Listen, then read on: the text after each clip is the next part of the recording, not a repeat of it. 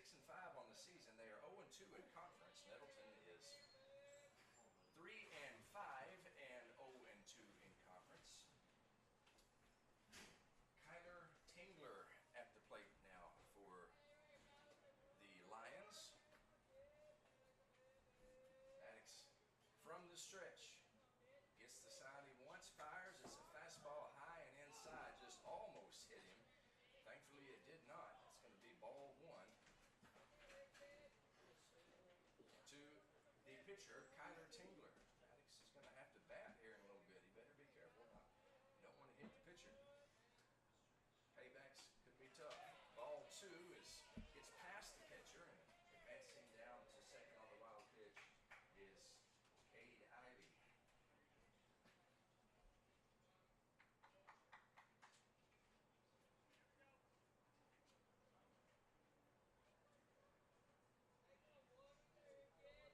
So 2-0 the count to Tingler. Ball's a little bit high, and count is going to 3-0 on Tingler.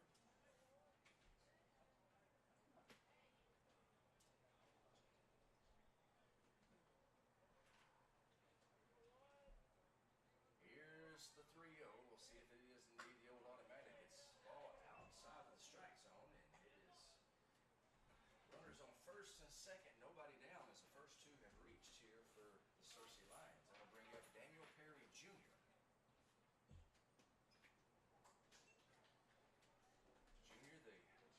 Perry Jr., Daniel Perry. He is the center fielder for Searcy.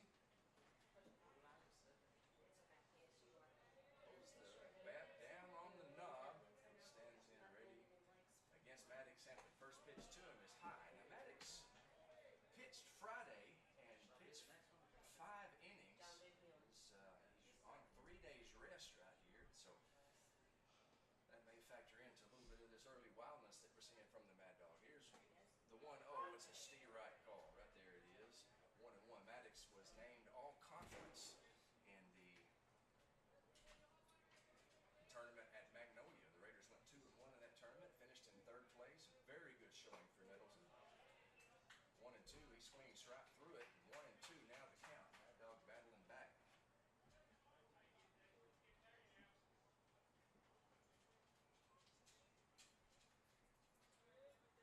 Here's the 1-2. Swing and a miss. He struck him out. First out of the inning. And it's a big one as he fans the 3-hole hitter. That'll bring up the cleanup man, Connor Barnett. He's the catcher. He stands in with runners on first and second. And 1 down. Bringing at least the first baseman, Kobe, in at the corners. Middle infielders at double play depth. Runners going. Throw down to third base. In time, and he's safe. A little bit to the left of the bag, and in safely is Ivy with a stolen base. The trailing runner also with the steal. So now runners at second and third with 1 down. Searcy's coach rolling the dice a little bit. Pays off right there.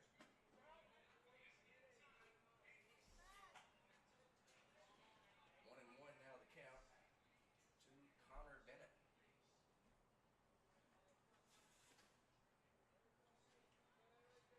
Here's the 1-1.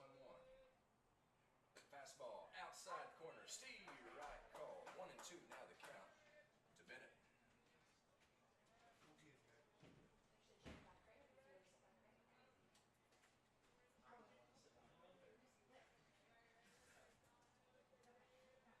The 1-2. Just outside, and I mean just outside. Maddox, good location right there. I would have called that a strike, but I am rooting for Nettleton. Well, I'm just going to put where they'll pass me down. I'm not doing it.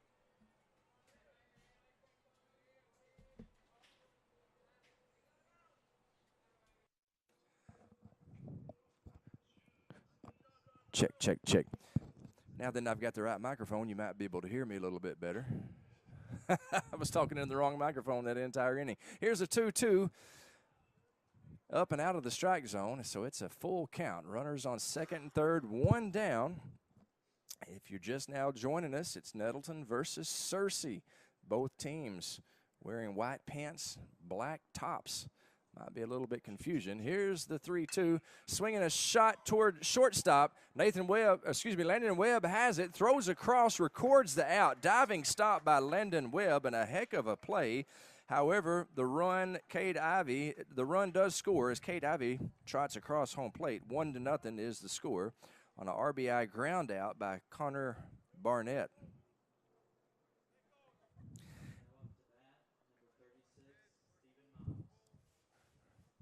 Designated hitter Reid Miles at the plate.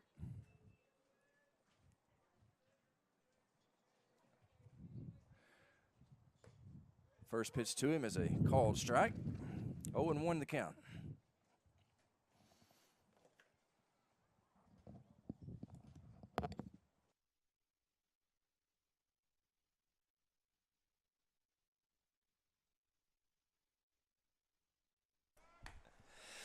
Runner going, throw down to third, not in time. And Steve Reich was the call. And so another stolen base for Tingler. He's at third base now with 2 outs. Searcy's plated 1, and 0-2 the count to Reid Miles, a designated hitter for Searcy. Here's the 0-2, just high, joined in the broadcast booth. Look out. Joined in the broadcast booth now by making his color commentary debut, Rashad Sims. Coach Sims, Mr. Sims, welcome to the booth. You never thought you'd be calling color in this game, did you? I had no idea, but I'm glad to be here and glad to be a part of it. Mr. Sims, he is the principal over the Career and Technical Education Academy at Nettleton.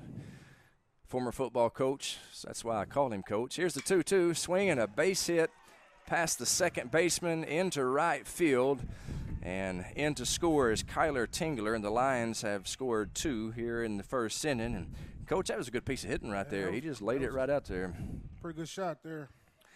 It was over the outside part of the plate, and he went with the pitch, and that's a sign of a good hitter right there. Here's the first pitch to Nathan Holyfield. A little high and inside there. Little high and inside, and he's behind in the count 1-0. Missed with that one high and in as well. Maddox is a freshman, and he has emerged as the staff ace this year. He's really done a good job on the mound and picked up a big win over Arkansas High. So we can say as he flies the ball to center field, I believe Kenny Mack is under it. Ken Warren McShann, he makes the play. And as I was saying, Ken Warren McShann retires the Lions, but Maddox Hampton has a win over the Razorbacks, and there's not many high school players that can say that. Exactly. That's 2 pretty good programs they beat over the weekend as well, too. Camden Fairview, who they're the Cardinals. Yes. Arkansas High, they're the Razorbacks. So the Raiders beat the Razorbacks and the Cardinals. The same weekend. Same weekend. Same weekend. Hey, we'll take a 60-second break, and when we come back, we'll have the bottom of the first. Heading to that part of the frame, it's Lions 2, Nettleton 0. Back with more Raider baseball after these messages on NTV.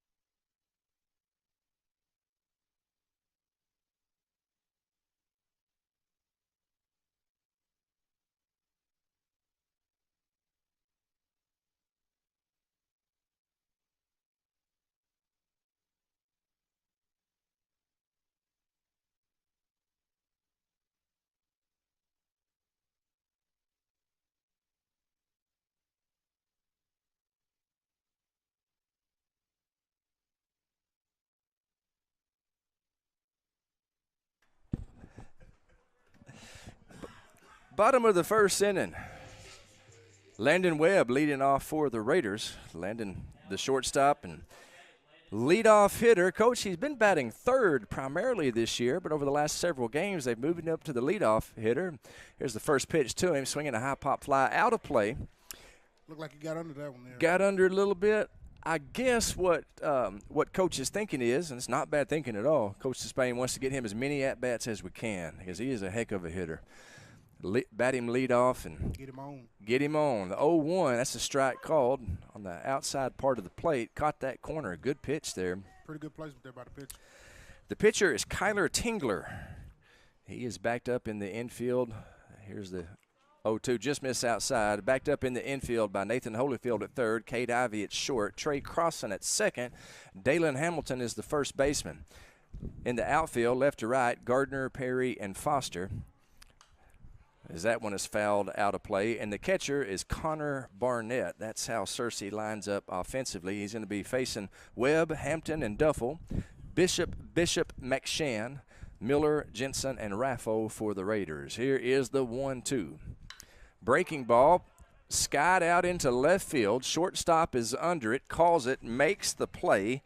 That is Cade Ivy, who retires with it. Shortstop there, calling those guys off and getting up under it, making a good play.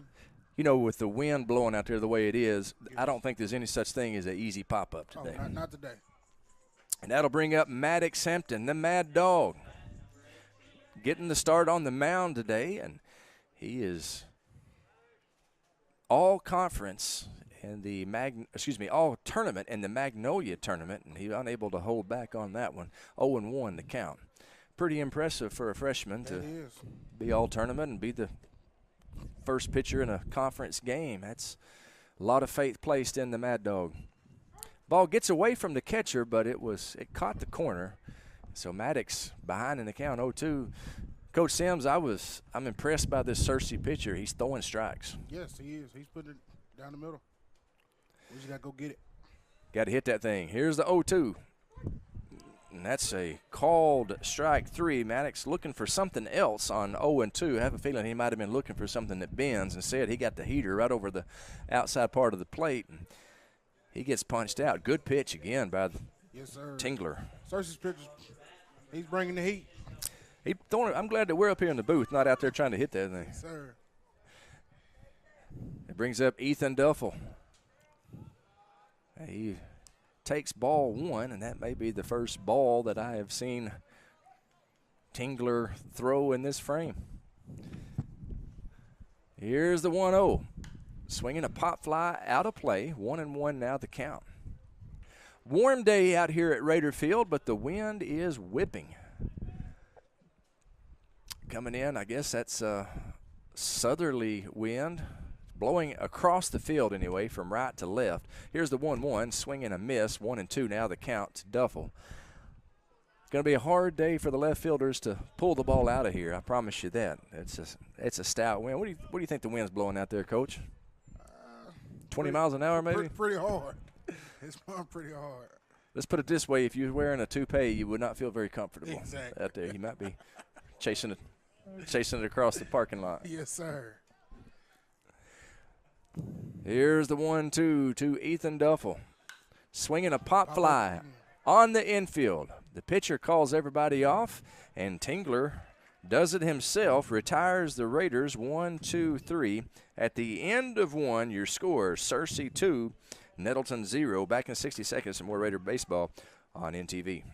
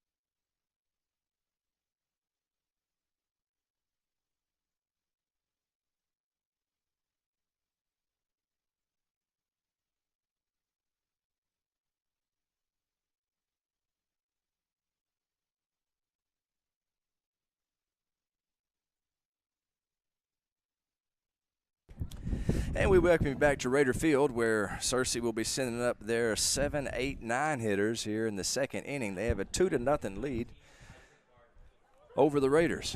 That's good placement there by Maddox. Good pitch. Good pitch. And he's ahead in the count, which is a very important thing. Here's the 0-1. Fastball, good. Another good pitch right there. Got him chasing there. Working him in and out. Good location, good low fastball. That takes a good hitter to catch up with that one. 0-2 now the count to Isaac Gardner, the left fielder. Like he tried to paint that outside corner. Missed just a little bit. Like you said, I think I'd called it a strike. I would have called it a strike, but I'm very biased.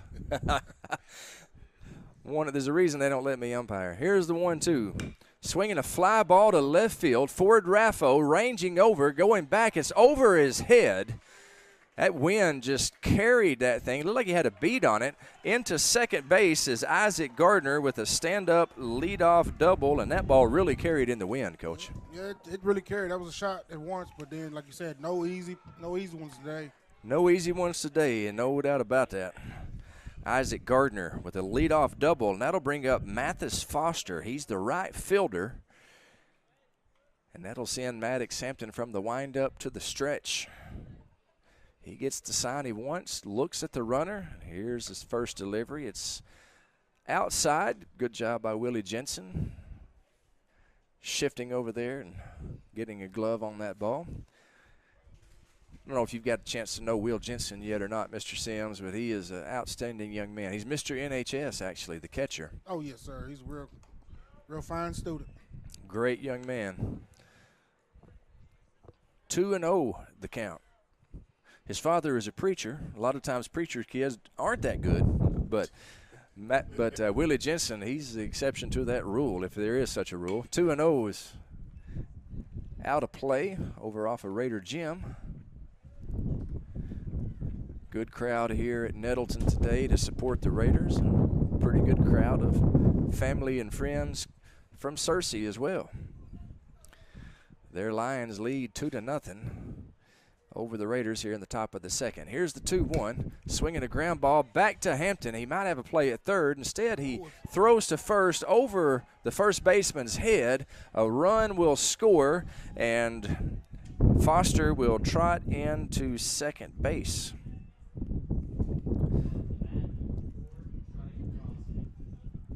So, costly error there. Allows a run to score, makes it 3-0. Lions with the lead, and it will bring up Trey Cawson. That one there just got away from Mad Dog. That is not an easy thing for a pitcher who's used to throwing the ball hard to the plate to try to make a play to the bases. It's a lot of times you'll see him, especially on the high school level, you'll see him try to put a little bit too much on it and throw it over the head of the fielder, and that's what happened right there. Yep. The 1-1 is a called strike. Excuse me, the 1-0 is a called strike. It runs the count to 1-1. Nettleton and Searcy tied in conference, both of them with 0-2 records. Something's got to give here today. Right now, the Lions with an early lead, 3-0. 9-hole hitter, second baseman, Trey Cawson at the plate. Here's the 1-1. You know, a lot of times, Coach, you think the 9-hole hitter is your worst hitter on your team. It's not necessarily the case. A lot of times, and Coach Despain's doing that today, they put a good runner with a good batter with wheels at that 9-hole. It kind of turns over the lineup. And like Ford Raffo was batting ninth for us. I promise you, Ford Raffo is not our worst hitter.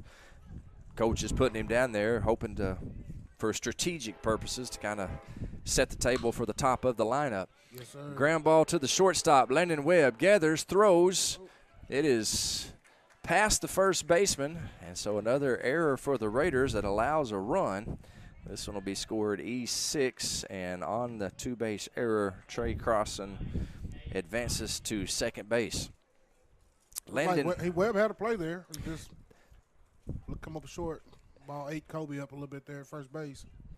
Yeah, he had time, but it he had a long way to throw that ball for sure, and just rushed it a little bit maybe, and bounced it over there. The result is another run for Searcy, and Coach Despain wants to visit with his troops. Coach, I know you coach football. Did you ever coach any baseball? I never coached baseball. I played it, but got to high school, it turned into a job. I wasn't a fan of running poles. I have run a few poles myself. That is not fun. Coach, tell the people where you come from? What's home? Where's home? Home is Stamps, Arkansas. Stamps, Arkansas. Yes, sir. I was in Stamps just this weekend. Were you? I was. Yeah, I went from Magnolia to Texarkana. Okay, yeah. I've got kinfolk from Texarkana. I went to visit my Arkansas and Texas side.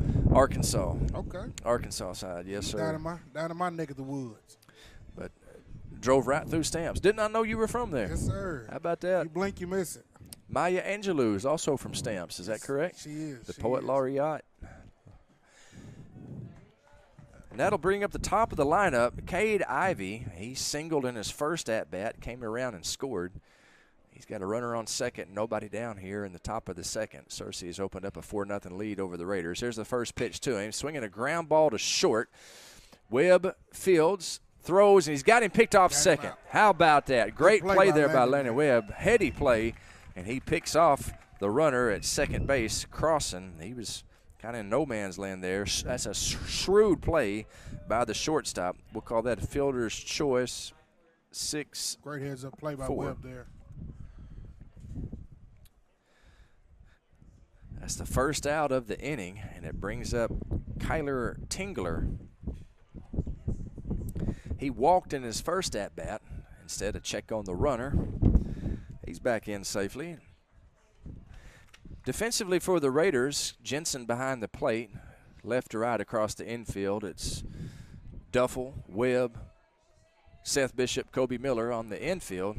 Ball in the dirt, blocked by Will Jensen, but it was a great block by Will. If he had got by him, would have been worse. He might have been on third base. That's right. It's a good play there by Willie Jensen. Outfield left to right is Raffo, Mack Shan, and Zach Bishop. 1-0 the count to Tingler, the pitcher. He swings through that one, and it's 1-1. Good pitch there by Maddox. Was a good pitch, good location. Tied him up inside.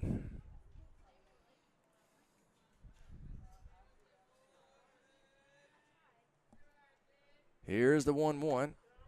Fastball just missed outside. Aiming for the black, just missed it. 2-1 now the count to Tingler. Instead, Tingler requests a timeout. Home plate umpire grants him that privilege, and he'll get back in, and we'll reset this thing. We're in the bottom of the second inning. Searcy with a 4-0 lead over the Raiders. Here's the 2-1. Missed up and away, it looked like. 3-1 now the count.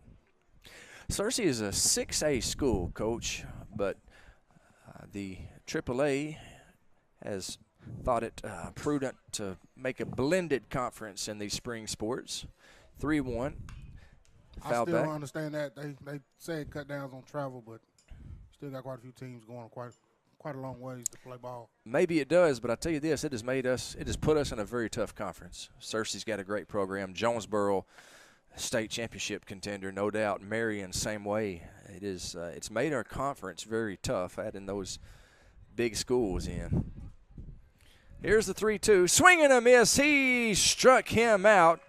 Maddox with his second strikeout of the day. And this one comes at a very good time. Yes, as his sir. Runner on second. Now 2 outs for the 3-hole hitter, Daniel Perry Jr. Looked like Maddox went back to that pitch where he got him inside earlier. Tell you, he's a savvy young man out there on the mound. Yes, sir, he is. Been coached well all his life. Heard nothing but great things from Coach Spain about him. Of course, he's the son, if you didn't know, of our football coach, Coach Stephen Hampton, the man running the scoreboard today. Coach Hampton and I coached Maddox and Kobe in Little League Baseball whenever they were probably maybe 10 and 9 years old, I guess, 11 and 10. Pickoff play. Sliding in back safely is Cade Ivy. Coach Hampton said the greatest 9 and 10-year-old team ever. Sissy's Log Cabin. The Sissies. Here's the 0-1. Gets past the catcher, and advancing to third is Cade Ivy. I'm going to score that a pass ball. Now there's a runner on third and 2 down for the 3-hole hitter, Daniel Perry.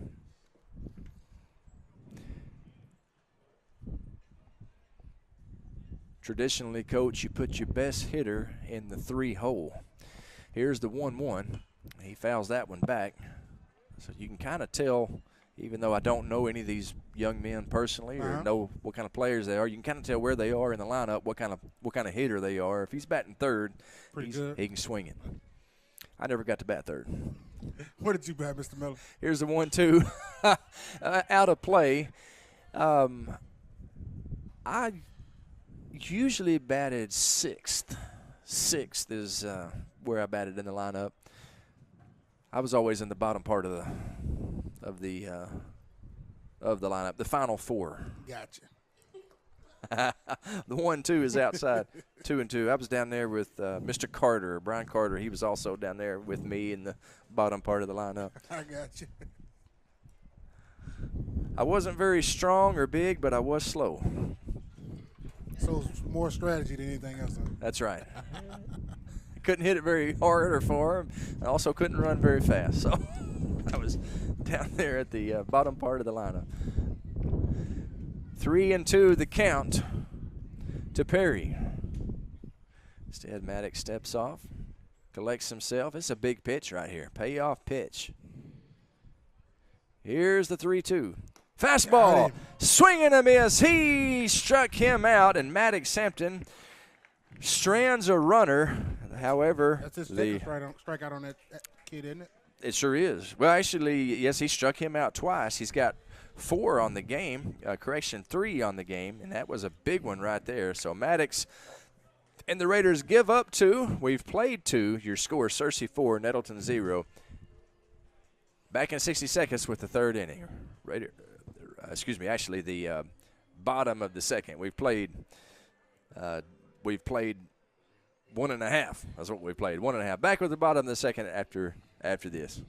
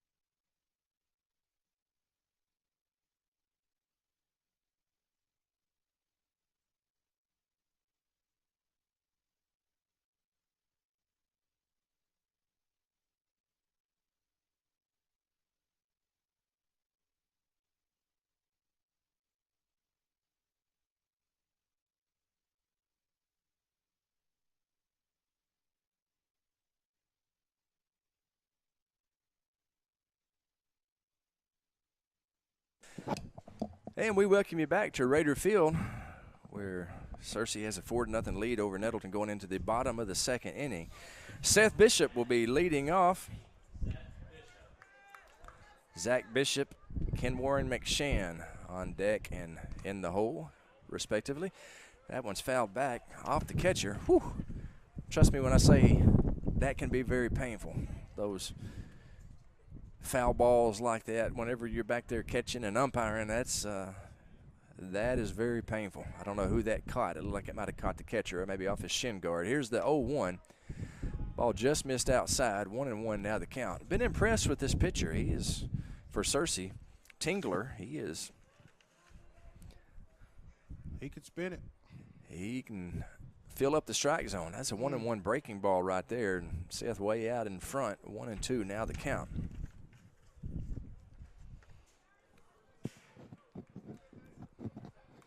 Seth Bishop, the second baseman, batting cleanup today. Here's the 1-2. Steve Wright called as he clipped the outside corner, and that is the first out of the inning. Seth probably didn't agree with the call, but I was just about to say that ump has been pretty consistent, but that was not that took it away. That took my comment away right there. Thing about it is, even if you don't agree, what the umpire says goes. Yes, sir. They say that's one of the beauties of the game is the human error. That's right back at us, right there. If it wasn't for that net, it would have broke that glass. Broke that glass. Fouled straight back. 0-1 now the count. Mark Belk here today supporting the Raiders, the school board member and father of Nathan Belk, our first baseman last year. Glad to see Mark out supporting the team. I think that may be Mark there. Well, he was behind home plate. I'm looking at the monitor here in the press box. Don't see him right now. That one's fouled back. 0-2, spoiled there by Zach Bishop. Mark Belk is down there talking to Johnny Baseball. Yeah, okay, so he's sitting down over there. That will not improve his IQ, talking to Johnny Baseball. Here's the 0-2, ball high. Being ahead in the count, I'm sure he's trying to get him. Just chase anything. You got to protect that plate for sure. Here's the 1-2, like a breaking ball. And slider, maybe. It's whatever it was, it's out of the strike zone. And 2-2 now the count to Zach Bishop. Zach Bishop, the younger brother of Seth Bishop, second baseman. So we got two Bishops in the starting lineup for the Raiders. He fouls that one out of play down the first baseline. Do want to say a shout out to Blake Isbell. He is directing the live stream and he's doing PA and music, as he's doing three jobs basically is what he's doing. Ordinarily we got two young ladies that do PA and music, Eva Barrett and Chloe Reed. They're both of them unable to be here tonight. So Blake, who is signed up to direct, and he wound up with two more jobs. So he's doing the work of three men.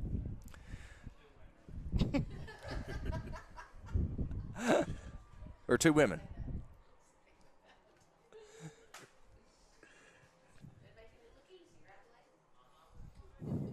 Two and two the count to Zach Bishop. Tingler kicks and fires. Fastball high, full count. Raiders looking for their first base runner of this game. Here's the payoff pitch. Swinging a high fly ball.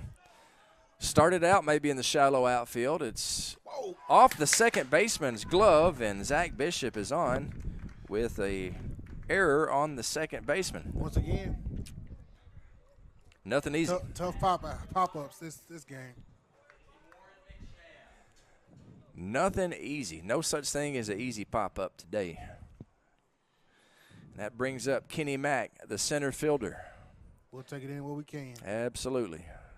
That's our first base runner of the game, and going to have to start pecking away at this lead. Chipping away. He's running on the first pitch. High throw into center field, caught by the second baseman. But that's a stolen base by Zach Bishop. Got a good jump and displayed some good speed right there. Yes, sir.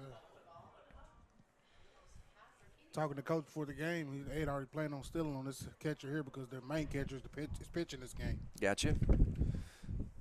So he's obviously got a good arm on the mound. Here's the 0-1. Steve Wright called. That catcher, not saying he's got a weak arm. He had plenty of arm to get it down there. He just got under it a little bit and sailed it. Break for the Raiders. Here's the 0-2. Almost hit Kenny Mack. I tell you, Ken Warren Mack Shin made some outstanding plays in center field at that Magnolia tournament. Good defensive center fielder. Here's the 1-2. Swing and a foul tip, but it was caught by the catcher. And so Ken Warren retired. And that will bring up Kobe Miller to the plate. Kobe Dirty, first baseman. Proud son of Mr. Miller. Here's the first pitch to him. Breaking ball, misses up and in.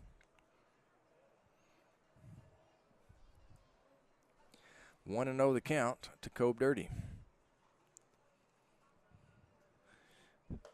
1-0 is misses up and away. 2-0 now the count to the Dirtbag. Here's the 2-0 to the big lefty. Ball low, gets past the catcher, and advancing to third on what I'm going to call a pass ball is Seth Bishop. Cade seems to be patient. This at bat. He's not chasing anything out of the strike zone, that's for sure. 3-0 with the count to Cade, and I'm sure he will have the take sign. He does, and good pitch there by the pitcher. He paints the inside corner. 3-1 now the count to Cade Ivy. Here's the 3-1.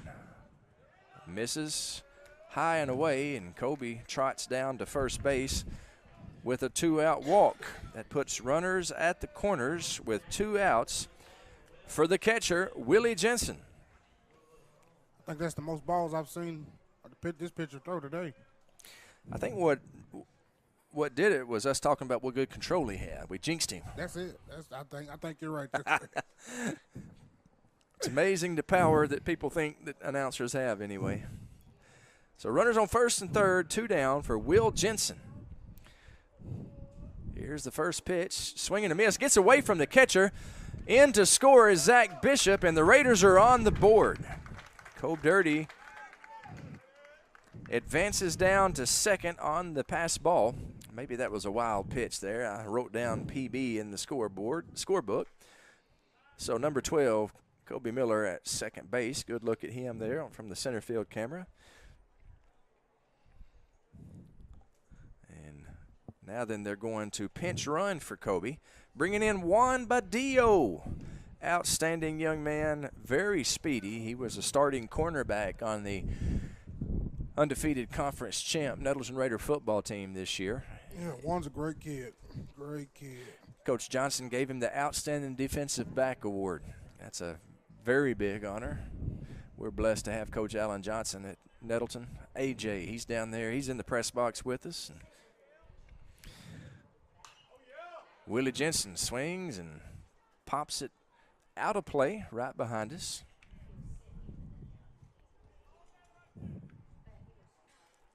Oh and 2 now the count to the Raider catcher, Mr. NHS, Willie Jensen. Here's the 0-2 to Will Jensen. Ball misses outside. Juan Badillo on second, has excellent wheels, but with 2 outs, do not think he will be running. There's an old saying in baseball, you don't want to make the first or the third out at third base. And Jensen, fly ball in shallow center field. The wind knocked it down, and the second baseman makes the play this time, and the Raiders strand a runner, but they do get a run. We've played 2. Your score, Nettleton 4. Searcy 4, Nettleton 1. Third inning when we come back. Raider baseball on NTV.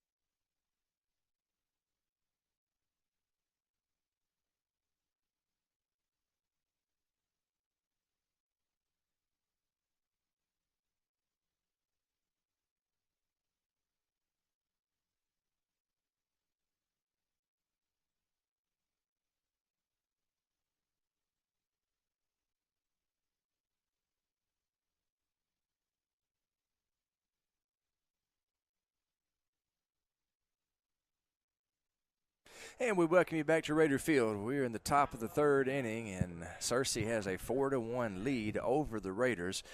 Batting for Searcy this inning will be the 4, 5, and 6 hitters, Barnett, Miles, and Holyfield. Barnett leading off. He had an RBI ground out in his first at-bat. Grounded out to the shortstop. Landon Webb made a heck of a play. And looks like there may be a little equipment problem. Equipment Will malfunction Jensen. with the catcher here. Changed helmets for some reason. Found one to his liking, hopefully, and we're ready to get underway in the third inning. First pitch, beautiful pitch, fastball, outside corner. Good pitch by the Mad Dog. His dad will tell you that getting ahead in the count is so important. That Coach Fowler says the best pitch in baseball is strike one. That's it. First pitch, strike. Just missed with that one. 1-1 now the count. Windy day here at Raider Field. 1-1 the count. Just missed outside, and the wind blowing right in on us. We have to keep the windows open here in the press box so that we can get good connection to our center field camera, and also so that our home plate camera can get a good view without any reflections on the glass. And thankfully, it's 75 degrees out there. That wind would be tough. 3-1 the count. It's a foul ball. It runs the count full to Connor Barnett. He is the catcher, and he bats cleanup. That means he can hit too, right? That means he can hit. Okay. That means he can hit with power, I promise you. Those middle of the lineup guys, they got some thump. And right there it is. That's a fair ball right down the line into the Raider bullpen. Over to get it is Seth Bishop. He gets it in, and he holds the cleanup man Barnett to a double, a leadoff double for the second straight inning. The Lions get their first man on second base after a leadoff double. We were lucky to get that one in to hold him at second there. Yep. The placement never looked like it could have been a triple easily. And if it wasn't for the wind, it might have been a triple. You know, the wind probably knocked it down a little bit. Made it die. Yep. Made it die just a hair. That brings up Reid Miles, a designated hitter. He has a RBI single in the first inning. First pitch to him, swing and a miss. 0-1 now the count.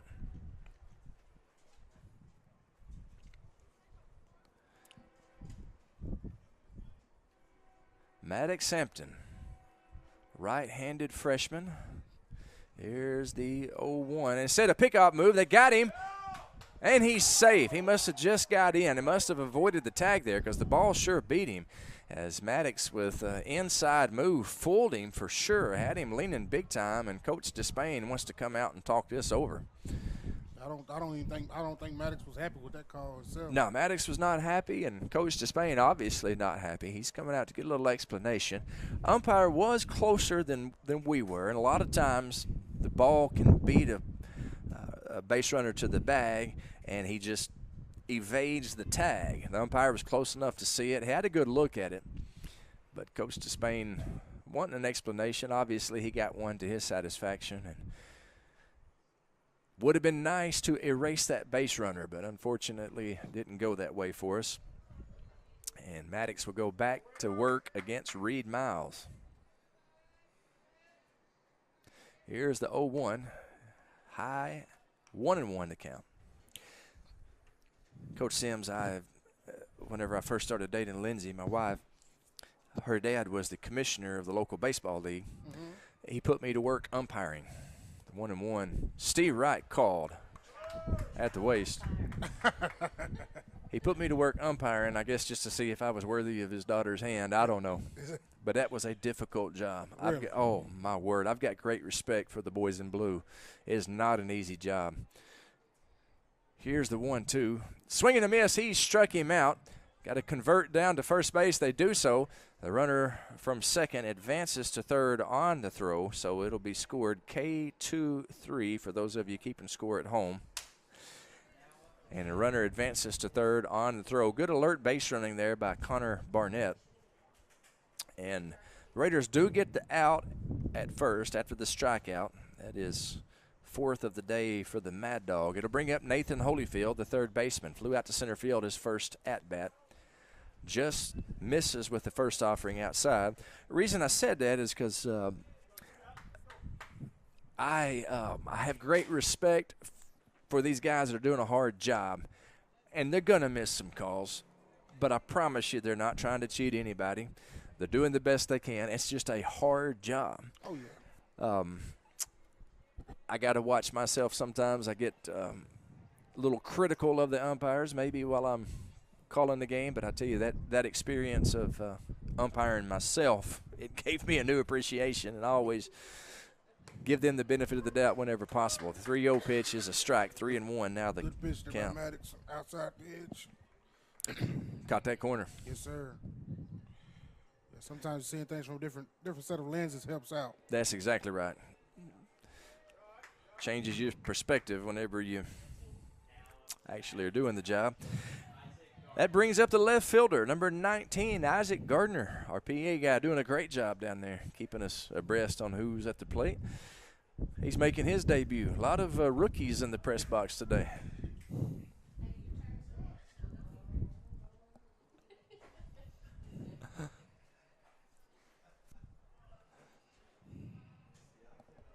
Runners at the corners, 1 down. Let's see if the Lions want to do some running. No running that time. A ground ball to the first baseman, Kobe Miller. He fields it in foul territory. Foul ball. 0-1 the count.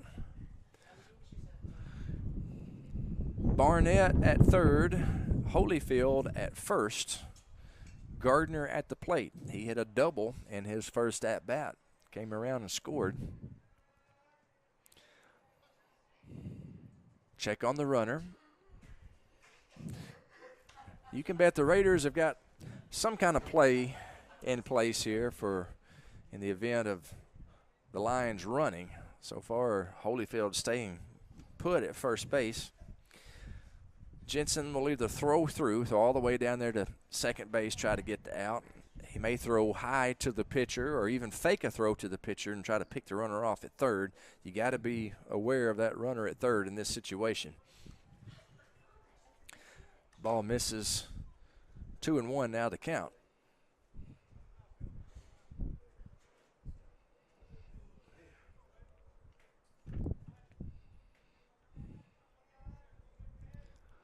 Runner going now, high and no throw, 3-1 the count.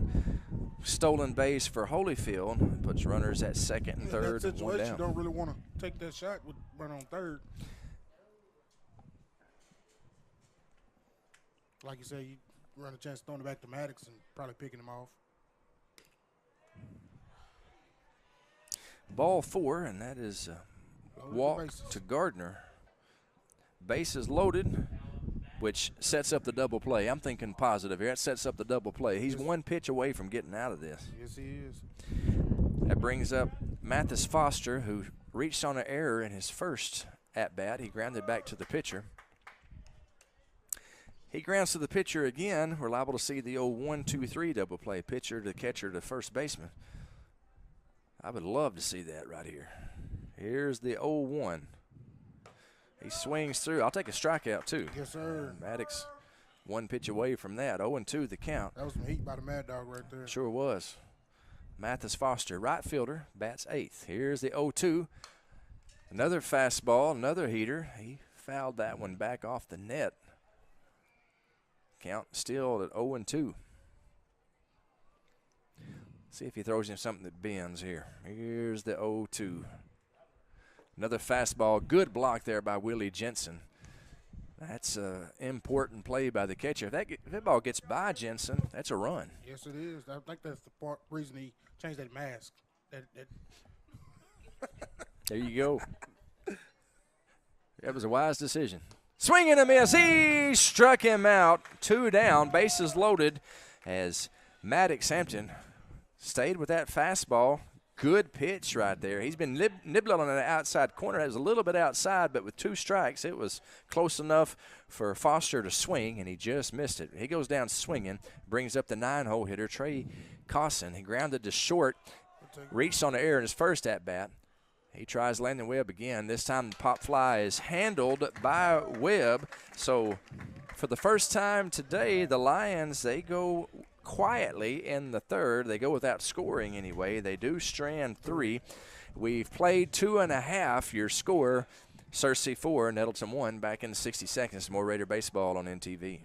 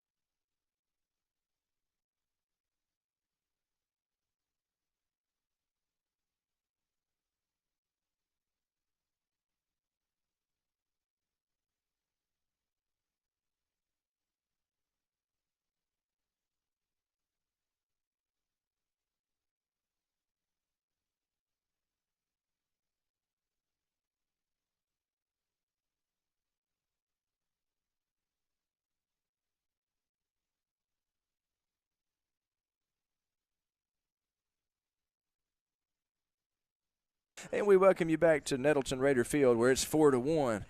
Searcy with the lead here in the bottom of the third. Ford Raffo will be leading off for the Raiders, and we are joined in the press box by Nettleton defensive coordinator Alan Johnson. Coach Johnson, thank you for joining us here, sir. Glad to have you in the press box today. Man, glad to be here. A great day for a baseball game besides the win. Other than that, you know, good baseball game here. I think we started off pretty bad here, but I think we're kind of getting our groove now, so hopefully they can catch up here pretty soon. Well, we're down 4-1, but it is still early. And Yeah. Ford Raffo with a ground ball to the shortstop. The long throw is wide, so Raffo reaches. I'm going to charge an error to the shortstop on that one. E6 for those of you keeping score at home. Raffo is on first base for Landon Webb, top of the lineup. Now, Coach, that name Raffo should be familiar to you. One of your former colleagues at Arkansas State University, the That's head right. baseball coach there. Yeah, great man. You know, he does a great job up there, and you know, I've been knowing him for a while, so he's a great guy. Love that guy. And Coach Johnson was the defensive backs coach at Arkansas State University for how many years, Coach? 7 years. 7 years. Seasons. Landon Webb with a base hit through the left side. Raffo thought about taking third, but then thought better of it, as would have been a short throw from the left fielder. So we're in business here, Coach. Runners on first and second, nobody down for the Mad Dog, Maddox Hampton. Yep. Doing a great job. So you coach at Arkansas State for 7 years. Where were you? Seasons. Where were you before Arkansas State? You know, I was at Lamar University, which is in Beaumont, Texas. Coached there for about 3 years. I was at UTEP and Oklahoma State, and you know, just been around a lot of places. So it's been a great experience coaching. Now I'm here in high school and having a blast. Man, that is great to hear. I was going to ask you that next. Obviously, you got a lot of experience on the collegiate level. Yep. But here at Nettleton, and I guess you may have coached high school before, but You know, I did a little bit. You know, I started off coaching high school. Gotcha. Man, I was wet behind the ears back in the day, let me tell you, just like we all are when we first start out, you know. Yes, sir. But, you know, I have some great Hey, that's a base hit by the Mad Dog. Let's see if they're gonna send Raffo. Play at the plate. It's up the line. Into scores. Ford Raffo. Ball gets by the catcher. So advancing on the error is Landon Webb and the Mad Dog. So we'll score at an RBI single for Maddox Hampton. Landon Webb to third, and Ford Raffo scores on the error by the center fielder. Bring up Ethan Duffel. Runners on second and third now. It's a 4-2 game. The Raiders cutting into that lead, Coach. I think your good luck's what it is. You know, man, let me tell you, okay? I mean, can I call it a what? You know, I mean, right now I think we are just kind of dialed in and we settled in, so we'll see. Got the tying run on second base for Ethan Duffel, who is batting third in the Raider lineup. Ethan's third baseman, good hitter, coach, and he's got a chance to tie this game up with a base hit. Here's the 0-1 curveball, swing skied out toward left field. I believe that's out of. It's a foul ball. Foul ball. The wind is whipping out there. Yeah, it's like it's blowing right to left, so kind of sent it out of bounds there. So you first year at Nettleton, and coach, it could not have gone better as far as the regular season goes this year. Undefeated conference championship. It was a great year to be a part of the Raider program. Man, let me tell you, I had a blast. The kids worked so hard, and you know, they bought into everything that we was doing, and man, let me tell you, it was just a blast, man. I had fun. I learned a lot, you know. No matter how long I've been coaching, you learn a lot, you know. So yes, sir. It's good. It was a great season. Yes, sir. Ethan Duffel with a RBI ground out makes the score 4-3, tying run 90 feet away at third base for Seth Bishop. Well, I know I am so glad that you're here at Nettleton, a man of your experience and ability. I go out and watch the practices and watch you work with the guys. It's obvious you have a love for the young men. It's obvious they have a deep respect for you. It's like E.F. Hutton. Whenever you would talk, people would listen out there. And I enjoyed your post-practice speeches and the way you motivated the guys. Just very, very thrilled that you're at Nettleton. Yeah, thank you, man. Thank you so much. I'm so glad to be here. And, you know, I told them 11-1 wasn't good enough. You know, I want the whole thing. Love it. You know, and so it's just a mindset that we're just trying to develop in our off-season program that, you know, something to build on after the season.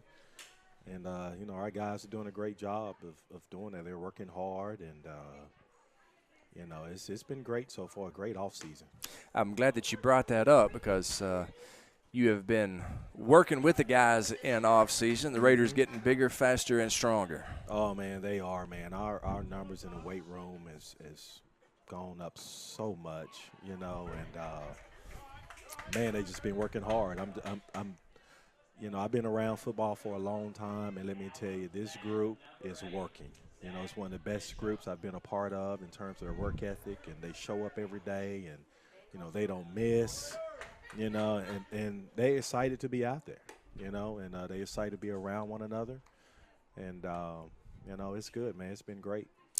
Seth Bishop called out on strikes. That's the second out of the inning. Runner at third now for Zach Bishop, his brother. 1-0 is the count. Now, Coach, I know you hail from the great state of Texas. That's right. And go Cowboys. Go Cowboys. That's right. One thing that you and I always enjoy talking about around the cafeteria.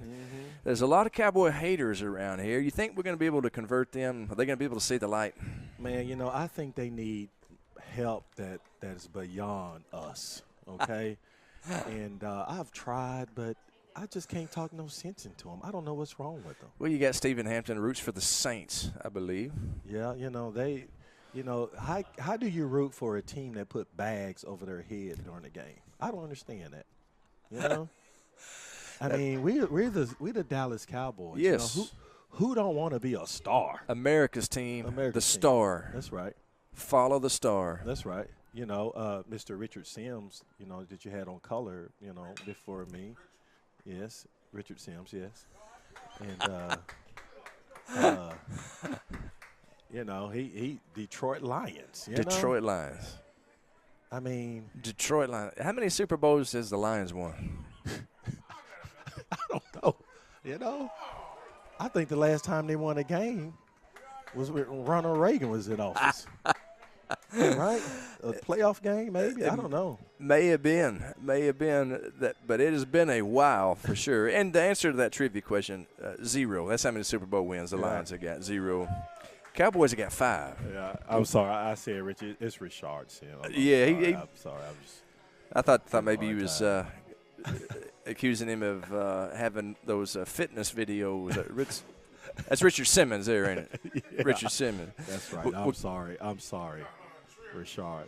Well, the Raiders get 2 in the inning, and they cut into the lead, and Maddox Hampton going back out for the top of the 4th inning. We played 3. Your score is Searcy 4, Nettleton 3. Coach Johnson, thank you so much for sitting in with me, bro. You're welcome up here anytime, brother. Thank you, sir. You betcha. Thank you. You betcha. Go Raiders and go Cowboys. Right, bye-bye. We'll be back in 60 seconds with more Raider baseball on NTV.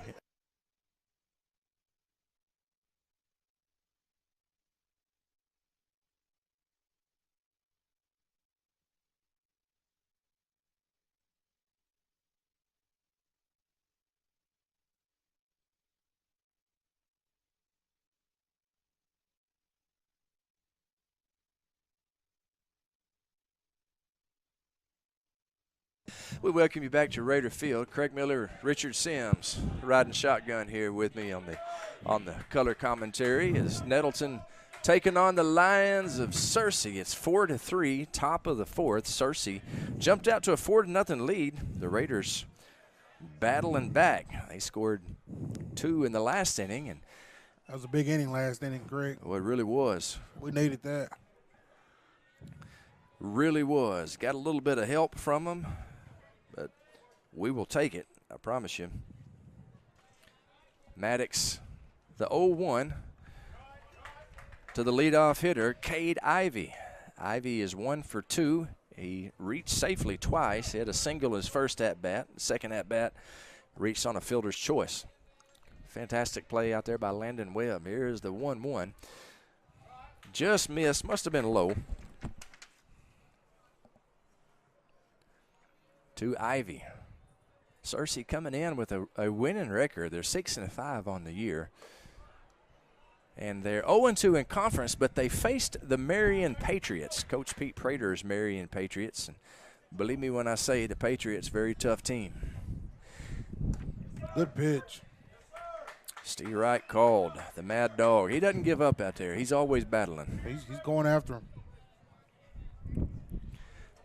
The leadoff hitter, Ivy, payoff pitch. That's just a little bit high, and it's going to be a leadoff walk to Ivy. That'll bring up Kyler Tingler. He is 0 for 1. Does have a walk in his first at-bat.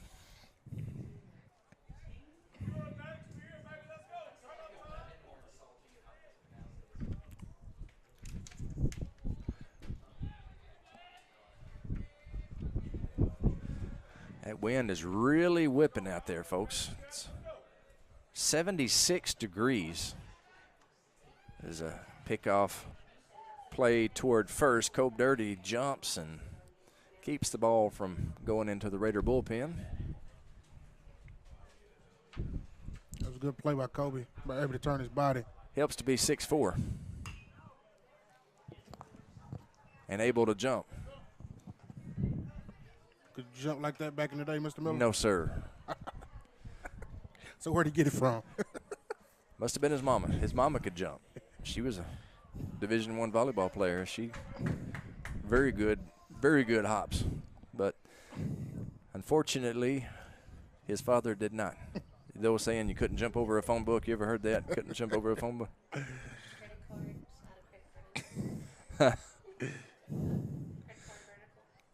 Here's the 0-1. Steve Wright called. Good pitch. 0-2 now the count to Kyler Tingler.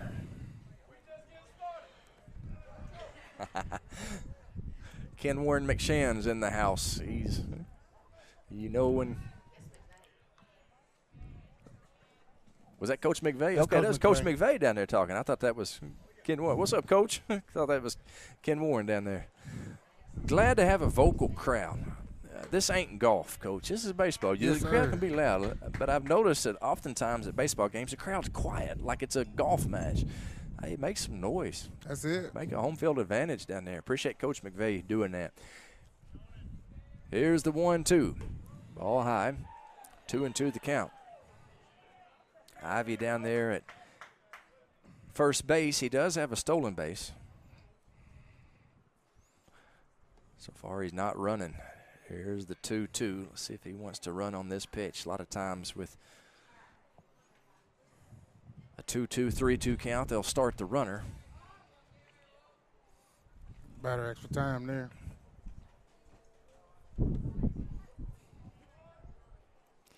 Maddox resets. Here comes the 2-2. Swing and a miss. He struck him out. And the Mad Dog with a big K, first out of the inning. For the second time this game, he strikes out Kyler Tingler. It's the fifth strikeout of the game for the Mad Dog. Maddox having a pretty good game. He settled in a little bit.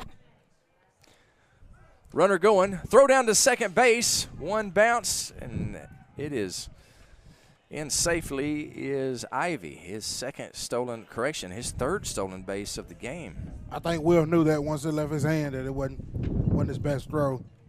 Yeah, but he did his best to corral it. Got away from him. Thankfully not far enough for Ivy to be able to advance to third base. So Perry at the plate. He is 0 for 2 with 2 strikeouts. That's a breaking ball that stayed high. 2-0 now the count.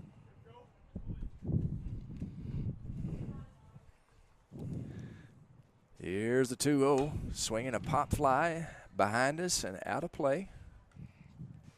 He's crowding the plate a little bit because Maddox has gotten him on the inside the last 2 at-bats. Yeah, Maddox has gotten the best of him. That ball misses inside, runs a count to 3-1.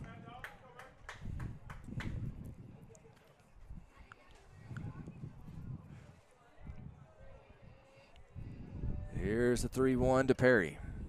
Swing and a miss. Runs the count full. Searcy scored 2 in the first, 2 in the second. Since then, the Mad Dog has settled down. Not allowed a run since.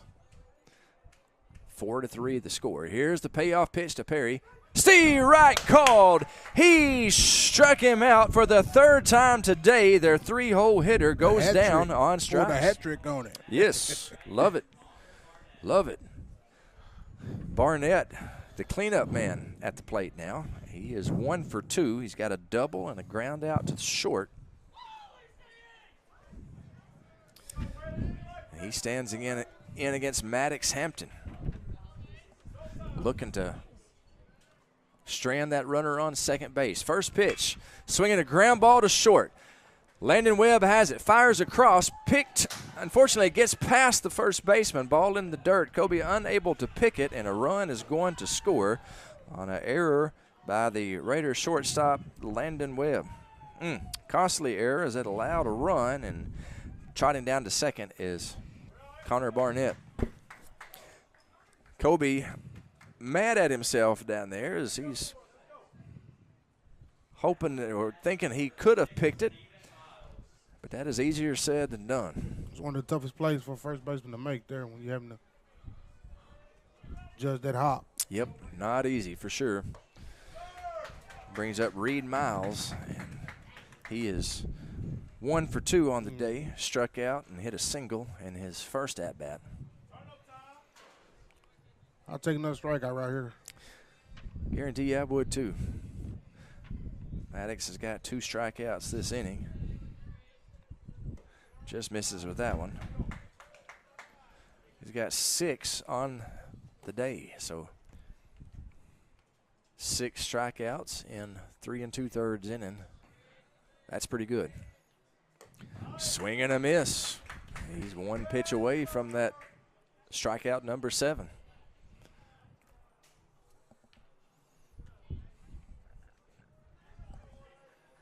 I think the timing of it is getting a little bit, Craig.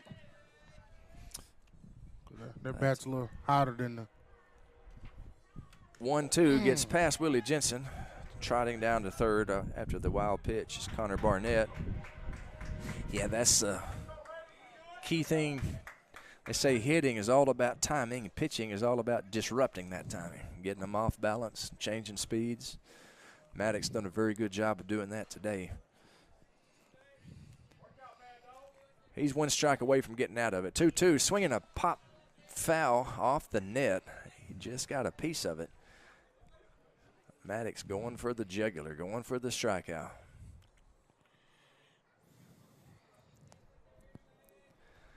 Willie Jensen gives him the sign. Maddox kicks, fires, swings. He fights that one off. He jammed him, and it's out of play, foul. We'll do the 2-2 again.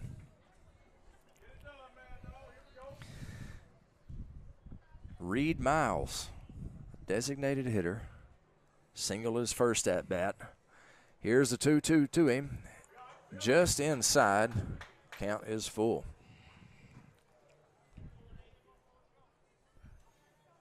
Three to two. Let's see if Maddox stays with the fastball here, if he throws something that bends. He's got confidence in that curveball. Let's see what he throws. Here's the 3-2. Fastball in the dirt, and trotting down to first base with a 2-out walk is Reid Miles. That'll bring up Nathan Holyfield. He's 0 for 1. He did reach safely his last at-bat on a walk. Flew out to center field in the first at-bat.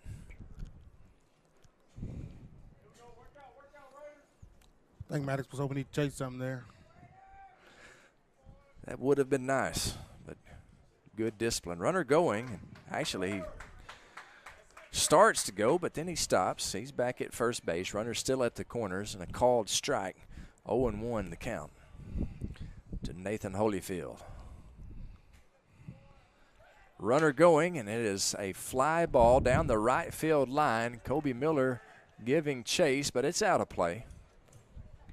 Kobe very aware of that fence. Yes, he was. At Magnolia, he ran into the fence. Oh, my. And ran in full speed. And, man, he was hurting that night. He said, I wanted to lay down, but I didn't want everybody to think I was soft. So I got back up, but he wanted to lay on the ground after that. He was aware of the fence there. 0-2, foul ball. They'll do the 0-2 again. Love the way Maddox Hampton competes. He is a warrior out there on the mound. That's what it's all about. Here's the 0-2. Just missed outside. 1-2 the count. He was the quarterback for the junior high team. Did a great job as the junior high signal caller for the Raiders. Runner goes, 1-2. Ooh, that's close. Stolen base, just missed outside. I think that was a strike a while ago when we was at bat. Oh, did I say that? Here's the 2-2. Swinging a ground ball off of Maddox. Webb gets it, throws to first high and over Kobe's head. And 2 runs are going to score.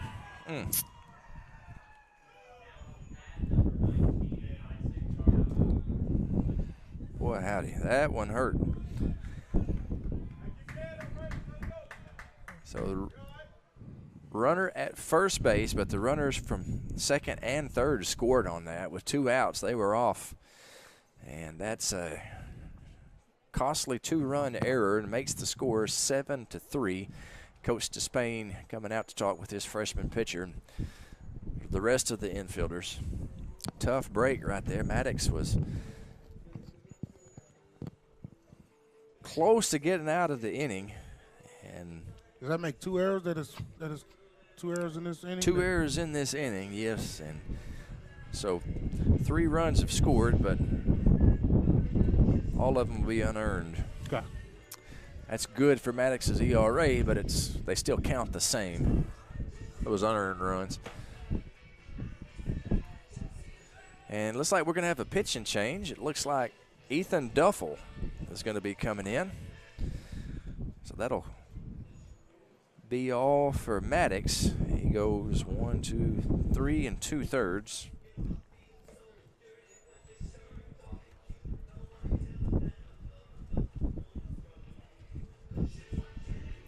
And we'll take a break here, and we'll see who all is going where, and we'll be back with more Raider baseball on NTV after this.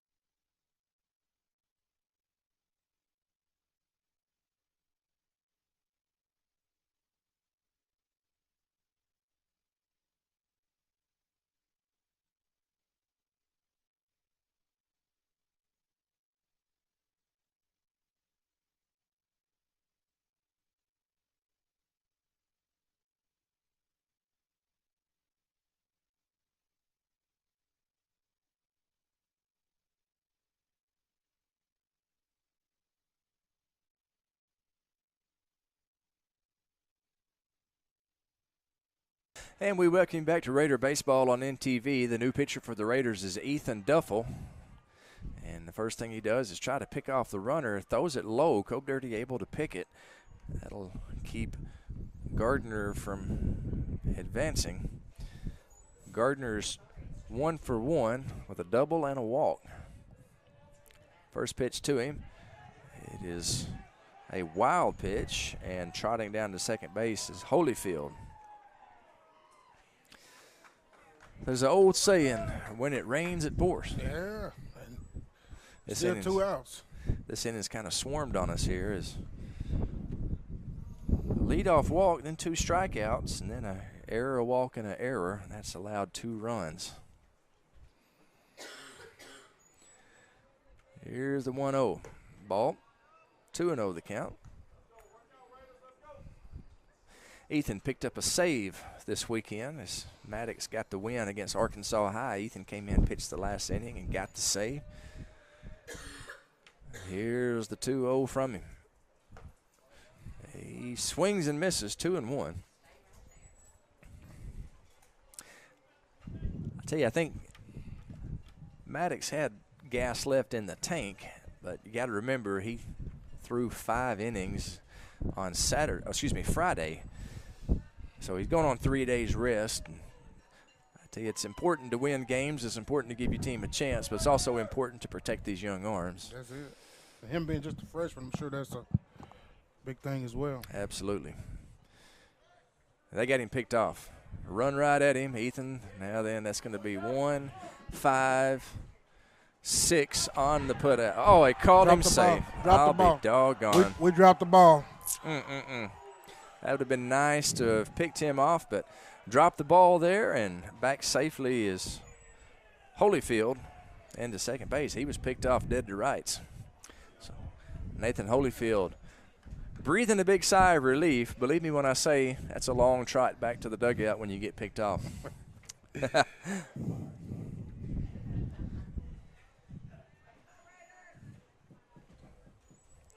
Here's the 3-1. Ball. And Gardner trots down to first base with a walk. Runners on first and second. 2 outs now for Mathis Foster. Looked like that should have been an easy out a while ago, but yeah. Ethan did a good job. He picked him off, and he did what he's supposed to do. He ran right at the runner until he committed. He committed to third base. He threw it to Seth. Seth ran him back, threw it at the right time, just unable to convert the out there at the base. Again, looks like they surely with 2 outs are not going to be running, but it looks like they may be up to something out there. Swinging a ground ball to the third base. Seth should be able to just step on the bag, and he does. So we'll score that 5 unassisted, and that is the 3rd out of the inning. The Lions strand a couple, but they pick up 3, and we are headed to the bottom of the 4th inning. Your score, Lions 7, Raiders 3. Back with more Raider baseball on NTV.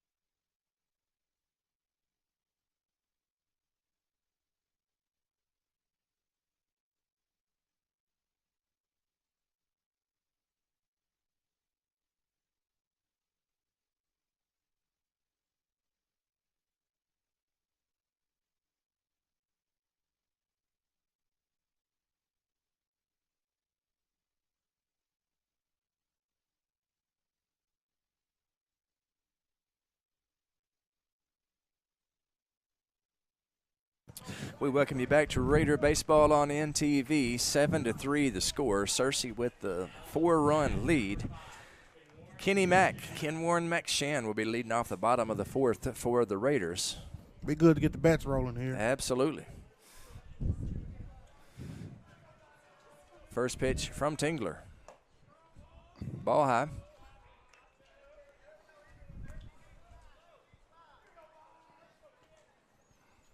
1-0 the count to Kenmore and McShann.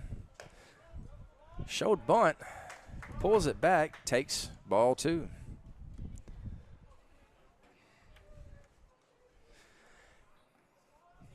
Kyler Tingler, the starting pitcher for Searcy. Allowed no runs in the first, 1 in the second, 2 in the third.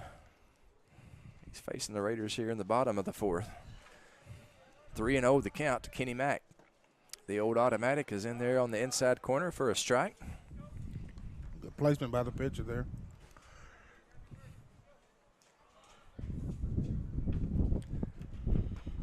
Strike 2. Kenny Mack was trying to, he thought he might be trotting down to first base with a free pass, but the umpire said, I don't think so. Swinging a foul ball.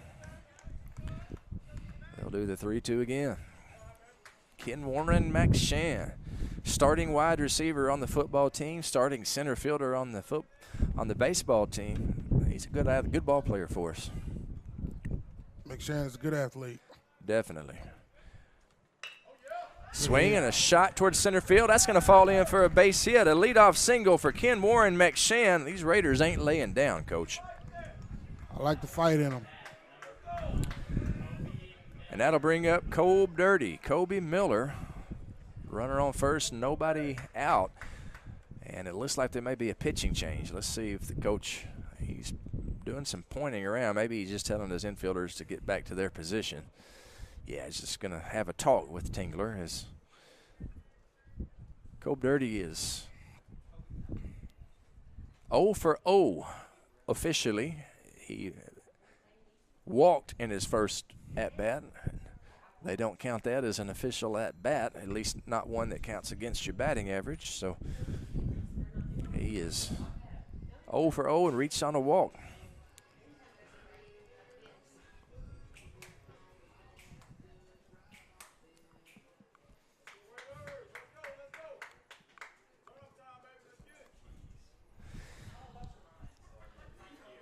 We're ready for action now as coach has said his piece to his pitcher, and Kobe with Kenny Mack, Kenmore and McShann at first base.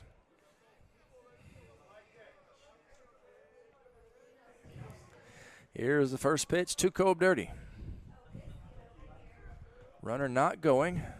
Ball clips the outside corner. Strike 1 against the dirtbag. Kind of hard to see how low that ball is from up here, but it looks pretty low. I like to say they got a better look down there than we do. Yes, sir, they do. Here's the 0-1 runner going, swinging a miss, throw down, and they get him. So caught stealing is Kenmore and McShann. A good throw down there by the catcher, Connor Barnett. Caught stealing 2-4. I believe that was the second baseman who made the tag. Maybe it was a shortstop. I'm giving the second baseman the put out. In any event, it's an out. Kobe behind in the count 0-2. Here's the 0-2 pitch. Swing and a miss. He struck him out as Kobe couldn't catch up to that heater. And there's 2 outs now. And what looked like a promising inning, not looking so good right now. Willie Jensen. Actually, Caleb Tedder is going to be the pinch hitter for Willie Jensen. Like Kobe went down swinging at the heat there. He did. And I would a whole lot rather see him go down swinging as go down watching the ball, but you can bet he's not happy there in the dugout. He's hard on himself when he doesn't put the ball in play. Tedder looking at a 1-1 count now. He's pinch hitting for Willie Jensen. Here's the 1-1 to him, swinging a foul ball out of play. Back toward Raider Gym.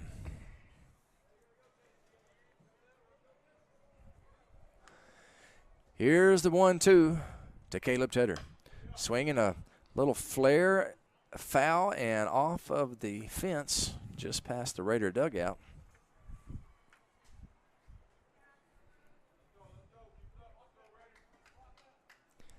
We'll do the 1-2 again.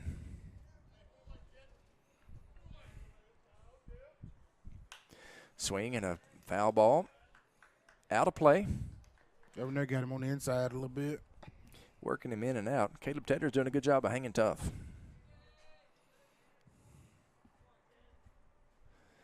Here's the 1-2.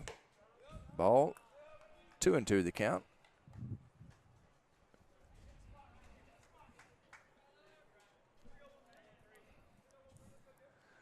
Here's the 2-2. Ball just missed. Barnett did a good job of framing that pitch, making it look better than what it was. But it was a ball. Good call by the man in blue. 3-2, swinging a ground ball to the shortstop. Throw across the diamond. He gets him. Good play there by Cade Ivy. So the Raiders go 3 up, 3 down in the 4th inning. We've played 4. Your score, Searcy 7, Nettleton 3. Back with more Raider baseball on NTV in about 60 seconds.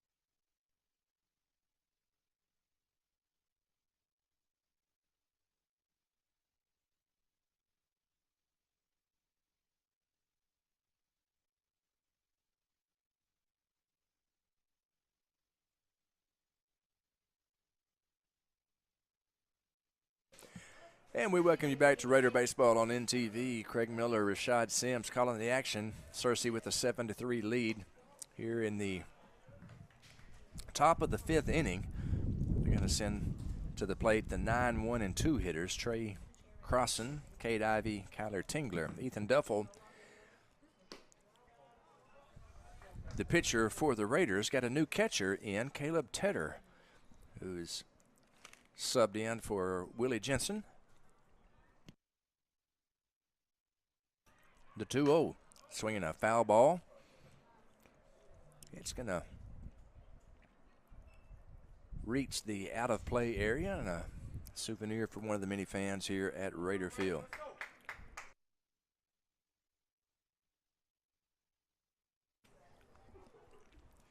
Here's the 2-1. Ball in the dirt, picked by Tedder, and 3-1 the count.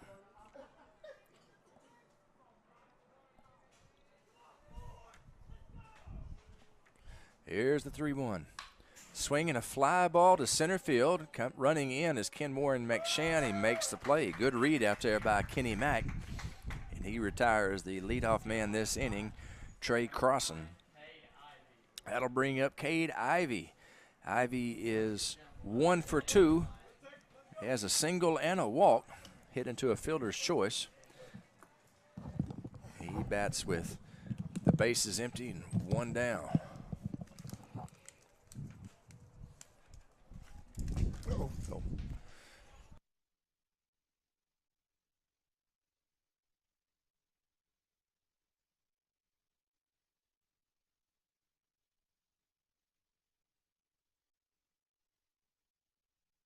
Here's the 1-2. Swinging a fly ball. Another check on Ken Warren McShane out there in center. Kenny Mack up to the task. 2 putouts on the inning for Kenny Mack. And the Lions unable to reach base their first 2 attempts. Now batting Kyler Tingler. Tingler's 0 for 2, 2 strikeouts. He did walk in his first at-bat. Pretty good. He may not be helping his team with the bat, not yet, but he did score a run after the walk, and he has done a great job on the mound. Kyler Tingler. Raiders will have their 9-1-2. Ford Raffo will be leading off, Landon Webb, and then Maddox Hampton in the bottom part of this 5th inning. Right now, Ethan Duffel, 1 strike away from 1-2-3 inning.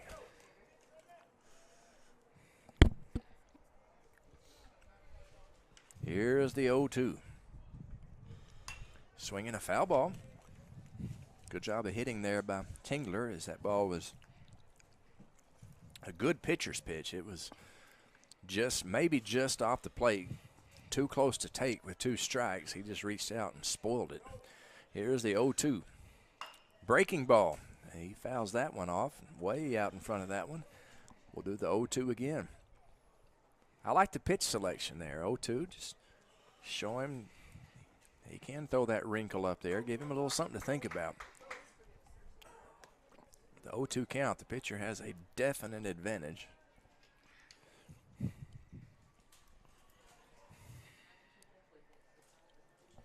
Here's the 0-2 from Ethan Duffel. Swing and a miss. He struck him out. And Ethan Duffel with a perfect inning. 3 up, 3 down. 3 up, 3 down. That's the way we like it. Hopefully that momentum will carry over to the offense as going to the bottom of the 5th. It's 7-3 Lions. Ford Raffo leading off when we come back.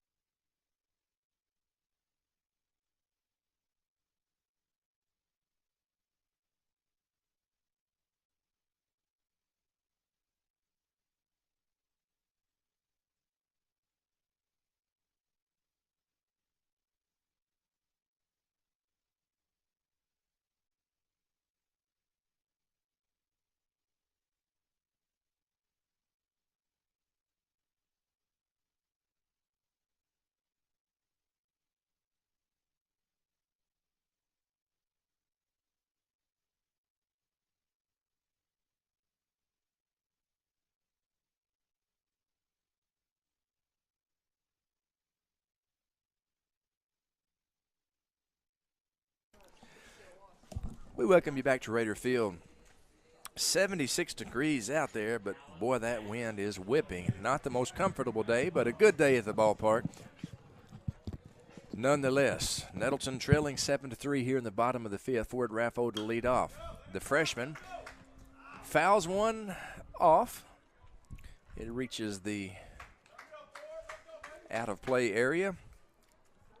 Souvenir for one of the many fans, or actually a job for one of the Raider bench players to go round that ball up. Raffo reached safely in his first at-bat and scored. Hit a ground ball to the shortstop. He threw wildly to first, so Raffo reached. Right now he's behind the count 0-2, fastball. Put a little extra oomph on that one, but it misses. 1-2 the count. It was in the dirt there a little bit, Craig. Like he muscled up a little bit on that one. Ford Raffo, the son of Tommy Raffo, the head baseball coach at Arkansas State University. You can bet he is comes from a great baseball lineage. Coach Baseball's Raffo. in his blood, huh? That's right. Coach Raffo played professionally. And here's the 2-2. Curveball. And Ford Raffo goes down swinging. It's a good pitch right there by Tingler, and that brings up Landon Webb. Landon Webb, 1 for 2 on the day, has a single and flew out, popped up to the shortstop in his first at-bat. First pitch to him. Curveball. Gets the call as it clips the upper part of the strike zone. Landon's grandparents sitting behind home plate. I don't think you can see him on your monitor, on your TV screen, as that curveball misses. Donald and Wilma Webb. They live just on the other side of the football field, and their son, Brian, great player from the class of 1989. Mr. Sims, have you heard about how great the class of 89 was? I've heard some things about 89, Mr. Miller. Well, Landon's dad, Brian Webb, was part of that class. He was probably the best athlete in the class. He was outstanding. Looked like Tingler's trying to go away from that fastball a little bit there. He got ref on that curve earlier, and now he's throwing a couple to Webb. It's a good pitch. See if he throws it here on 2-2. He took a little something off of it. It might have been a changeup, but that's a strikeout. No matter what it is, it was a called strike. Webb wasn't looking for it. Coming up to the plate now is Maddox Hampton. Maddox is a 1 for 2. Struck out in his first at-bat. Had an RBI single in his second time at the plate.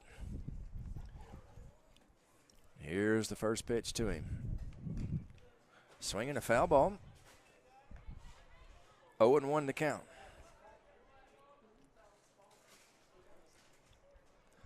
Here's the 0-1. Popped up. Shallow left center field. The shortstop, Ivy, drifts back, makes the catch, and the Raiders, for the second straight inning, they go 3 up, 3 down. We've played 5. Your score, Searcy 7, Nettleton 3, 6th inning when we come back. Raider Baseball on NTV.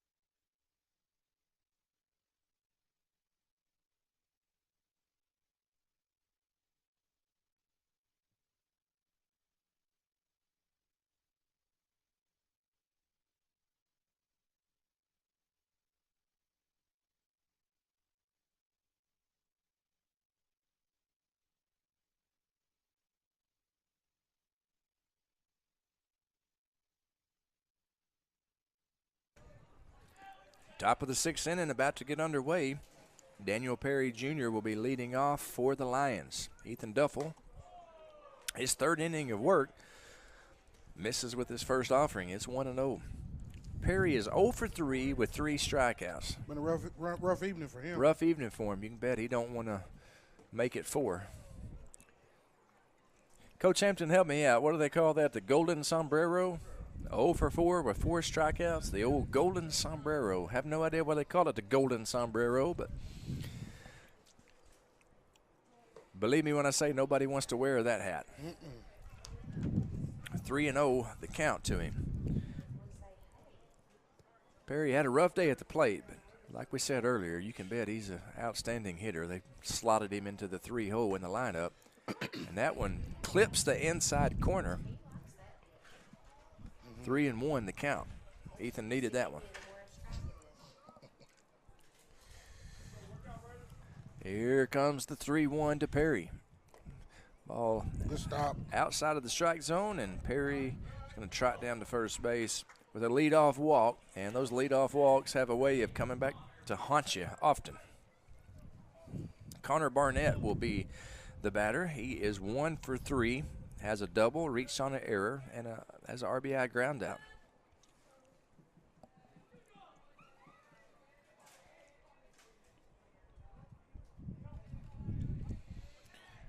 Check on the runner.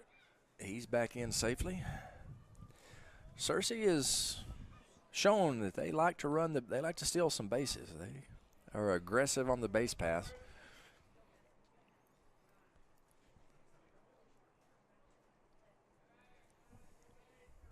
Ball hit him. The old hit by pitch, Connor Burnett. And that's getting on first base the hard way right there, Coach. Yeah, that one looked like it hurt there. Yep. It hurt me just watching. Popped his flesh. I will give credit to Connor Barnett, though. He did not rub it. All the way down there, he did not rub it. You got to give him credit for that. Reid Miles, the designated hitter, will stand in. He had an RBI single in his first at-bat. Struck out his second at-bat. Third at-bat, he got a walk. So he's 1 for 2, has reached base safely 2 times.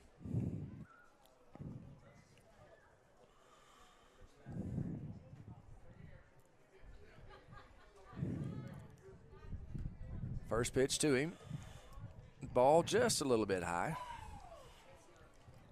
Maybe a little bit inside as well there. Oh.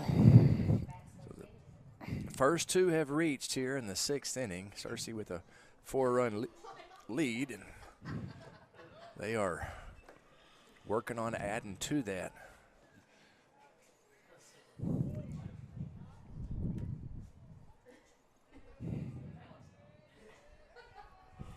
Ethan Duffel from the stretch has his sign.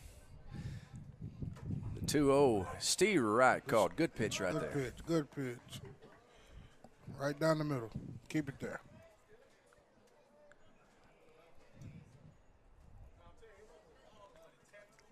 Two and one the count on Miles. Instead, a inside move pickoff play. Good alert base running there by Daniel Perry Jr. He scampers back. Seen a couple of guys picked off today with that very move. Very tricky. If you're the runner on second base, and the ball gets past the catcher, Tedder, that's going to be a pass ball. And advancing to third is Perry. Advancing to second is Barnett.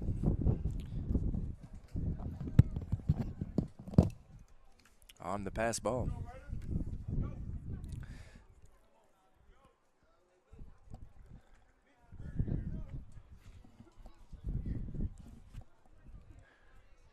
Here's the 3-1 to Miles.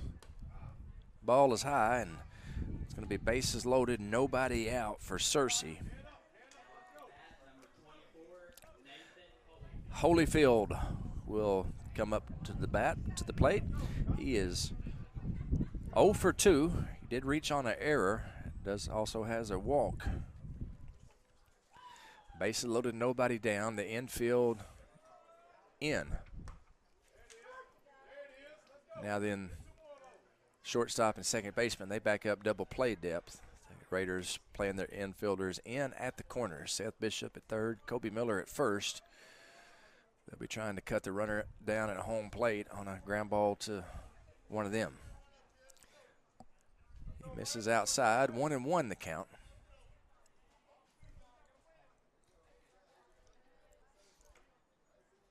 Here's the 1-1.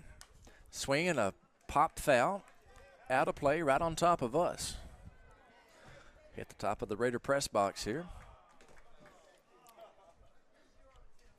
I'll say this, Coach Sims, about our press box at Nettleton. This is as good as anybody I've ever seen. This is an outstanding facility here at Nettleton. Here's the 1-2. Swinging a foul ball. We'll do that one again. Out of play to right field. I'm back. Yes, my first time in the press box. Yeah, I believe it was built during the Prater years. Coach Prater probably had a big hand on designing it. Steve Wright called. Holyfield goes down looking. Bases loaded, one out for Isaac Gardner. That was a good-looking curveball right there. Clipped the outside corner. Good pitch by Ethan Duffel. Yes, it was. Duffel placed it perfectly.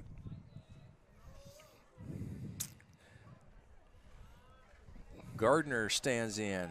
He is 1 for 1. He has reached base safely 3 times. He's had a double, 2 walks.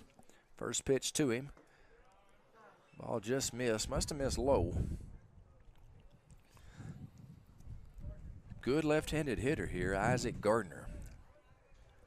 Left fielder for the Lions. He's batting with the bases loaded, 1 down. Steve Wright called. Good pitch by Ethan. Infield at double play depth up the middle, in at the corners. Here's the 1-1. Swinging a foul ball.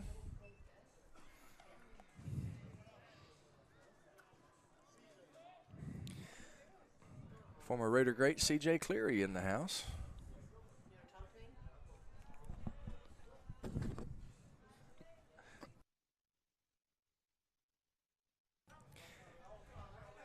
Foul ball. 1-2 the count. So Ethan Duffel issued 3 free passes to start this frame. But he's trying to wiggle his way out of this mess. Thinking double play here, Craig? Double play would be awesome. Pitcher's best friend. Let's see if he gets it. 1-2. Misses outside high with that one. 2-2. Yeah, I would love to see the double. They call the double play the pitcher's best friend for a reason. What's that? Because it's the pitcher's best friend. Here's the 2-2. Steve Wright called for the second straight batter. He gets him with a curveball. That was a backdoor curveball on the lefty, and we're 1 out away from getting out of a bases loaded, nobody out jam. That'd bring up Mathis Foster. Boy, good pitch in there by Ethan. The lefty just gave up on that curveball as it started out of the strike zone, but it bent in, and good call by the man in blue. Here's the first pitch. That's that curveball again. This time he doesn't get the call. Mathis Foster at the plate. Foster is 0 for 3. Reached on an error in his first at-bat, struck out and grounded out to third. Swinging another ground ball to third to the third base coach, and he makes a nice play. Good hands there. Yeah, good hands there. That's right.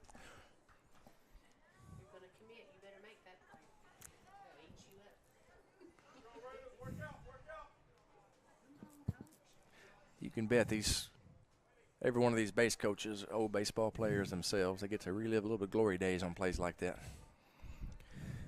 1 ball, 1 strike to Foster. He's the 8-hole hitter. Here it comes. Swing and a miss. Swung through a fastball. Ethan Duffel 1 strike away from getting out of a bases loaded, nobody out jam.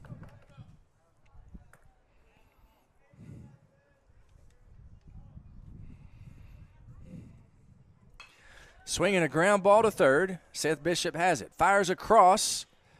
Picked by Cobe Dirty. And that is an out. Nice play over there by the dirtbag. And Seth Bishop takes care of Foster. And Ethan Duffel works out of a bases loaded, nobody out jam. No runs given up there either, Craig. Love it. Love it. Giving this team a chance. We're heading to the bottom of the 6th. 7-3 Searcy. Back in 60 seconds with more Raider baseball on NTV.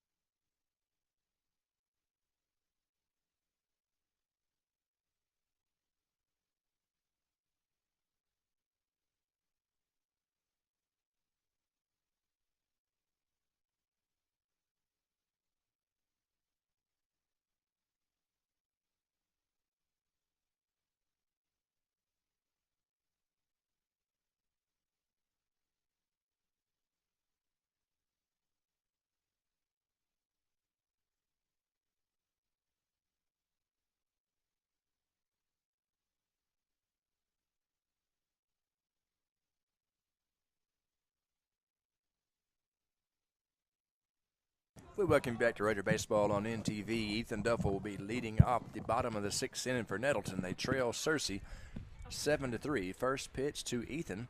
Swing and a miss on a fastball on the outside part of the plate. I don't really think Ethan wanted that one. 0-1. It was a half swing, not a full one. Yeah, he kind of gave up halfway through, it looked like. Here's the 0-1. That's a curveball, and it misses high. 1-1. Now the count. Ethan is 0 for 2. Popped up to the pitcher and grounded out to short. It was an RBI ground out. He does have one of the Raiders' RBIs today.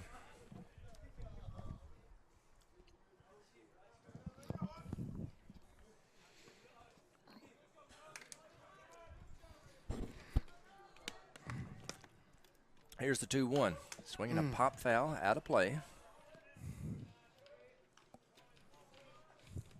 Good crowd here at Raider Field. Is a lot of Raider faithful out to support the baseball team. Good weather. A little windy, but good weather overall. Ethan Duffel swings and misses, and Tingler strikes out Duffel to lead off the bottom of the 6th. That'll bring up Seth Bishop. He's 0 for 2 with a couple of strikeouts. Both of them looking. He's due for a big hit right here. Due for a hit. That's why I like. That's good positive thinking right there. He's due.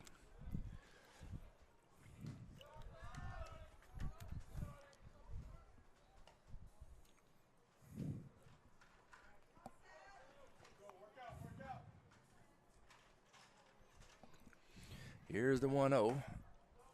Misses high. 2-0 the count. Need base runners.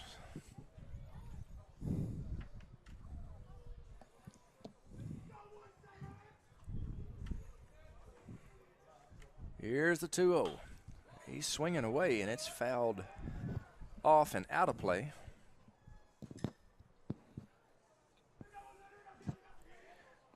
Two and one to count.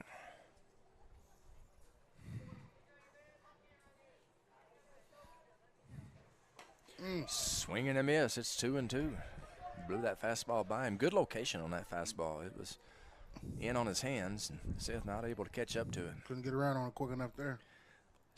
He does a good job out there. 2-2. Swing, and it's a foul tip. The catcher does hang on to it. We'll score that K2, and that's the second out of the inning. It'll bring up Seth's baby brother, Zach Bishop.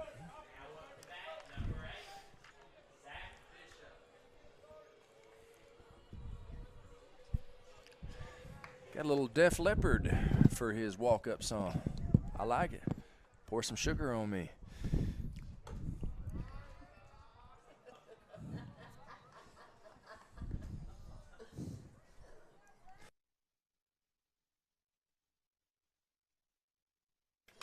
Swinging the ground ball back to the pitcher. Barehands it, throws, and retires the Raiders. 1, 2, 3. So the Raiders go down for the third straight inning. 1, 2, 3. We have played 6. Seventh and final inning when we come back at 7-3 Lions.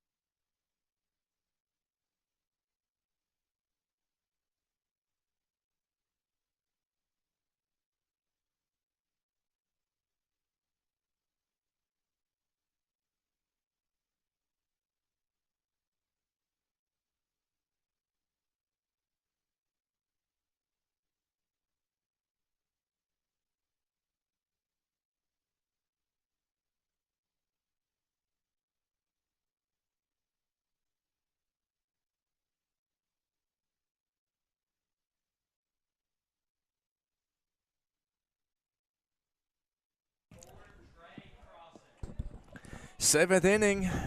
here at Raider Field, and Nettleton trailing by 4. The first pitch to the leadoff man, at least in this inning, is foul. Just foul. He ripped that one down the third base line. It got fouled just in front of the bag. This Trey Cawson at the plate. He's the second baseman for the Lions. He's 0 for 3. Reached on an error, flew out to the shortstop and the center fielder. Here's the 0-1, swinging another foul ball. Out of play over there toward the Nettleton Performing Arts Center. The Lion King, excuse me, not the Lion King, Beauty and the Beast. Beauty and the Beast will be the feature presentation at the PAC this weekend. There's 3 shows, I believe, Friday, Saturday, and Sunday. That's right. Want to encourage everybody to come out and see Beauty and the Beast, starring Moses Williams as Gaston. That's going to be worth the price of admission right there. Will be. Big Moses.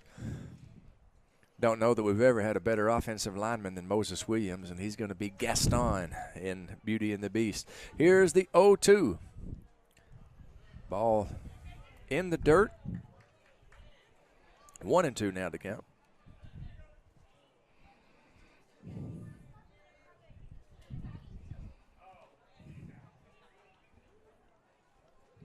Here's the 1-2.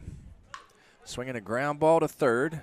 Foul ball, just foul. Seth Bishop was there, made a nice play, and was ready to fire across the diamond. That would have been a long throw, Craig. Would have been a long throw. He had throw. to make that one. Would have been a long throw for sure. Probably about 125 foot. Here's the 1-2. Swinging a foul, well, half swing, foul back here to the net.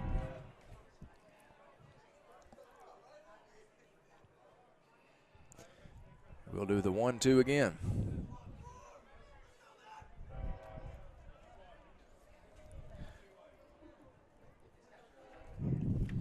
Cawson plays second base, bats ninth for Searcy.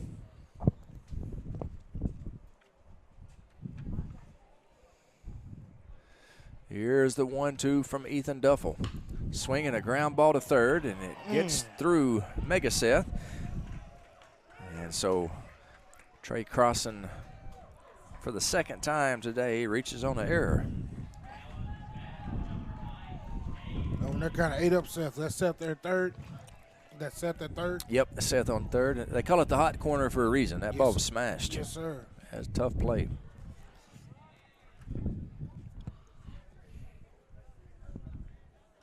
Runner on first, nobody down for the top of the lineup, Cade Ivy. Ivy is 1 for 3 with a walk. Instead, a check on the runner. He is back in safely.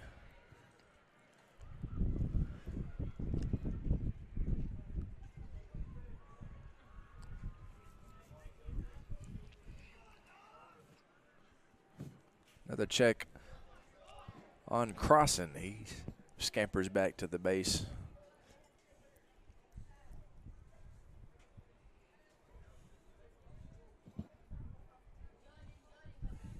Here's the first pitch. Fouled off by Ivy. Ivy singled and stole third base after a wild pitch moved him to second in the first inning. Came around to score on an RBI ground out by Connor Barnett. He reached on a fielder's choice in the second, was walked, stole a base in the fourth, flew out to center field his last at-bat. Swinging a ground ball, that may be 2 right there. 6, unassisted, across the diamond to first base. He's out, double play. Nice job by Landon Webb, turning 2. That's the old pitcher's best friend, Coach. Double play there, great play by Webb. Way to get across to Kobe as well.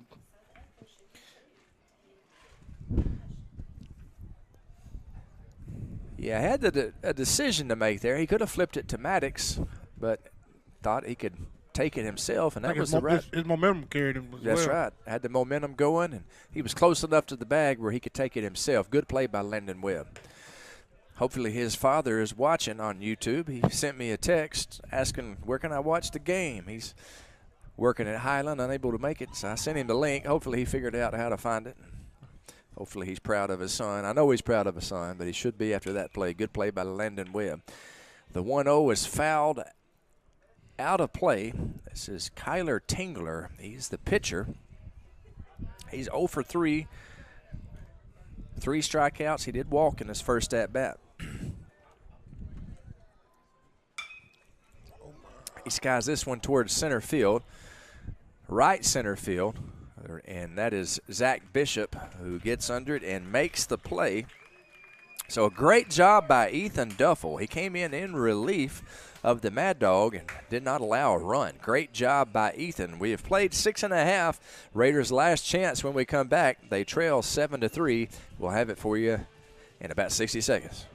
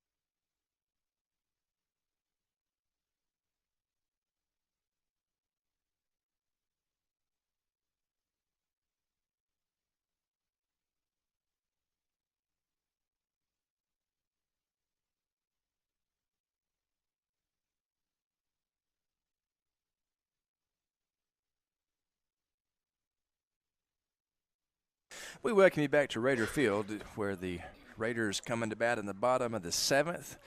They got 3 outs to overcome a 4-run deficit. 7-3 Lions, bottom of the 7th. Ken Warren, McShann, Kobe Miller, and Caleb Tedder coming to the plate for the Raiders. Kenny Mack leading off. We have a new pitcher. That's Sam Wilson, the new pitcher for Searcy. He misses with his first pitch, fastball just outside.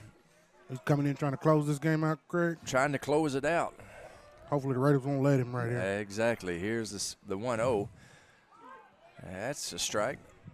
1-1. Like he throws the ball pretty hard to me. Pretty big kid, too. Good size young man. Searcy's got it's a great school. They got an outstanding football program. I think they're just 2 years removed from a state championship, yes, 6A state championship. Yes, they are. They're something tells me Mr. Wilson's probably on that football team.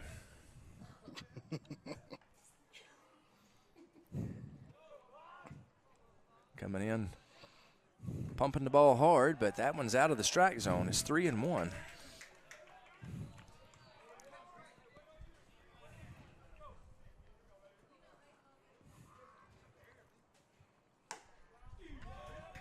And it's a walk, a leadoff walk to Ken Warren McShann, and the Raiders in business here in the bottom of the 7th. We'll take it. We'll take it. Let's for get it sure. rolling right here. Come on, Kobe.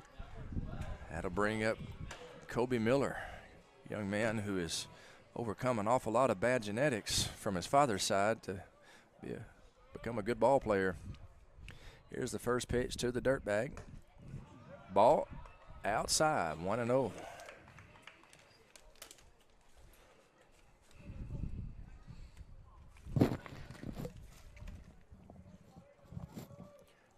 Ken Warren at first base. Here's the 1-0 to Cope Dirty. Steve Wright called.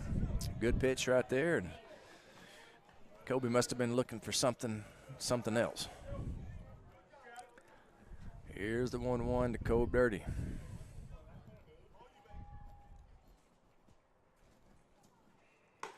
Ball. 2-1 the count to Kobe. Kobe's 0 for 1 on the day. He did reach on a walk, struck out his last at bat. Runner going. Steve Wright called. Actually, the runner not going. Ken Warren took off, but then he stopped after about 3 or 4 hard steps toward first. 2-2 now the count to Kobe Dirty.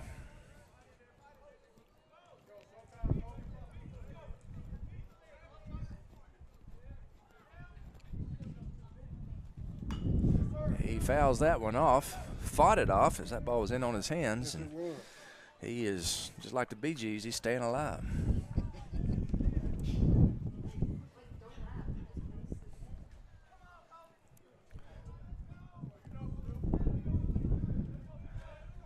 Here's the 2-2. Swing and a miss. He struck him out. And Kobe Dirty down on strikes for the second time today. That's the first out of the inning. Brings up Caleb Tedder.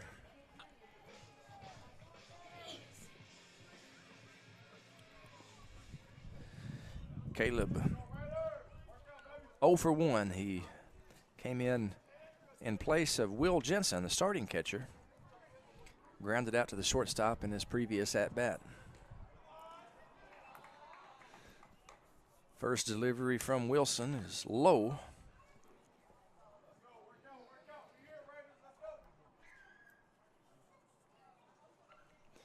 One and 0 the count.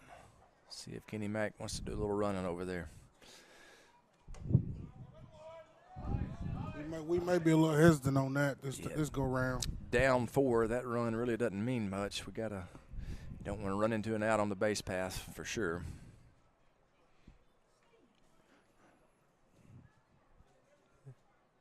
Here's the 2-0. Misses outside, and it's 3-0 to Caleb Tedder.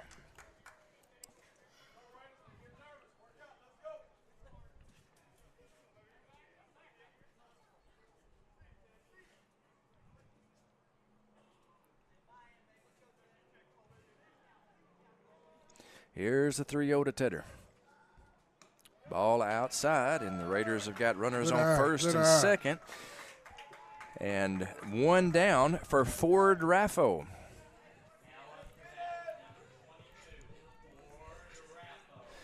They're going to be a visit to the mound by the pitching coach and the catcher. And tell you what, we'll take a brief break while they have their committee meeting.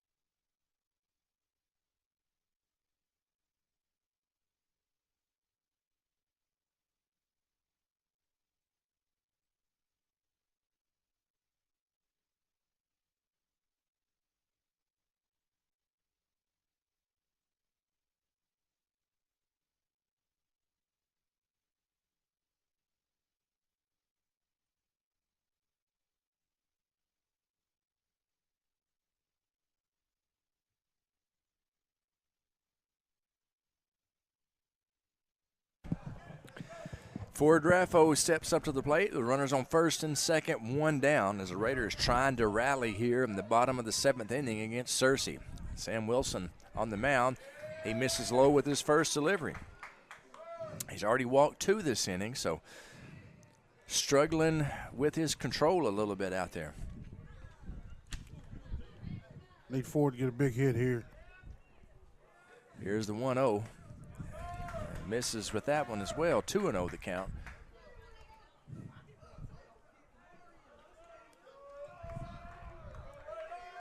Raider dugout coming to life over there, making some noise. Here is the 2-0 to Ford Raffo. Ball misses high, and it's 3-0. Wilson is really struggling to find the strike zone. 3-0. You can bet Ford will be taken all the way right here, and he nearly gets hit by that one, but it's ball 4. And the tying run will come to the plate in the person of Landon Webb. Bases loaded, 1 down for the leadoff man, Landon Webb. The Raiders are in business, and it looks like we're going to have a pitching change. They do have a pitcher up in the bullpen, and the coach is making the visit. It looks like he's ready. Number 10 will be coming in. I tell you what we'll do. We'll take a break while they make a pitching change, and we'll tell you about the new pitcher when we come back. Raider Baseball on NTV.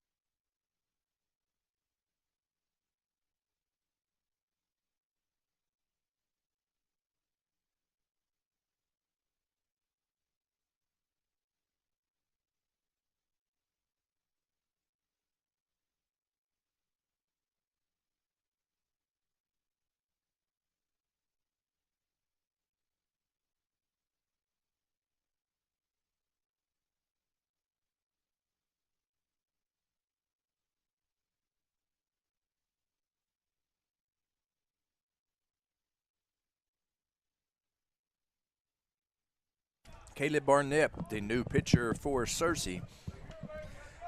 Lefty, and he'll be facing Landon Webb with the bases loaded and 1 out. First pitch to Webb is high, goes to the screen. Here comes Kenmore and Mack Shan. Diving head first, he's in safely, and it's 7-4. Kenny Mack scores on the wild pitch. Good base running there by Kenny Mack. Other runners advancing to second and third.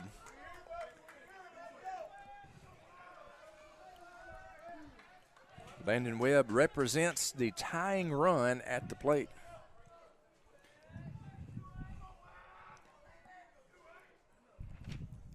The 1-0 is high. Barnett has missed high with both of his pitches so far. The Lions bullpen struggling to throw strikes. Raiders so far able to make them pay. Here's the 2-0 to Landon Webb. Steve Wright called. Good pitch there by Barnett. Good one. Clip that inside corner.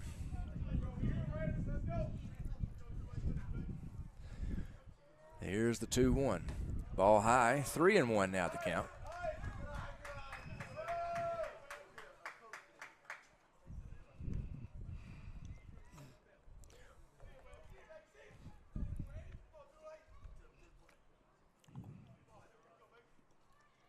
Here's the 3-1 to Landon Webb. Another ball out of the strike zone high, and that's a walk. Loads the bases for Maddox Hampton.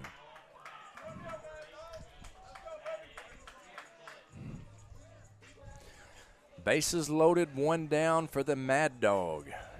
He represents the winning run, right? The winning run, that's right.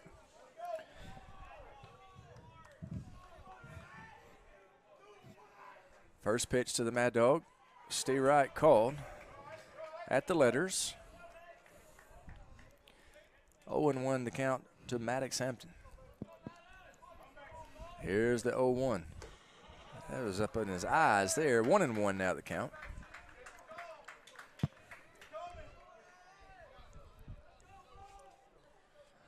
Here's the 1-1 to the Mad Dog. High, Again. 2-1. Dealing with a few. Catcher going out to talk it over with Barnett.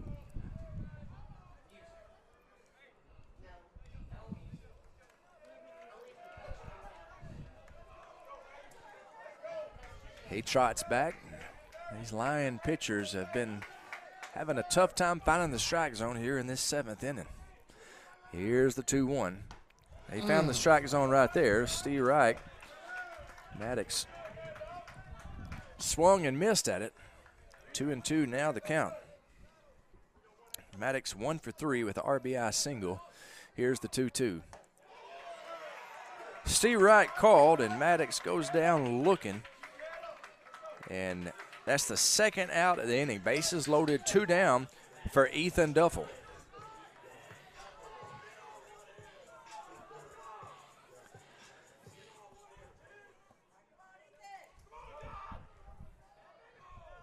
First pitch to Ethan is high.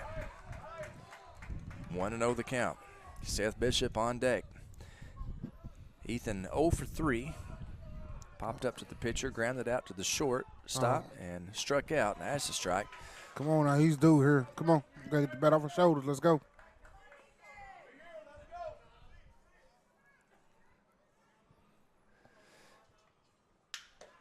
Swing and a miss, and the Raiders down to their final strike.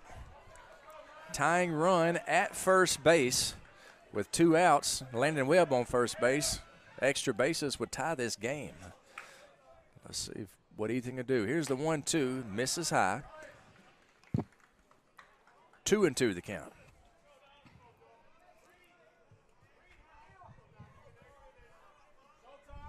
Here's the 2-2 to Ethan Duffel. Misses high, 3-2, full count. Runners will be off with the pitch here. Bases loaded, 2 down. 3 balls and 2 strikes. The count to Ethan Duffel. There go the runners. Swinging a pop foul. It's going to be out of the reach of the third baseman who's charging over there as Nathan Holyfield gave it a heck of an effort. Just out of his reach. Good hustle there by Holyfield. We'll do the 3-2 again. The Raiders will be off with the pitch.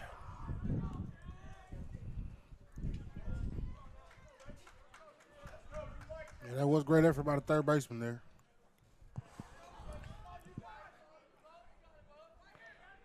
I'd still be winded if I was him. Here's the payoff pitch. Swing and a miss. He struck him out, and the Raiders dropped the first game 7-4 as Caleb Barnett comes in and picks up the save for Searcy. Had a chance, Coach. Yes, Had a chance. Yes, Had the tying run on first base, and you gotta take your hat off to the Raiders for battling back, making it interesting. But the Searcy Lions win the first one. Tell you what we'll do. We'll take a break and total up some highlights. We'll have a little post-game show and get ready for the second game. So don't go anywhere, folks. You've tuned in to Raider Baseball on NTV.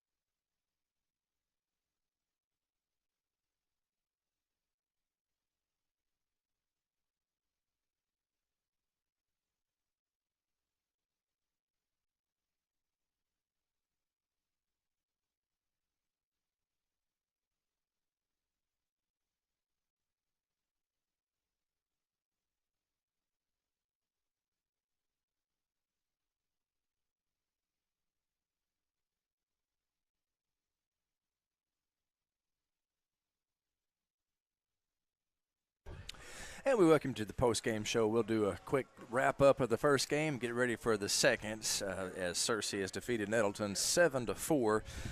The winning pitcher is Tingler. He went 6 innings, allowed 3 runs on 3 hits. He struck out 9, walked 5. The losing pitcher for Nettleton is Hampton. He went 3 2/3, allowing 7 runs on.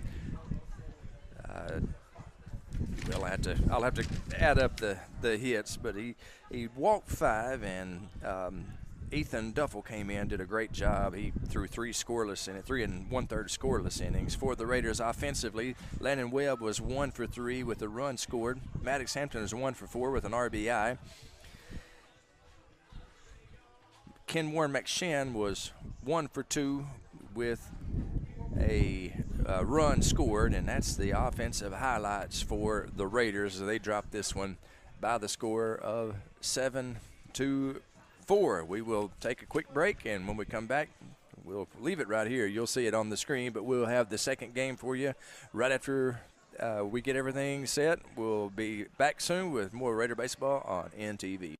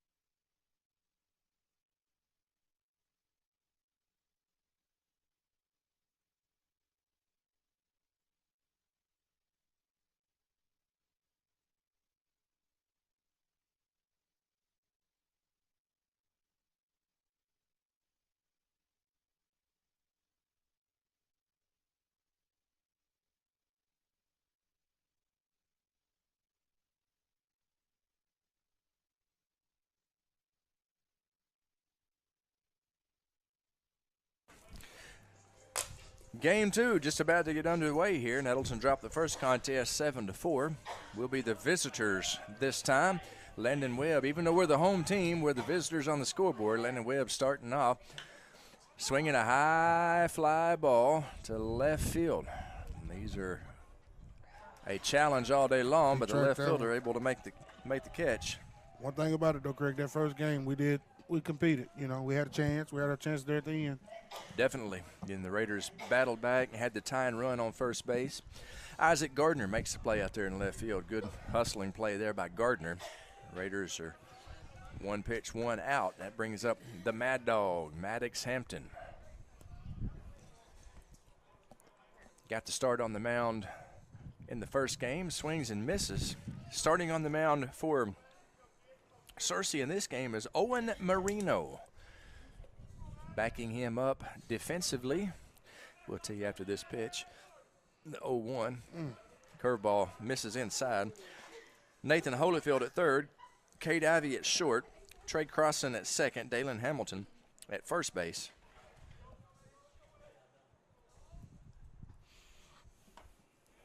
Swing and a miss.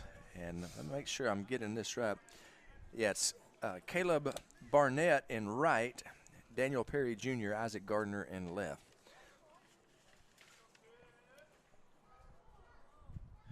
Swing and a miss. He struck him out, and the Mad Dog goes down on strikes, goes down swinging, and brings up Ethan Duffel. Looked like a pretty good fastball there by the pitcher there. He bringing it pretty good.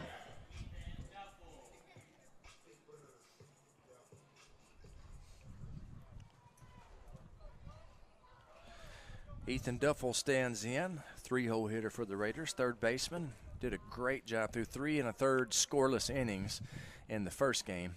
Looks at a curveball. That's a pretty curveball there, Craig. It really is. That's tough on a right-handed batter. The right-hander's curveball out of his hand looks like it's coming right at you. You'll notice a lot of those guys, they back out and it breaks over for a strike. That's a tough pitch. And if you're not able to pick up the spin out of his hand, it'll fool you. Yes, sir. That one there got Duffel inside on his hands a little bit. 0-2. Wouldn't surprise me to see a bender outside right here. Catcher setting up outside. Here's the 0-2.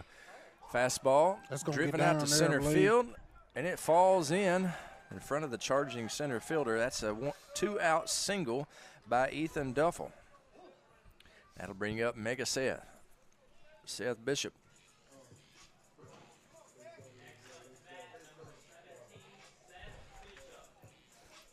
Seth gets the sign from third base coach David Utley.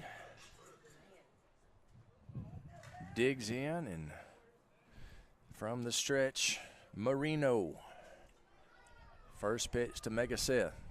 In the dirt, ball gets away from the catcher. Good read down there by Ethan Duffel, and he advances to second on the wild pitch.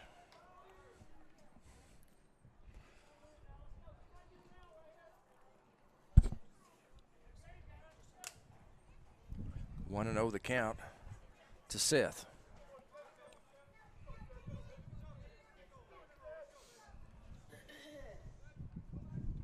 Here's the 1-0. It's a Steve Reich over the outer part of the plate. 1-1 now the count.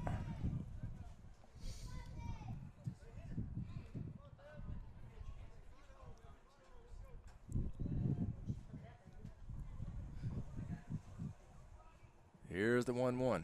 Curveball just missed outside. Yep, just missed outside.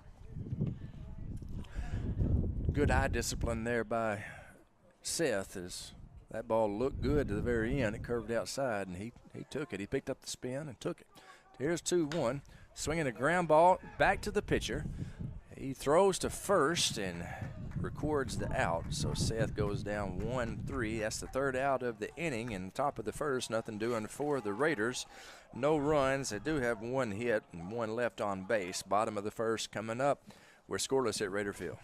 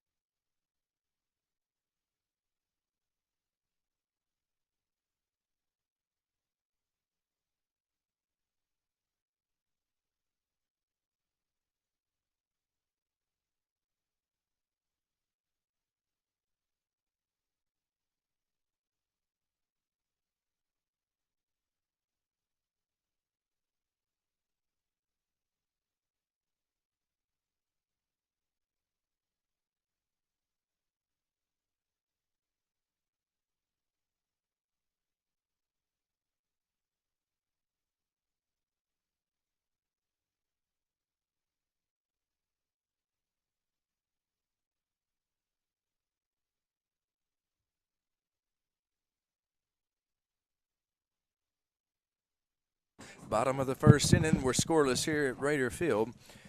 Searcy sending up Ivy, Tingler, and Daniel Perry Jr. to the plate.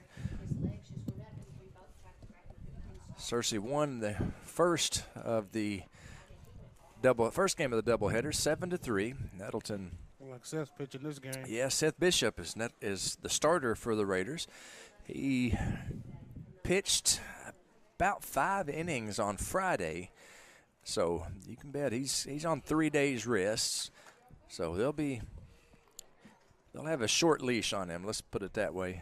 He won't go too far, I wouldn't think, in this game unless he works economically, and he's definitely capable of doing that. First pitch is a curveball, and it's out of the strike zone. Now, if you want to see a lot of curveballs, you've come to the right game here, Coach, because Seth Bishop throws a lot of curveballs. It's a good pitch for him, especially when he's able to throw it for a strike. Here's the 1-0. That looked like one there. Yeah, it clipped the inside corner. It's 1-1. Pretty good placement there by Seth. Here's the 1-1. Swing and driven out to left field. Let's see if that hook's foul. That's foul ball. Boy, it was just foul. Right down the left field line, and that's what we call a loud strike. Very loud strike. That was close, pretty close there. He hit that ball a ton. Was it just outside the line there? I couldn't get a good look at it. Just to the left of the line.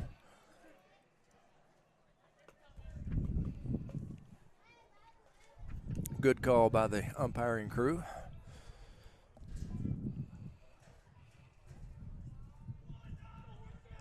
Here's the 1-2. Curveball. Fouled straight back. 2-2 now. 1-2. We'll do the 1-2 again.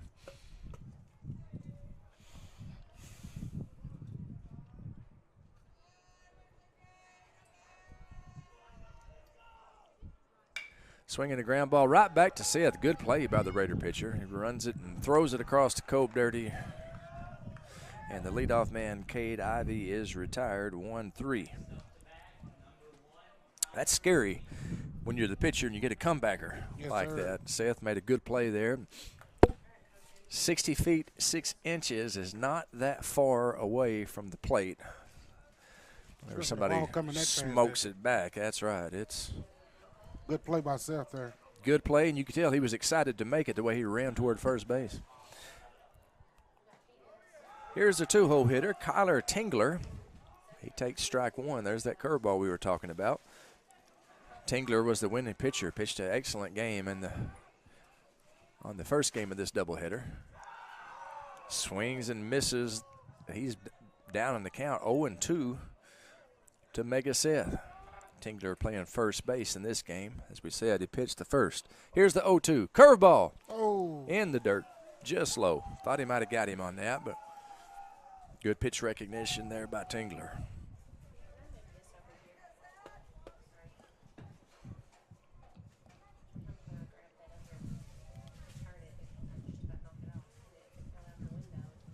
Here's the 1-2. Fastball. Swing and a miss. He struck him out. 2 up, 2 down so far for the Lions. That brings up their 3-hole hitter, Daniel Perry Jr. Perry struggled in the first game. He was 0 for 3 with 3 strikeouts.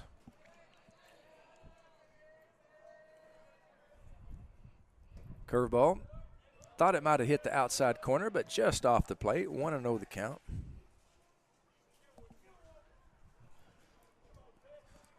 Here's the 1-0. Another curveball. This one just low. 2-0 the count. So he'll throw that curveball on the first pitch. He'll throw it on the 1-0. See what he does here on the 2-0. Curveball. Well, actually, that was a fastball. I thought it was going to bend, but it kept on traveling. 3-0. The count to Daniel Perry Jr. Steve Reich. Seth comes across on the old automatic. 3-1 the count. The 3-1. Steve Reich called. Perry took it. I might have thought it was a little bit high, but it was across the letters. Good pitch by Mega Seth. 3 balls, 2 strikes, bases empty, 2 outs. The 3-2, swing and a miss. He struck him out. He throws it down and completes the strikeout. We'll score it K2-3. Good inning of work there by Seth. We've played 1. We're scoreless. Zach Bishop will be leading off when we come back.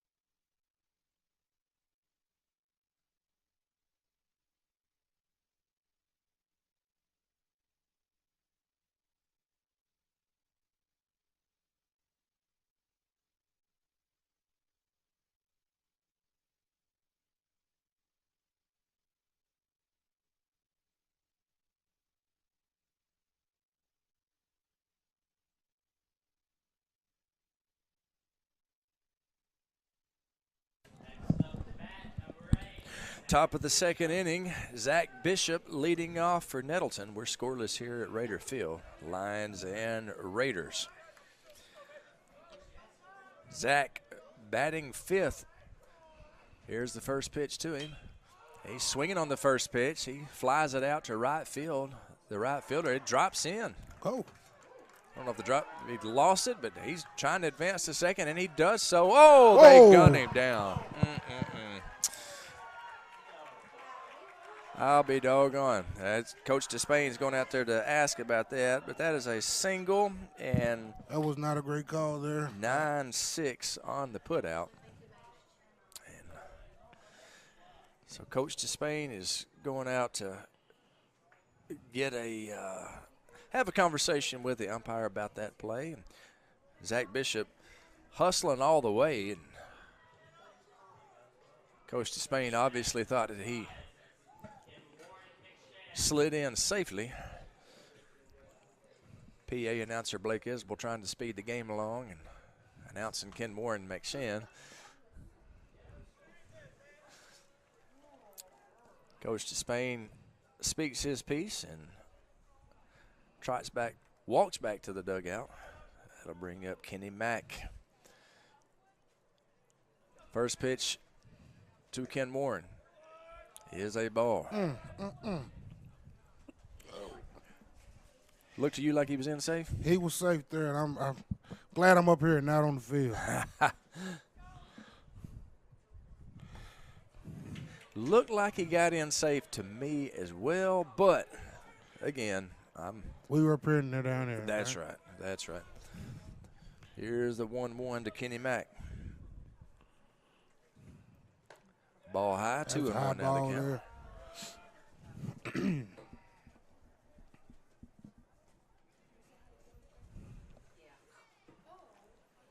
Here's the 2-1 to Ken Warren. Steve Wright called. Marino pulls even in the count. 2-2.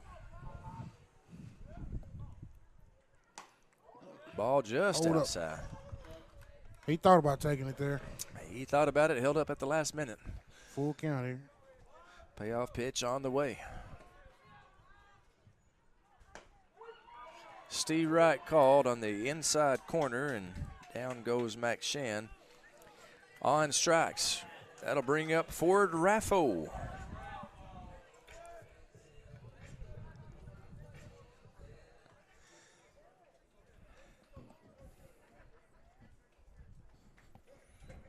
Coach, I know we mentioned that Nettleton had a very good tournament this weekend at Magnolia. The last game, they defeated Camden Fairview. Young man at the plate right here had 2 big hits. Really? 2 big hits for the Raiders. Freshman Ford Raffo.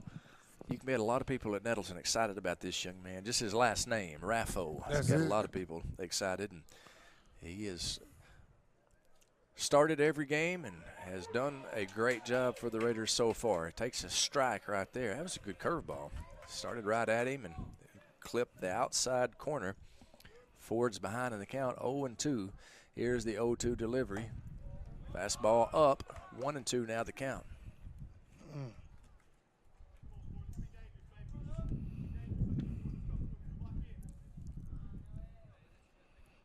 Here's the 1-2. Another bender. Stayed up. Got away from him there a little bit. Yeah, wasn't able to get on top of it, snap it, bring it down. 2-2 the count. To Raffo. Fastball stayed up. It's a full count.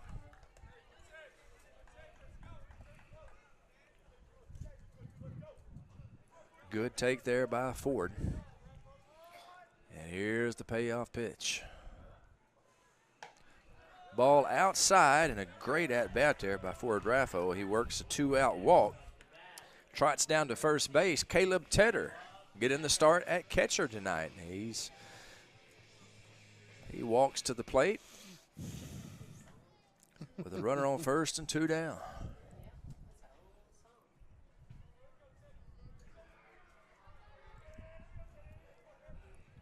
First pitch to Tedder. Ford not going, ball outside. Started him off with a curveball that time. 1-0 the count.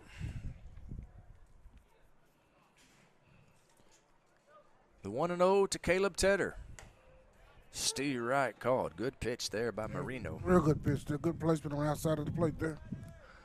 Caleb Tedder wears number 13. A lot of ball players stay away from that number. Caleb Tedder's not afraid of any kind of superstition. Steve Wright called. 1-2 now the count.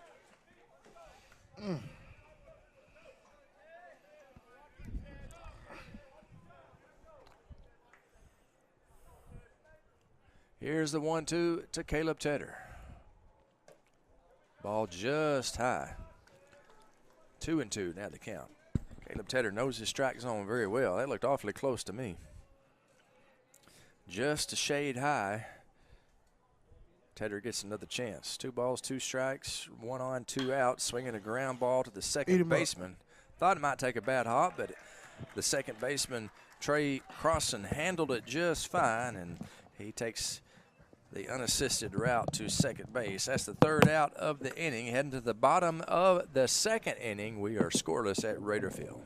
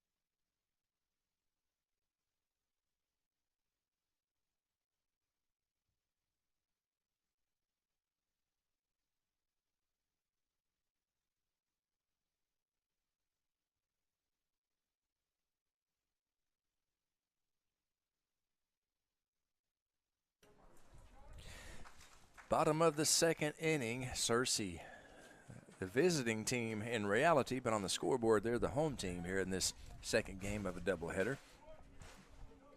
Nettleton, the home team in the first one, and that's a game that Searcy won 7-4. Curveball misses, 1-0 the count to Connor Barnett.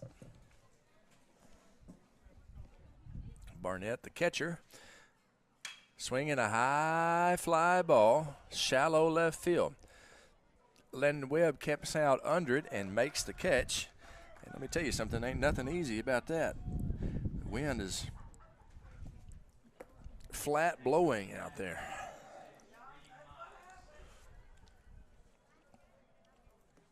And that'll bring up Reid Miles, the designated hitter.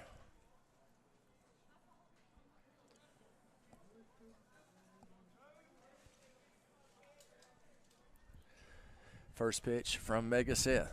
Fastball grounded to the second baseman.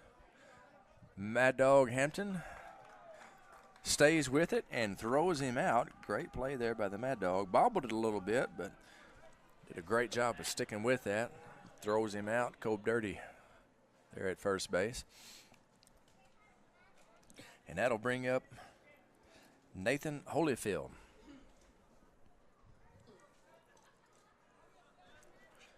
Holyfield, the third baseman. He was 0 for 3 in the first game. First pitch to him is a curveball outside. 1-0 the count. Cameron Salo gets the ball. 2 years ago yesterday, Cameron Salo's house was blown away in the tornado. He was in the house with his parents, Ed and Jennifer Salo, in the bathroom and the bathtub, and they saw the roof being lifted off their house. Thankfully, they were escaped without a scratch. Blessed to have the Salo family in the Nettleton School District. Swinging a shot toward right field. Zach Bishop gets turned around a little bit, but he makes the play. Good play out there by Zach Bishop, and that is the third out of the inning. The Lions go scoreless, 3 up, 3 down for the second straight inning. Top of the third coming up. We've played 2. We're scoreless at Raider Field.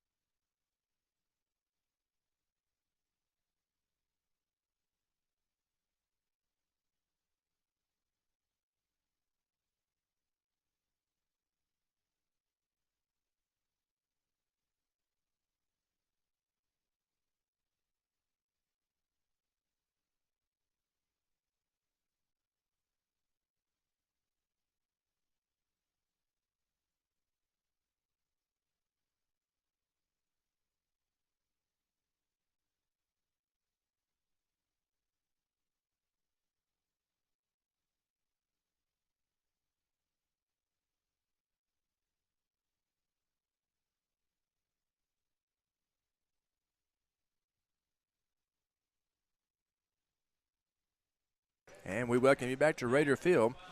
Top of the third inning, Kobe Miller leading off for the Raiders.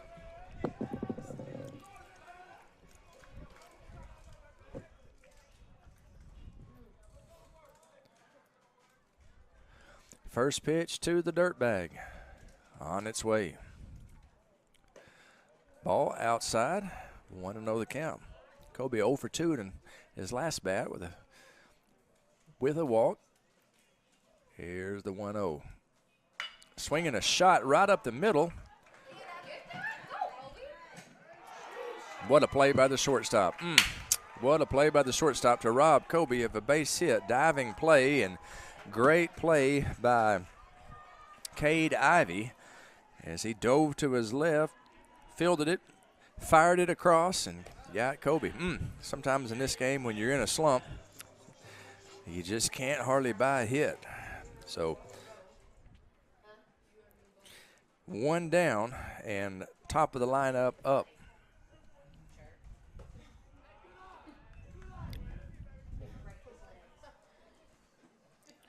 Landon Webb stands in, 1-0 now the count.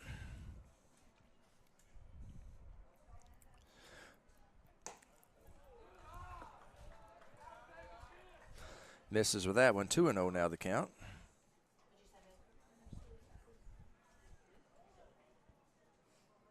Here's a 2-0 to Lando. Steve Wright called. Painted the outside corner with that one. And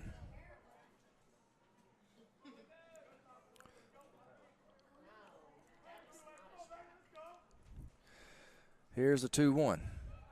Breaking ball, low. 3-1 the count.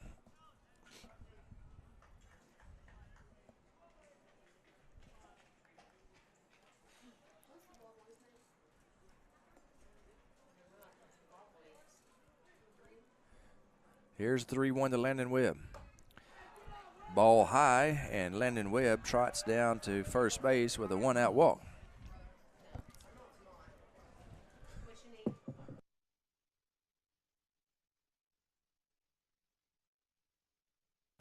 That'll bring up the Mad Dog, Maddox Hampton. Runner on first, 1 down. We're scoreless here at Raider Field in the top of the 3rd inning, as Nettleton is the visitors on the scoreboard. First pitch to the Mad Dog. He swings through it. Stolen base by Landon Webb. The throw high. Landon in safely. Good throw might have had him. He didn't seem to have that good of a jump, but thankfully it wasn't a good throw. The Raiders have a runner in scoring position.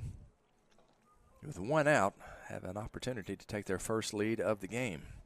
Searcy won the first game 7-4.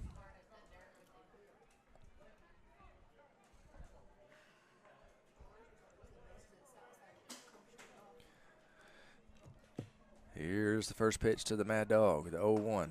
Swing and a miss.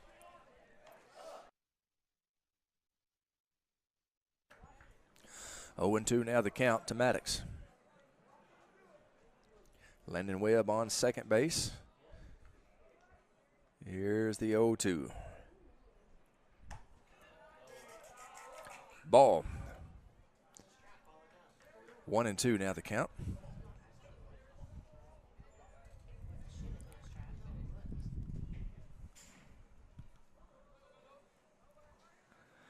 Here's the 1-2 to the Mad Dog. Ball outside. Did he hold up? Umpire says he does. He did. 2 and 2 now the count.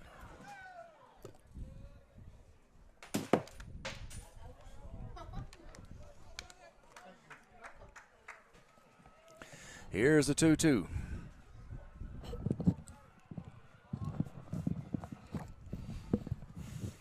Ball outside. Good eye. There's a good take by Maddox. His curveball just outside the strike zone. Good pitch. Good pitcher's pitch there by Marino. He was hoping to get Maddox to chase something. He sure was. Maddox held up. Very good discipline by the Mad Dog. Yes, sir. Here's the payoff pitch.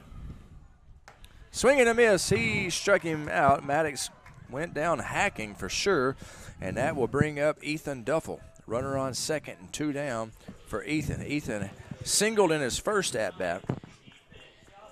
Advanced to second on the wild pitch. Was stranded there in the first inning.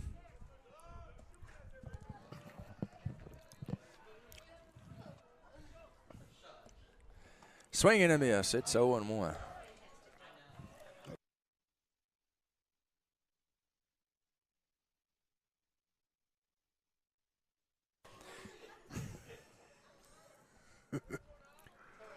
Here's the 0-1 to Ethan Duffel.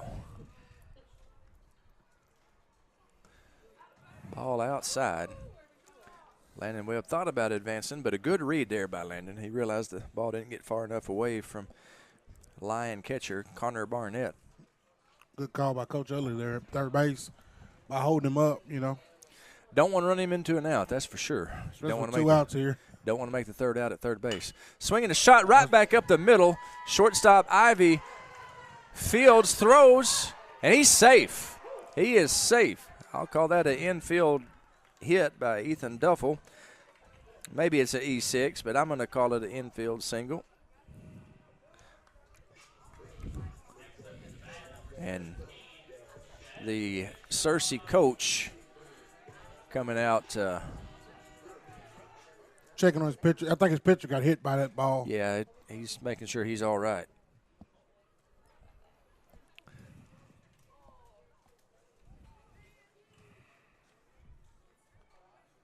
First baseman might have busted his glove over there. He's changing out his. He might have had the wrong glove instead of having the first baseman's mitt. He might have had his fielder's glove. Anyway, they got it switched out to their liking, and that'll bring up Mega Seth. Seth Bishop grounded out to the pitcher his first at bat. Runners at the corners, 2 down. Let's see if the Raiders want to do a little bit of running. Ethan Duffel at first base. He's not going anywhere, at least not on that pitch. Ball 1 as that ball was in the dirt. Nice job keeping it in front there by the catcher, Connor Barnett. Here's the 1-0 to Mega Seth. He's showing bunt, pulls back, takes a strike.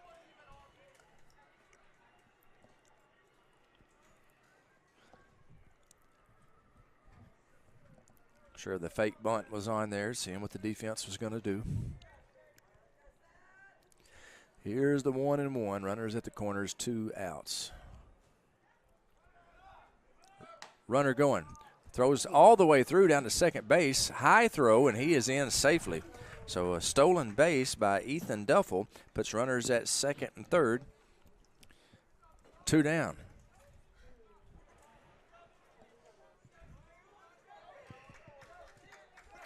That was Landon Webb's discretion there, whether or not he was going to try to go home, 2-1. He obviously swinging a ground ball up the middle, shortstop, gloves, drops it. Error there. That's a E6. 1 run is in. Landon Webb and the Raiders score 2. Landon Webb scores. Ethan Duffel scores on an error by the shortstop, Mega Seth. That's good base running there by the Raiders there. It really was. Good heads-up base running by Duffel and Webb. And the Raiders have a 2-0 lead. 2 outs, just keep rolling. 2-out rally. Zach Bishop at the plate. He singled in his first at-bat and then got thrown out trying to stretch a single into a double by the estimation of Mr. Rashad Sims. He was in there safely, but the umpire said he was out. Unfortunately, Mr. Sims' opinion is not the one that counts. It's the umpire.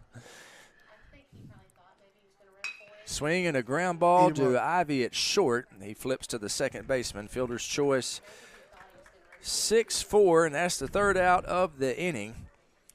The Raiders, however, pick up 2, and we have played 2.5 going into the bottom of the 3rd inning. Your score, Nettleton 2, Searcy 0. Raider Baseball on NTV.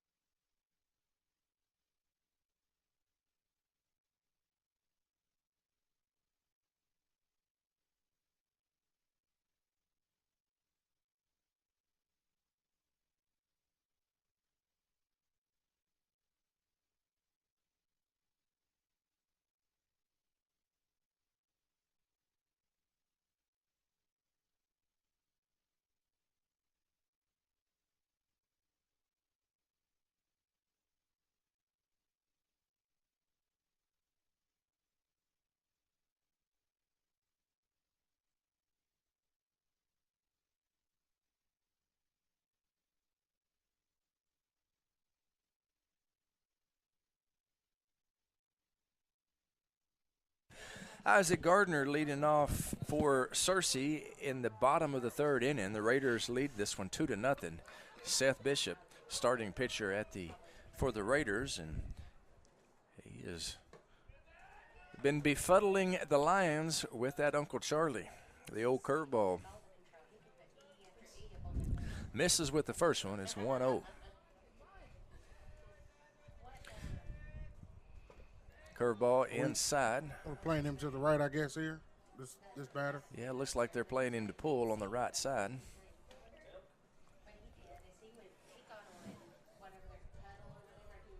Second baseman is way off of the second base bag toward first. 3-0. Mega Seth Bishop has not allowed a base runner yet this game. Right on cue, there's the first walk. There's the first base runner.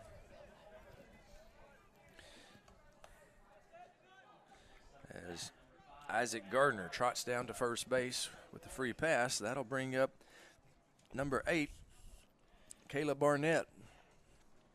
He's the right fielder.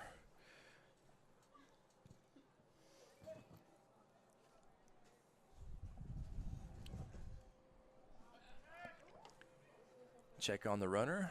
Nearly threw it away.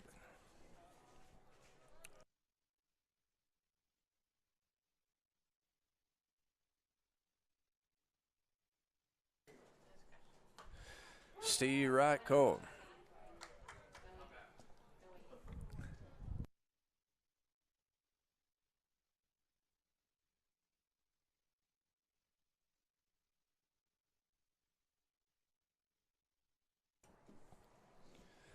Oh, 1, a check on the runner, and he is back in safely.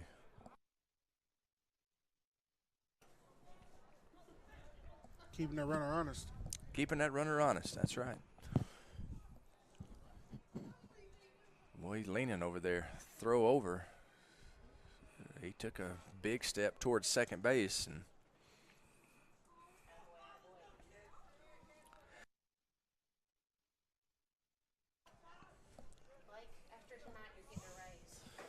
the 0-1, swinging a shot toward right field. Seth Bishop makes Zach Bishop makes the play, throws back in. It hits the runner.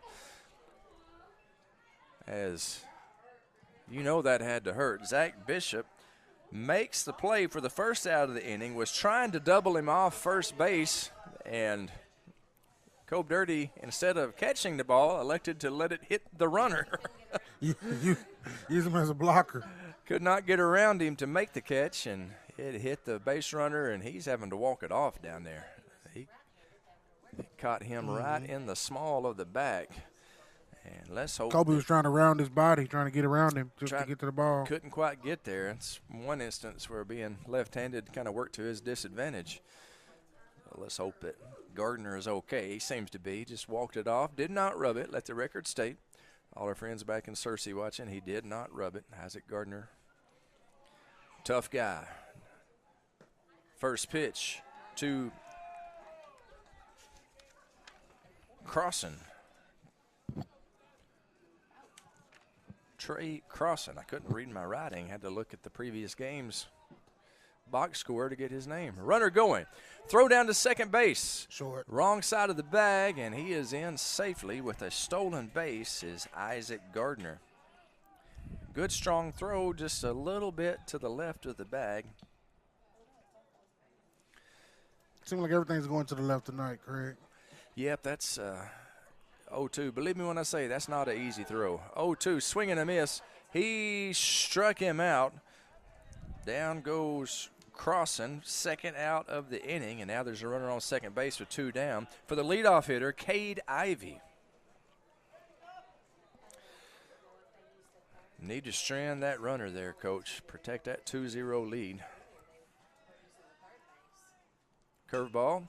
Fought off toward right field. Let's hope it stays up long enough. It does not. Runner rounding third, and he scores. That's a base hit to right field by Cade Ivy, an RBI single, and it's 2-1. Gardner comes around to score. He just slapped it to right field. I thought it might hang up long enough for Seth Bishop to get under it, but it did not. It fell in for a single. He just slapped it over there.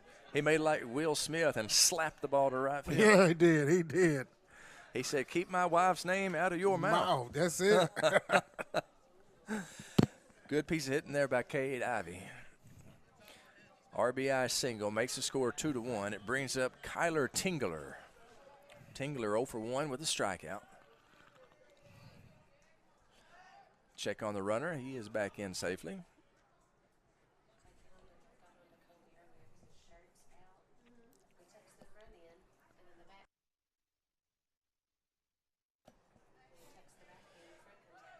Runner going. That ball's hit a ton out to left center field. It is one hopped off the wall. One run is in, and it's a tie ball game. Cruising into second with a RBI double is Kyler Tingler. And, boy, he hit that ball hard. Got to hold that curve a little bit there. Yep, that curveball hung up a little bit, and Kyler Tingler sent it for a ride. Said, "How do you do, Mrs. Wiley?" In the words of Ernest T. Bass. How do you do, Mrs. Wiley? Just like that, a tie ball game with 2 outs. We're all tied up at 2. Swinging a ground ball to short. Landon Webb fields, gathers, throws, short hops. And he is not in time to get the runner, so that's an infield single.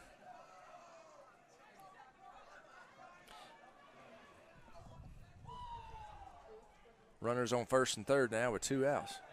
I figured they'd be running here. Yeah, runners on first and third. There's a good chance that they will be running. The cleanup man, Connor Barnett, at the plate. He's 0 for 1. Flew out, popped up to the shortstop in his previous at-bat. Here's the first pitch. A little pickoff play. Fake toward third and threw back to first. That's an effective play, but good job over there at first base by Daniel Perry Jr. to sniff that one out.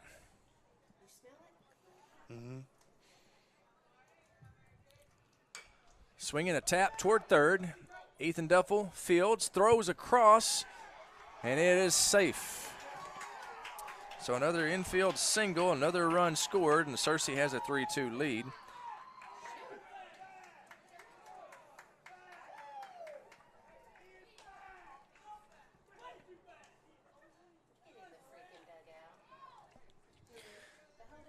Infield single by Connor Barnes scores Kyler Tingler. Runners now on first, second, 2 outs, and Searcy putting together a big inning. They put a crooked number up on the board. It's 3-2.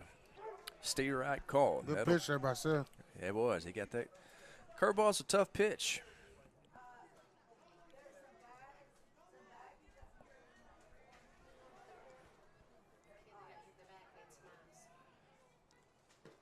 There's this fastball, and he swings through it. Now he's way ahead in the count, 0-2.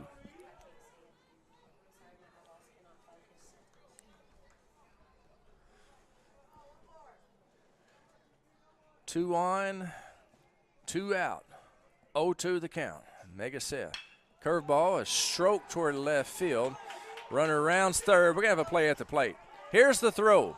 Got it. Short hopped and off of the catcher, so it's going to be we'll call that a single, an RBI single. He advances to second on the throw, and Searcy, they are keeping the line moving. Barnett advances to third, and Reid Miles, who just ripped an RBI single, he advances to second. It's a 4-2 game. Lions. He had him dead to rights there. He did. He did. I tell you, that's a good job by the third base coach, sending him right there. To get the out, the Raiders have to do 3 things perfectly. They have to come up with the ball, they have to throw the ball, they have to catch the ball, and they have to make the tag. 4 things. Well, came up with the ball real good. The throw was just a little bit of a short hop, and Tedder was unable to get it. I like that aggressive base coaching there by the Searcy coach. 0-2 is a tap toward the third baseman. Ethan Duffel fields, throws across, and makes the play. Good play by Ethan Duffel, and we're out of it. However, they send 9 men to the plate, and they pick up 4 runs. We've played 3. The score is Searcy 4, Nettleton 2. We'll be back with the 4th inning right after this.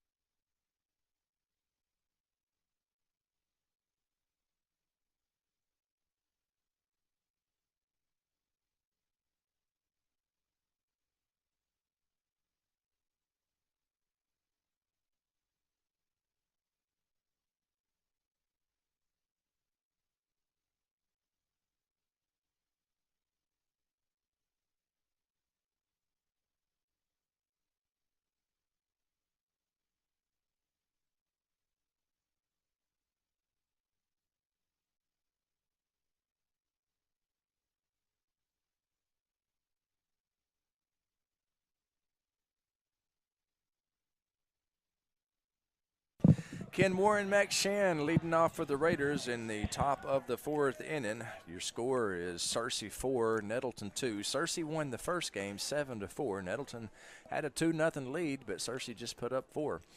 First pitch from Marino is a ball, run inside on him, and Kenny Mack. A lot of times you'll hear people say, you got to let that one hit you. You got to wear that one. That's easier said than done. It is easier said than done, Craig. I promise you. Everything within you, your instinct, your whole body is to get away from this. It's going to hurt me. Get away from it. And you can't make yourself just stay there and get drilled by that. About like taking a charge in basketball. That's right. I look at people do that. I'm like, you got to be a special person. Yep. Ain't no doubt about it. Ain't no doubt about it. The 1-1 is tap foul.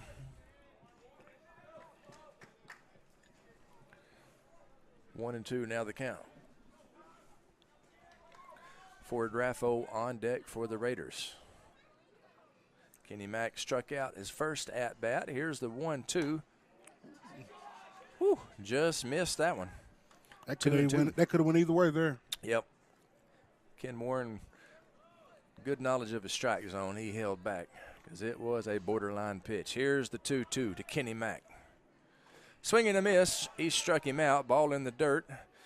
They throw down and convert the strikeout. So strikeout 2-3 is how we'll score that. And that is the first out of the inning.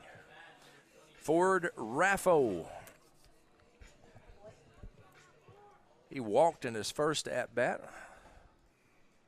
He stands in with the bases empty and one down.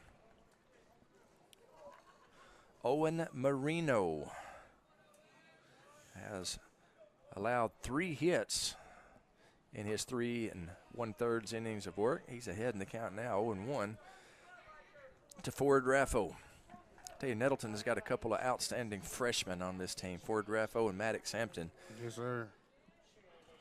0-1. I would put those two, I'd put our 2 freshmen up against any freshmen in the conference. I promise you, that's a couple of dandies.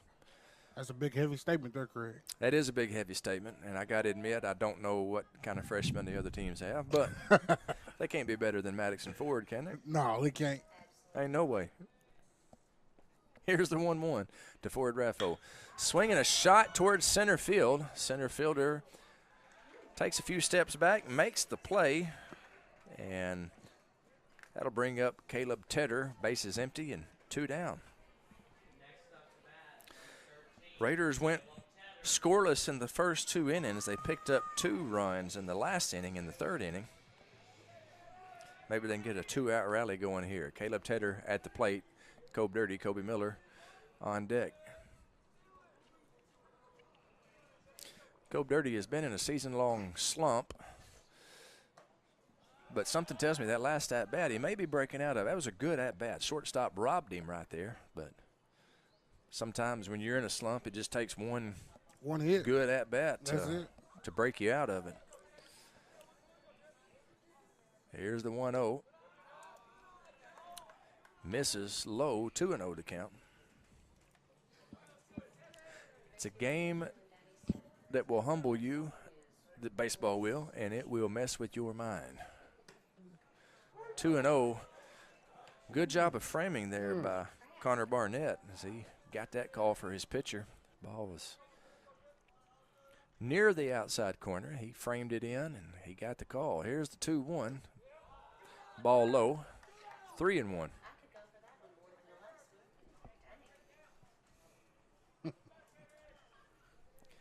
Good eye there by Caleb Tedder. Here's the 3-1. Steve Wright called. Tedder tried to help the umpire out there. Started to head down toward first base. Looking, it was ball 4, but the umpire thought different. Here's the payoff pitch. Swinging a ground ball to the short. Ivy gathers, throws, and retires Caleb Tedder. 6-3 on the putout. 3 up, 3 down go the Raiders. No runs, no hits, no errors, nobody left on base. We're heading to the bottom of the 4th inning. Your score is Searcy 4, Nettleton 2.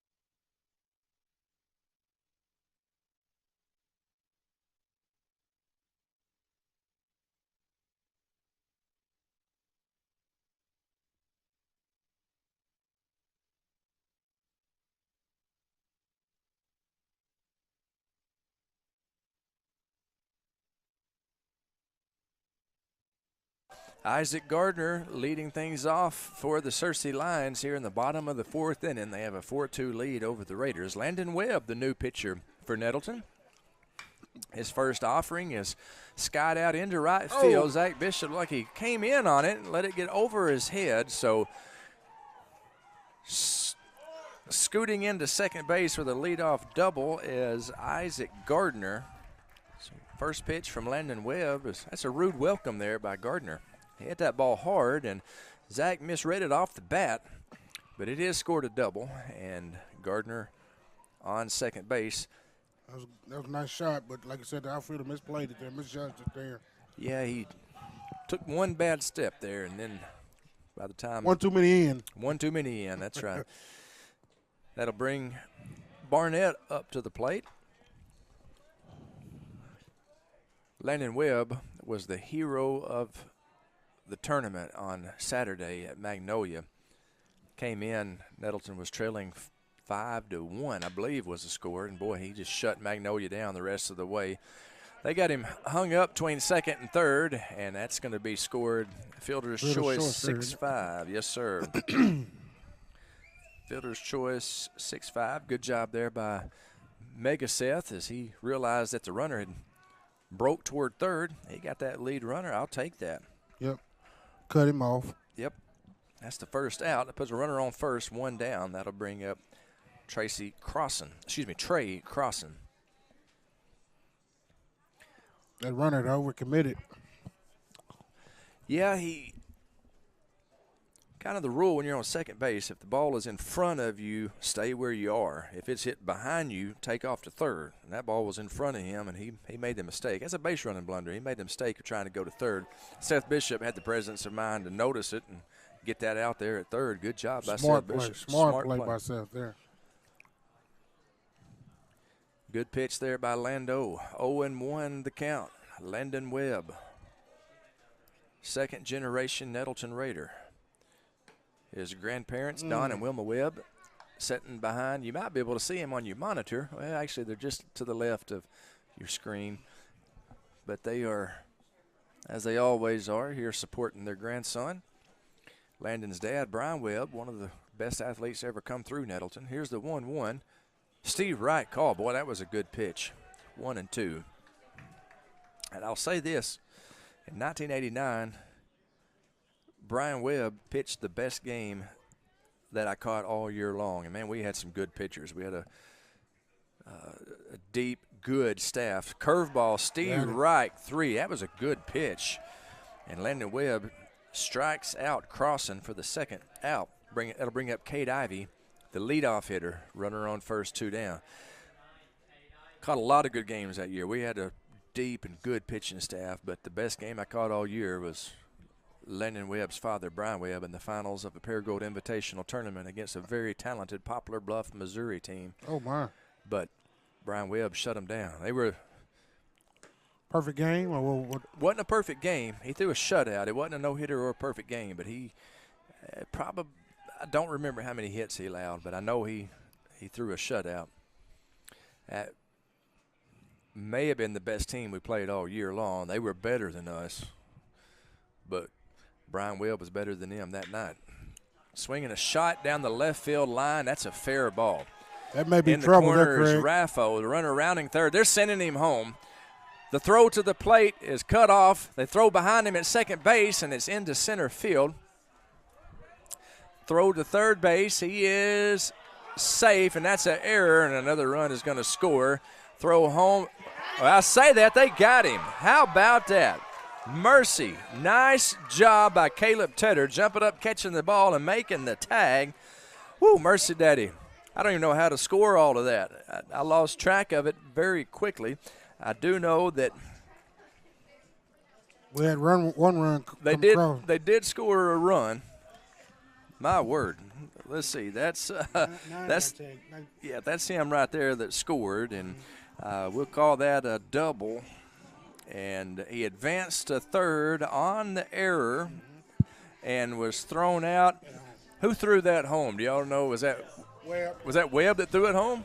Okay, so Webb was doing what he should have done. He was backing up, and so we'll 1-2 on the put out. Whew. I think I got all that figured out. 1 run for Searcy. They increase their lead to 5-2. The Raiders will be batting in the top of the 5th inning when we come back. Raider Baseball on NTV.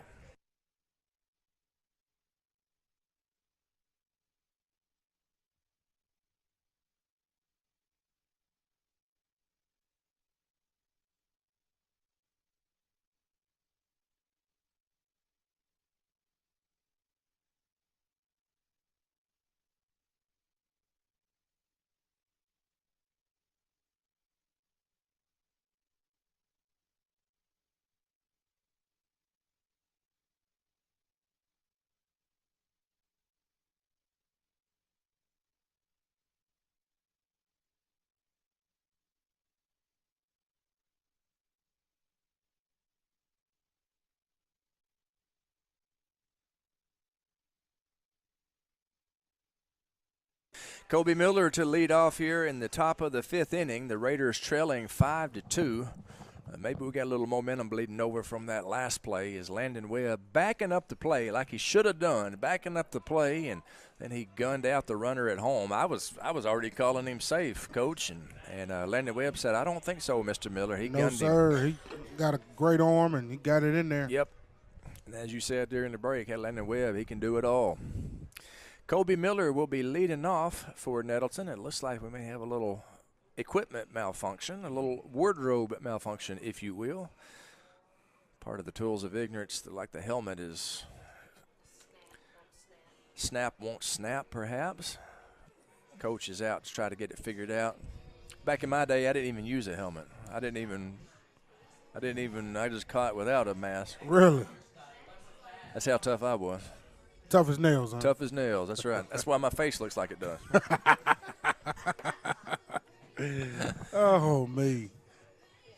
Now, they call the catcher's equipment, they call it the tools of ignorance. Because you got to have half a screw loose to get back there. You get banged up back here, believe me. So, shout out to Connor Barnett, shout out to Will Jensen and Caleb Tedder for the Raiders. That is a tough position back there. They're really having trouble fixing that helmet. Kobe takes a walk. Surely they brought more than one helmet, though. You would think so.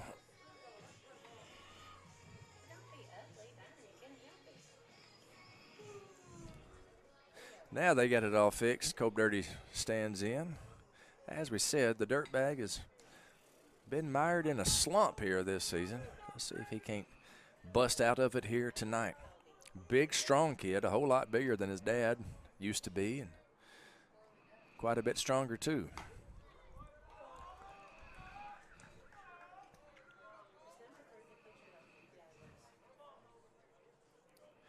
Marino's 1-0 to Cobe Dirty. Ball low, good take there by Kobe. 2-0. Good eye by Kobe there. 2-0 is a good hitter's count. The pitcher's going to try to throw a strike right here. Usually it's going to be something straight. That's a good cut there by Kobe, just off of it. 2-1 now the count. Another good hitter's count. Here's the 2-1. Steve Wright call. 2-2 now the count. Count is even. Here's the 2-2 to the Dirtbag. Swing and fouled back. Out of play. Over toward the Nettleton PAC. All you got to do is straighten it out. That's it.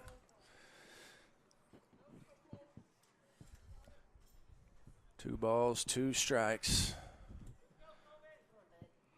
to Cobe Dirty.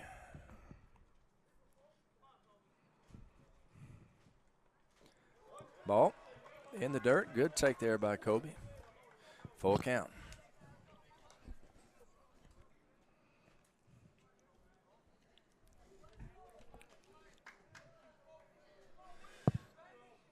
Payoff pitch on the way to the Raider first baseman, Kobe Miller. Ball up and away, and Kobe draws the walk, a leadoff walk, and those usually have a way of coming around and scoring. Yes, sir. You said earlier those walks can come back and bite you in the butt a little bit. You've heard of chickens coming home to roost. Well, a leadoff walk, it'll come home to bite you.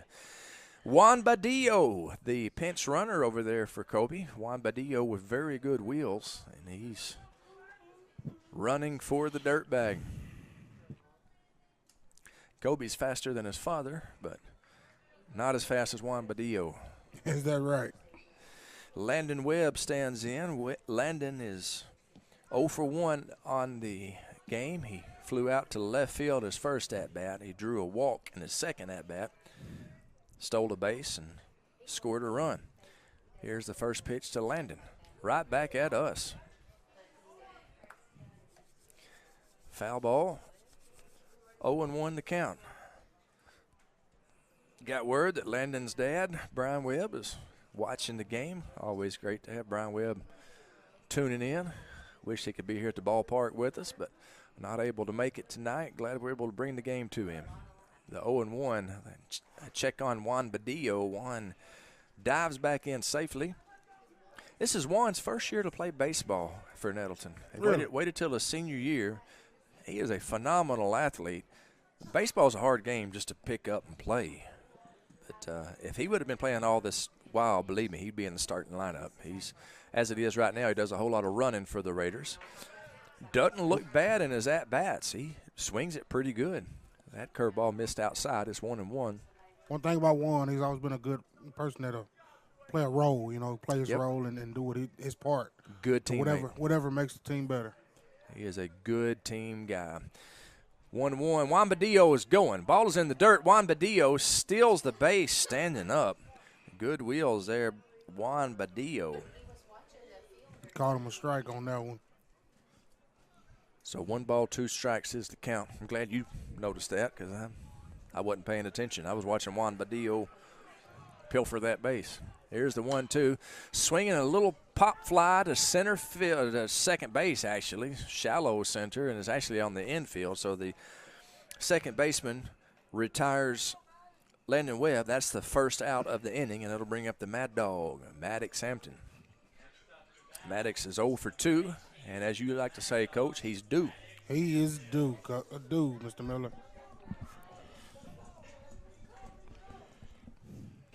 Time for him to unleash the dog. Beware of dog. That's what the sign says. See if Maddox can't cut into this Searcy lead here. 5-2 the score. We are in the top of the 5th inning.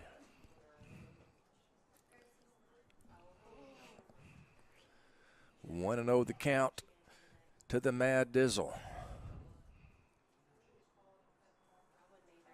Swinging a little flare toward right field. The right fielder comes in and makes the play and fires it back in. Second out of the inning. It was not deep enough to advance Juan Badillo from second to third. That'll bring up Ethan Duffel. We're making contact, just hitting it right to him. Yep. Put the ball in play. Good things will happen usually. But we can find a spot they're not in. Yep. It's the famous hitting strategy of Wee Willie Killer. Hit it where they ain't. Juan Badillo stealing third base, and he is in safe. Risky maneuver right there with 2 outs. And Juan Badillo, however, up to the challenge. That's pretty good wheels there by Juan. I promise you, he can run. He's a defensive back. He was a cornerback for the conference champion Nettleton Raider football team. He can cover the other team's #1 receiver. He can steal third base. Ethan Duffel, he offered at that. Couldn't hold up. Home plate umpire right there on the call said, yes, he did swing. So Ethan Duffel now way behind in the count, 0-2. Marino's 0-2 delivery. Curveball. Swinging a base hit up the middle. RBI single by Ethan Duffel, his 3rd hit of the night. And it makes it a 5-3 game as Juan Badillo, the pinch runner for Kobe Miller, comes around to score. Seth is up. Let's get a 2-out rally here going, man. Would love it. Would love it. Good 2-out hit there by Ethan Duffel. He's definitely got 2 singles. He had 1 infield hit that could have been scored to error on the shortstop. I felt generous. I gave him a hit on that one. He's 3 for 3. Big night by Ethan Duffel. Mega Seth at the plate. Kobe Miller got the rally started. He led off with a walk. Then he retired the next two, but Juan Badillo stole second, stole third, and Ethan Duffel with the clutch 2-out hit brings the Raiders to within 2. Marino looks at the runner. Runner going, and it's a foul ball. Good jump over there by Ethan. But he's going to be forced to trot back to first base and do it again as Mega Seth fouled that one off. Would have been a good pitch to take. Yes, it would.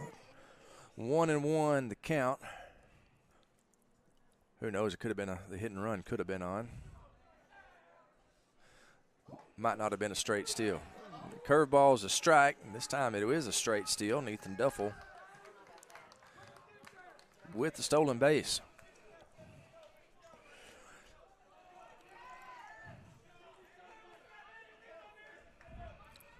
Raider dugout coming to life over there. Here's the 1-2 pitch to Mega Seth. Swing and a miss, but the ball gets away from the catcher. He throws high toward first base. Ethan Duffel rounding third. He's coming in to score. Ethan Duffel makes it a one-run game. Good base running by Ethan, for sure. Good job by Coach Ellie sending him on that one. So we will call it a strikeout and a E2, I guess is what we ought to call it, as the throw was high. Brings us within 1. That's right. Tying run at first base. Mega Seth. Zach Bishop at the plate.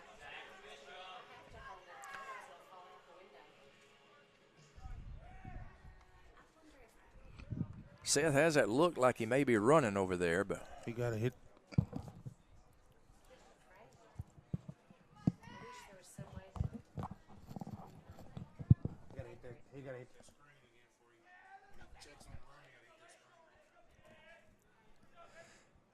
Oh. Foul straight back.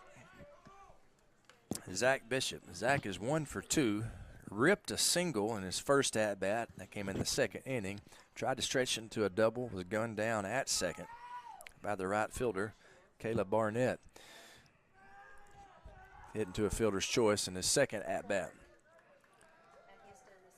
His brother, Seth, on first base. The Bishop boys trying to do some damage for the Raiders.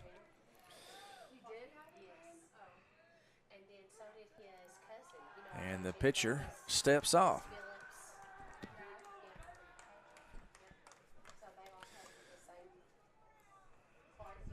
Gets back on, now steps off again.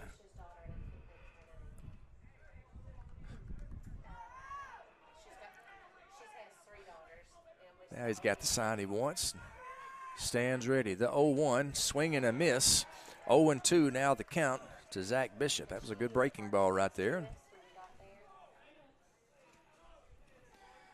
By Owen Marino.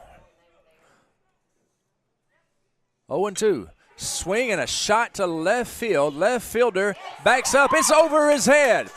Seth Bishop rounding third, digging for home. The throw is cut off, and it's a tie ball game. An RBI double by Zach Bishop. He knocks his brother in, and the Raiders have tied it up. Boy, he roped that one. Yes, sir. He got to hold that curve. Looked like the ball hung up there, and he took it for a ride. Zach Bishop is 2 for 3 on the night. He is really swinging the bat well. Good to see Zach swinging the bat like that. That'll bring up Kenny Mack. He's 0 for 2 on the night. He swings, hits a shot toward right field. It's down past the right fielder. Run, Kenny, run. He rounds second. 1 run is in. Kenny Mack's digging for third. The relay is not in time. Pitcher backs up the throw, and the Raiders, Zach Bishop scores the go-ahead run on a triple by Ken Warren McShann. Yes, sir. How about that? Bring a little life to the Raiders over there. I love it. Raiders now up 6-5, and Ford Raffo steps up to the plate. Let's keep this thing going. 2-out rally by the Raiders. They have scored 4 runs with 2 outs. And that's going to bring out the coach to visit with his pitcher after the first pitch. 1-0 is the count to Ford Raffo. Searcy's coach talk it over with Owen Marino. He started the inning by walking Kobe Miller, and then just bang, bang, he retired the Raiders' leadoff man and the 2-hole hitter, Landon Webb, Maddox Hampton. And then the Raiders went to work. RBI single by Ethan Duffel. Mega Seth Bishop struck out, but the catcher was unable to convert the strikeout, made an error on the throw to first base. That allowed the inning to continue. And Zach Bishop ripped a double, scored Seth Bishop from first, and then Ken Warren McShann hit a triple that scored Zach Bishop from second. Kenny Mack, Ken Warren McShann at third base. Raiders with a 1-run lead after a big 2-out rally. 4 runs have come across this inning for Nettleton, all of them after 2 outs.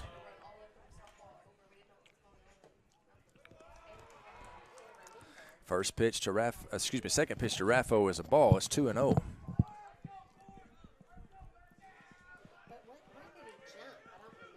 Caleb Tedder on deck. Here's the 2-0. Swing and a miss, 2-1.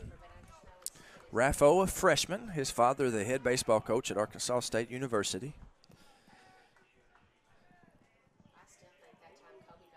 Here's the 2-1. He swings through a breaking ball there. It's 2-2. Boy, Ken Warren McShann is getting a heck of a lead down there on third base. Pitcher going from the windup. Ken Warren McShann is halfway down to third base by the time he lets go. Swing and a miss. He struck him out, so the Raiders are retired, but a big inning for Nettleton as they plate 4 on 3 hits, and they take a lead 6-5. We're headed to the bottom of the 5th inning. Raiders up by 1.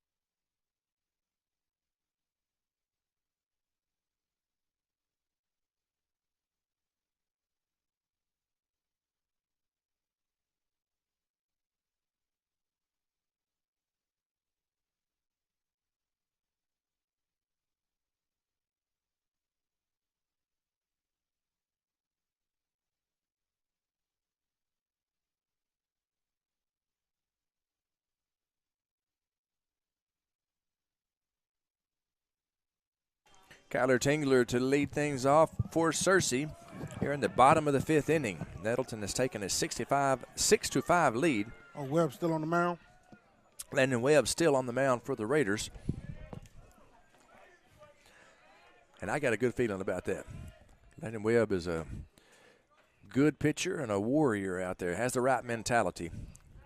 First pitch curveball misses just high. 1-0 the count.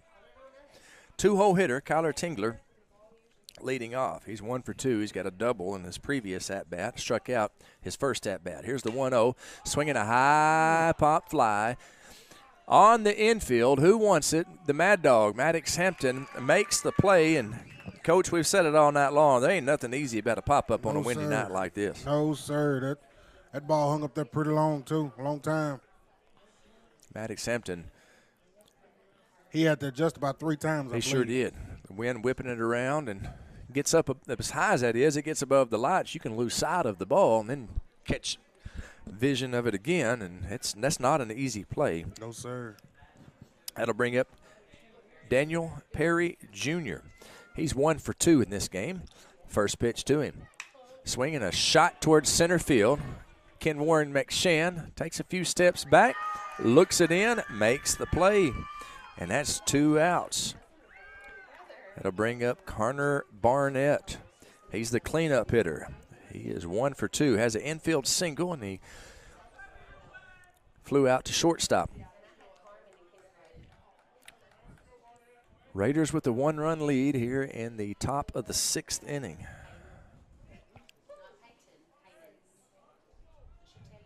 A correction, bottom of the. It's the bottom of the 5th inning. Is what it is. It's our scoreboard.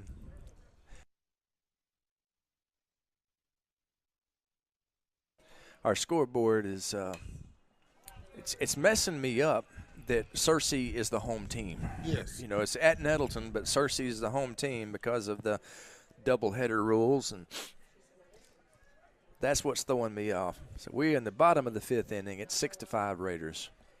1-1 to count to the cleanup man, Gardner Barnett. Swing and a miss. He missed that curveball. Good pitch there by Landon. Barnett didn't pick up the spin on it and whiffed at it. Ball broke safely out of the strike zone. Swing and a miss. 1-2 the count to Gardner Barnett.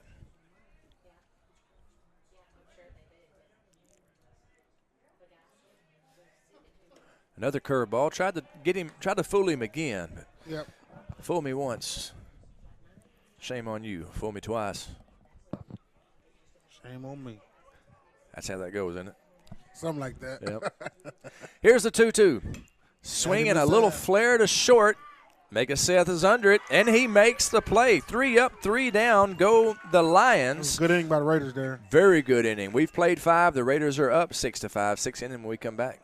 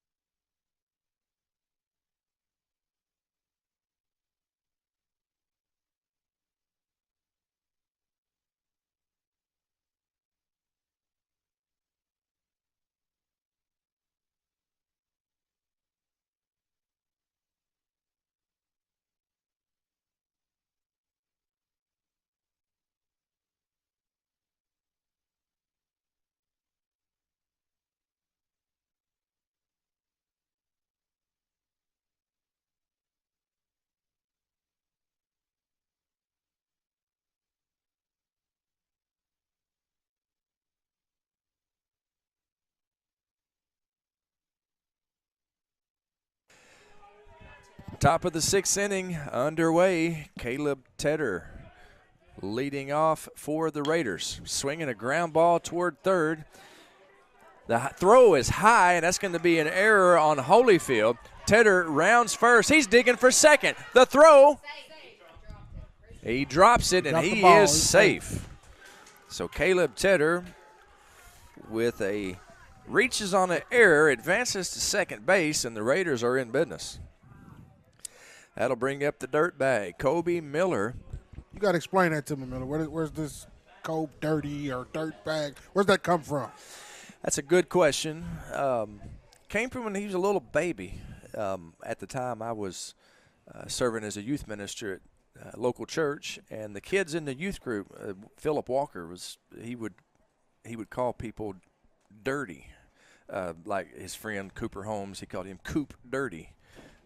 Cooper called him Phil Dirty.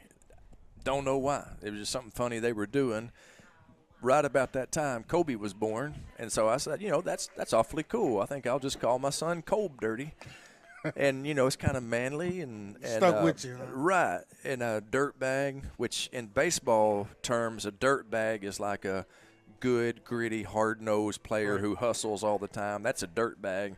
So I thought that would be a good name for a little boy, Kobe Dirty, a nickname Dirt Bag. And that's kind of how it all happened. But gotcha. They've got a pitcher change. Got a pitch and change, and they're bringing in a lefty to face the lefty, Kobe Miller. That is number 5, Caleb Barnett. I tell you what, let me take a break here. I'm going to mute our microphones, and we'll kind of see who all's changed around here. We'll be back in just a second.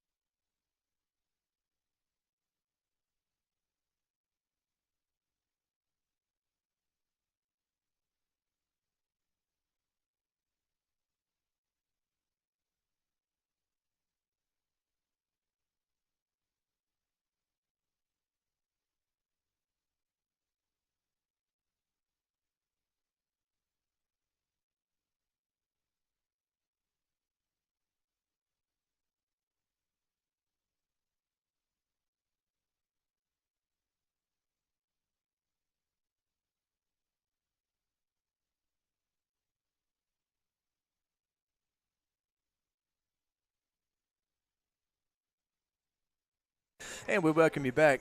This broadcast, Raider Baseball. New pitcher coming in is Caleb Barnett. Came in from right field. Jet Gray, number 18, runs out to play right field. Lefty on lefty matchup as he's going to be facing Kobe Dirty, the Kobe Miller, the first baseman for the Raiders. He bats left, he throws left, he eats left, he sleeps left, he does everything left-handed. And he has a chance to give the Raiders more of a lead here. 6-5. First pitch to the dirt bag, in the dirt and back to the screen. And advancing to third is Tedder, Caleb Tedder. So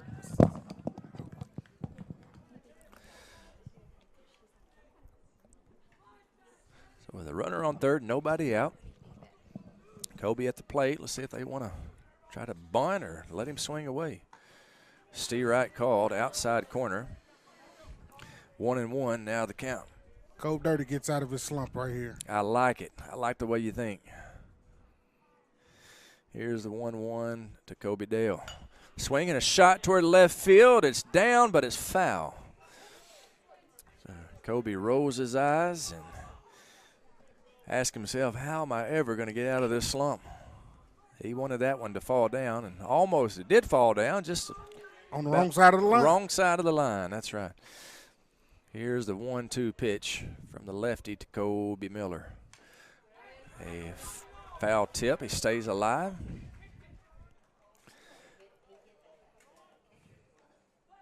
Good piece of hitting there to spoil that pitch.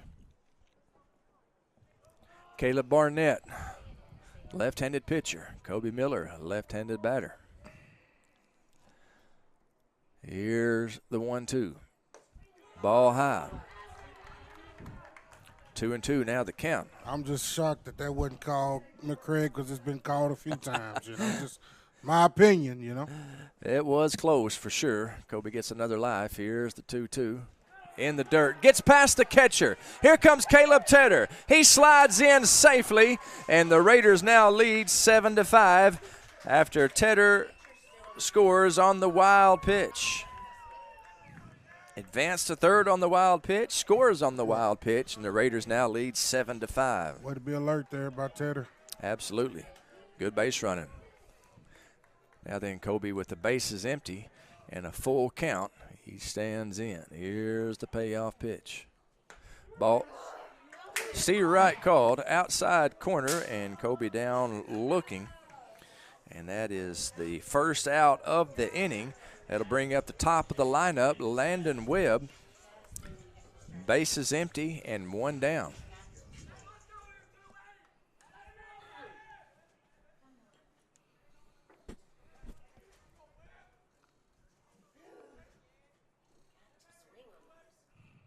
First pitch to Lando. Ball up.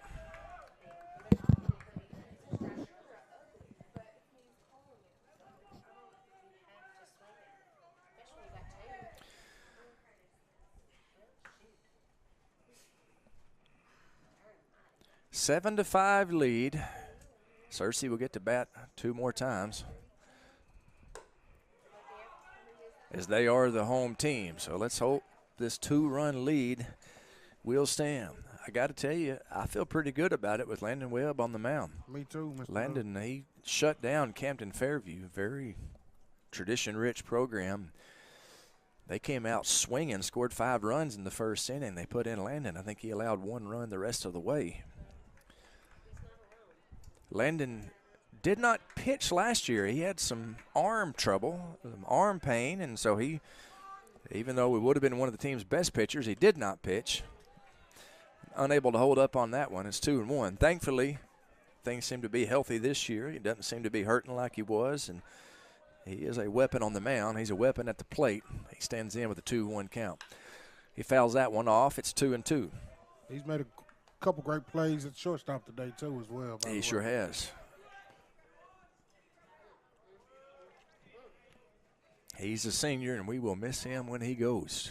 Here's the 2-2 to Raider pitcher Landon Webb. Tapped foul. He's fighting it, staying alive. Yep.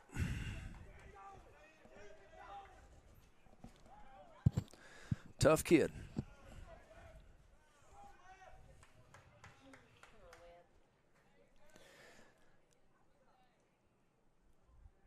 Here's the 2-2.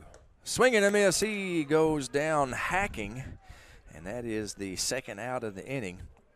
So they bring in Caleb Barnett. He strikes out a couple of Class of '89 offspring, Kobe Miller and Landon Webb, the sons of Craig Miller and Brian Webb, respectively. Some people say maybe the 2 best athletes from the Class of '89. Is that right? Some say, huh? Some say that. By some, I mean me. I know Lindsay saying 2 mamas saying that. No, my mama don't even say that. It's just me. Maddox Hampton at the plate. 1-0 the count. The Mad Dog takes strike 2. Strike 1. Strike 1. I'm so sorry. 1-1 the count. I thought that first one was a strike for some reason. 1 ball, 1 strike. Bases empty, 2 outs for the Mad Dog. Swinging a foul ball. It's 1-2.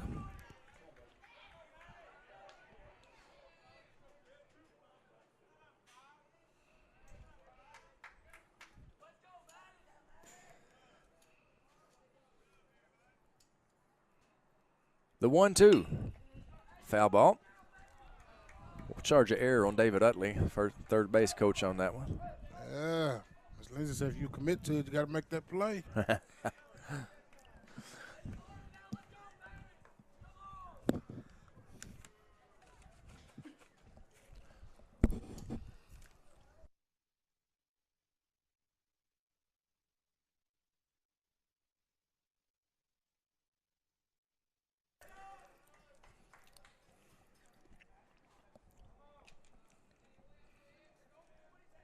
Here's the 1-2 to the Mad Dog.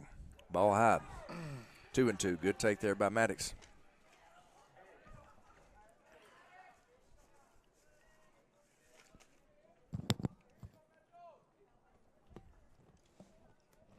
Here's the 2-2.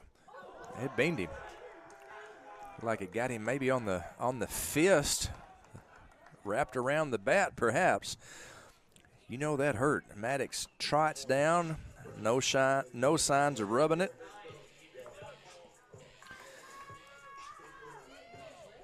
And he is at first base with 2 outs. Looks like it might have been his right hand, Coach. Right hand where it hit him at, and Coach Despain going out to take a look.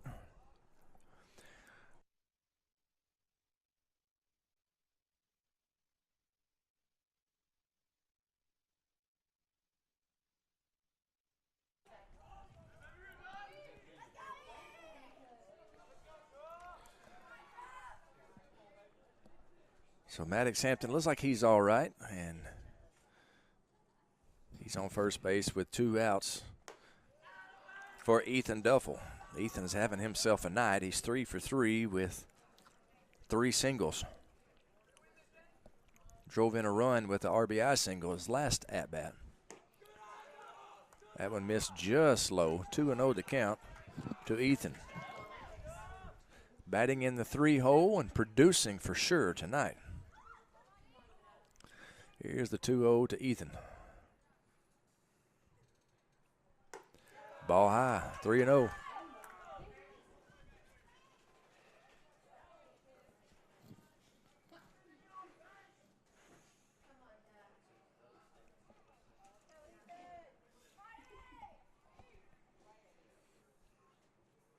Three-0 pitch. The old automatic. Steer right call. 3-1 now the count to the Raider third baseman, Ethan Duffel. Ethan did a great job in the first game coming in relief, pitching through 3 scoreless innings. And he draws a walk. So 4th time tonight that Ethan Duffel has reached base. He is definitely producing for the Raiders. And that'll bring up Mega Seth Bishop. He's 0 for 3. However, he did reach on an error in his last at-bat, came around and scored. He's batting cleanup tonight for the Raiders. We'll set this dude right here. Big hit right here. Big 2-out hit would be nice. Ball high. Seth hit the ball really well all last season. He's joined several other Raiders with early season slump so far. But maybe he'll break out of it right here. Here's the 1-0. Swinging a shot down the third baseline, foul.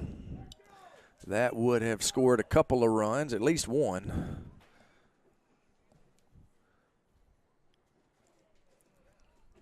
With Ethan Duffel, who runs pretty well at first base, that might have scored a couple.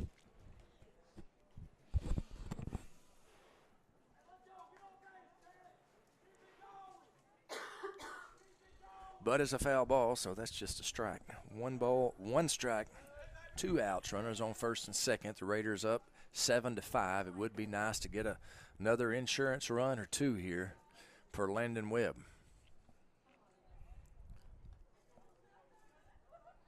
Here's the 1-1. Ball, 2-1.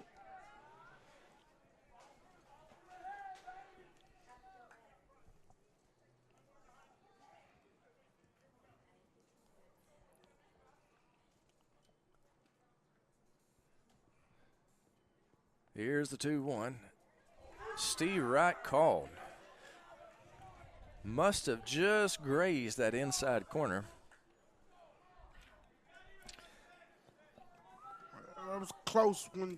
Deuces wild. 2 on, 2 out, 2 balls, 2 strikes. Here's the 2-2. Nearly hit him.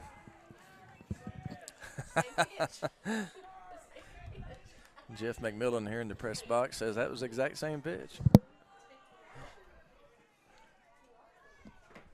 That one was a little bit higher. Here's the 3-2.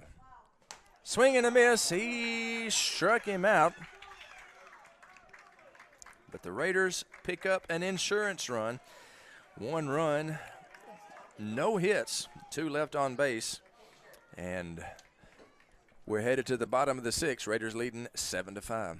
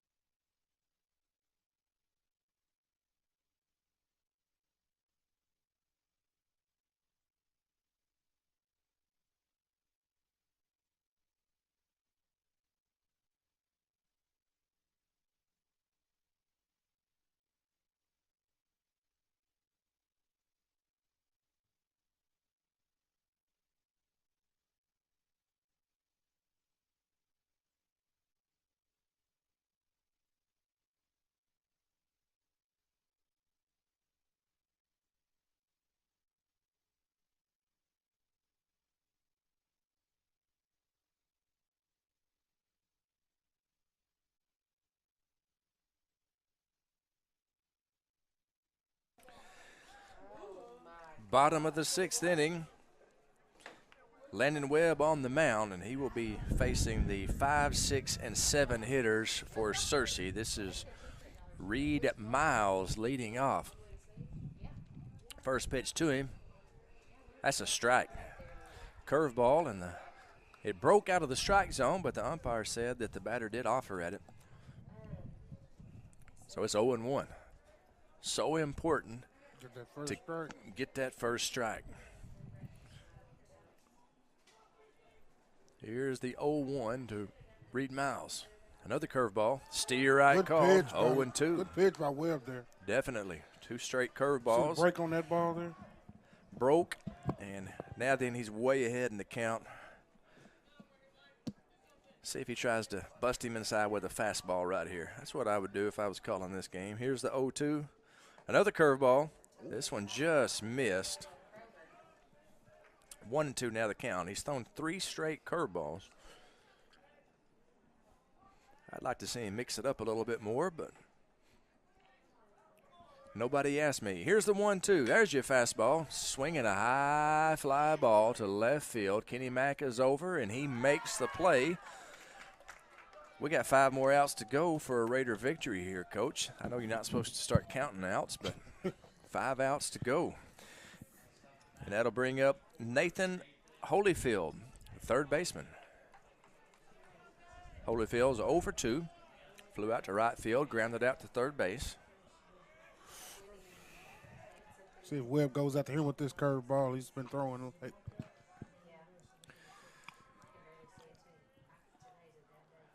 Here's the first pitch. Looked like it was a breaking ball. Fouled it back. 0-1 the count. Maybe I saw that wrong, but it sure looked like it was a bender. Didn't have a whole lot of break. Off-speed pitch. Here's the 0-1. That's the curveball. There it is.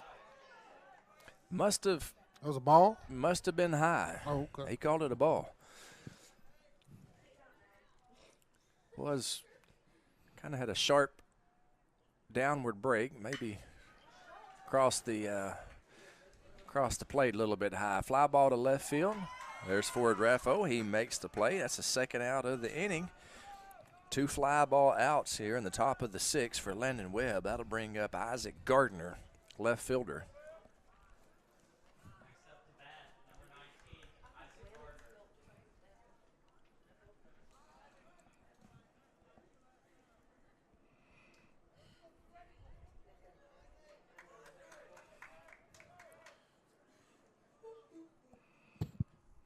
First pitch to Gardner.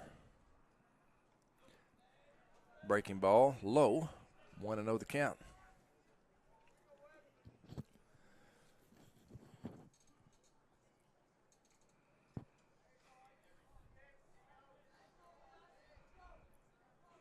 Here's the 1-0. Fly ball to left center field. Forward Raffo. He's there, and he makes the play. 3 up, 3 down for the Lions in the bottom of the 6th. We're heading to the 7th inning. The Raiders, who are the visitors on the scoreboard, have a 7-5 lead.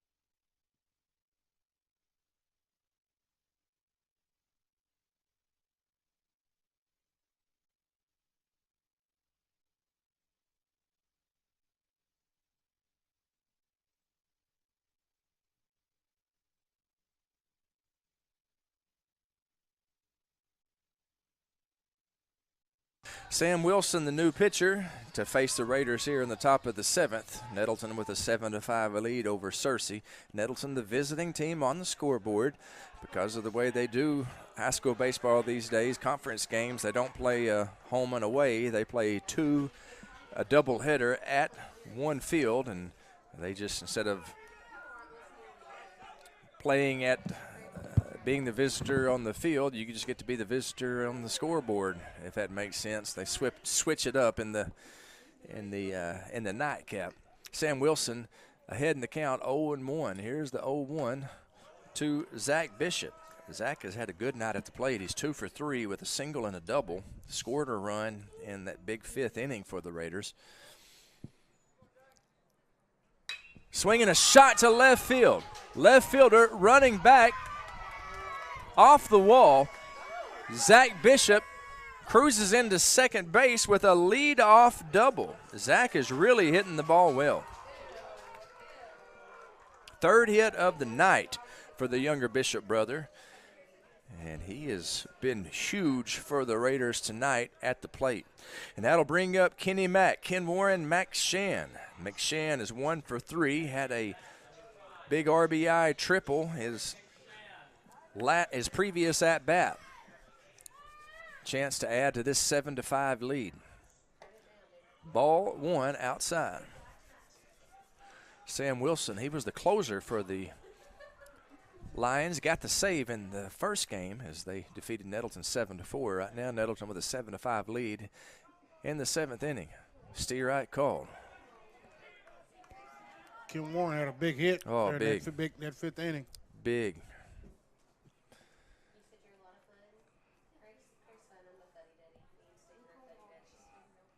Here's the 1-1.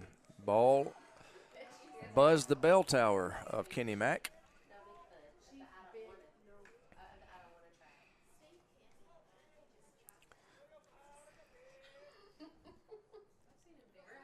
Here's the 2-1.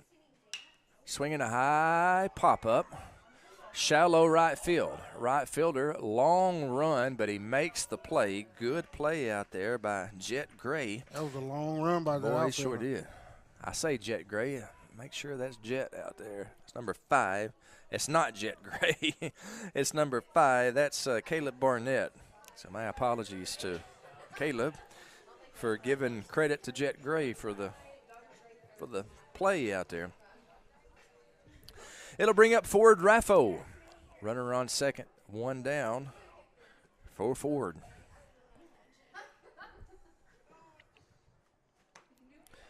Curveball, strike 1. That was a pretty good pitch right down the middle there. Yep. Look good from up here, but in the batter's box, it looks like it's coming right at you out of his hand. Yes, sir. Then it breaks over again with that one. That Another was breaking ball there, yep. wasn't it? Yeah, a good one. So Ford Raffo behind in the count, 0-2.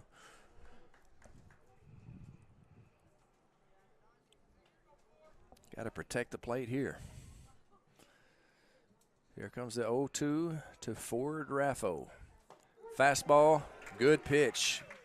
Painted the inside corner, and Ford Raffo is down on strikes, and that'll bring up Caleb Tedder. Kobe Miller on deck. Tedder 0 for 3. He did reach on the error his last at-bat and came around to score on a wild pitch. Good base running by Caleb. Getting the start in this nightcap at catcher. First pitch to him. Steve Wright called. Sam Wilson's a good pitcher. You understand why he's their 7th inning guy. He throws it hard, fills up the strike zone, has a good breaking ball. He's a good high school pitcher. Here's the 0-1. Thought that might have been inside, but it evidently hit that inside corner. So no comment. 0-2. No, Mr. Wilson's a pretty good pitcher, man. Yeah, he's bringing the heat. He's doing a good job. Here's the 0-2. Steve Wright 3, and boy, that's just bang, bang, bang, 3 straight pitches, and he stood there and watched them go by. Leaves Kobe Miller in the on-deck circle, and it sends us to the bottom of the 7th inning. The Raiders with a 2-run lead. Bottom of the 7th when we come back.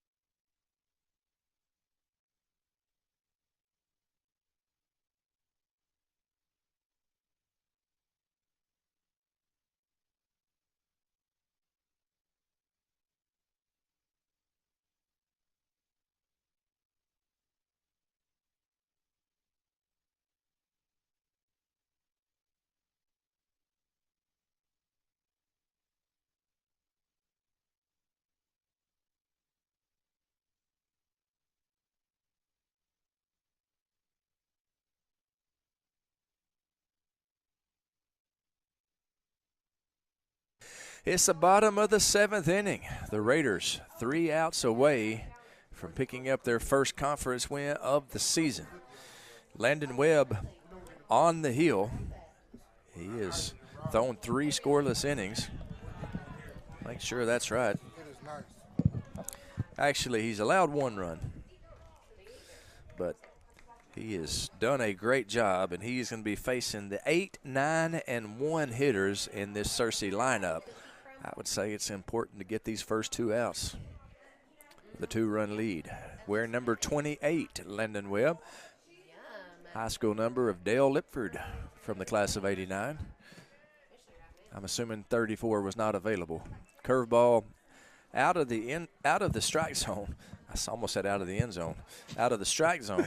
In football mode, huh? Yeah, still in the football in my mind.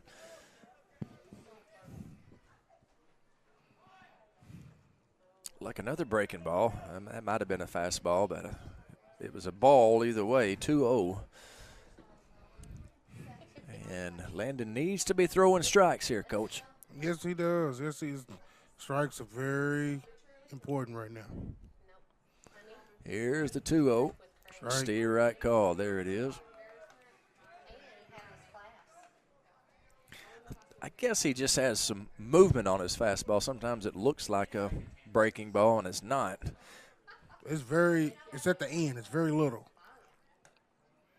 Yeah, that was his fastball right there. He missed just high, 3-1. But has some good late movement. He's a good high school pitcher. 3-1. Fouled away. Love the way Landon battled back right there. Fell behind in the count early, 2-0. Now it's 3-2.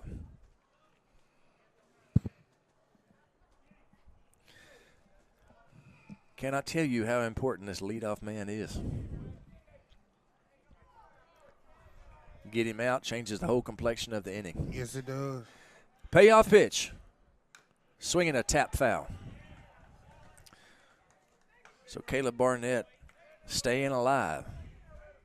Made a fine play out in right field in the last inning. And as so often happens, he leads off this inning.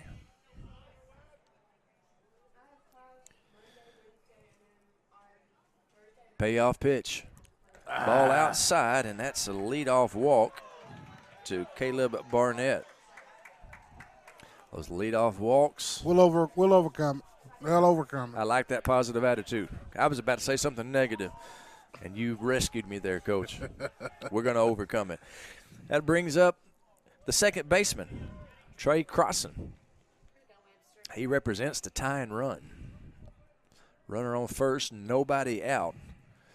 Raiders 3 outs away from picking up their first conference win of the season. First pitch, blocked by Tedder, but it still gets away from him. And so advancing on the wild pitch is Caleb Barnett. Where's the Spain? The Spain coming? Yeah, there you go, Coach. Yep. Good mound visit right there. Time to settle Lendo down a little bit. He's the man for the job.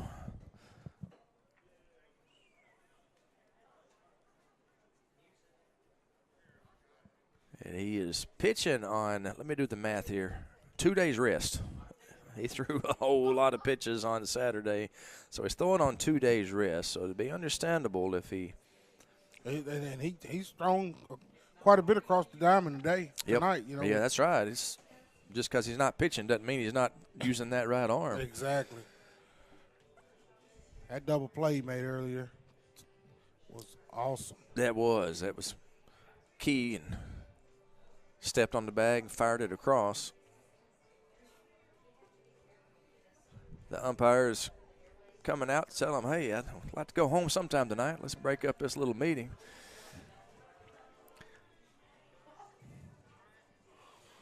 No action in the bullpen for the Raiders. This is Landon Webb's game.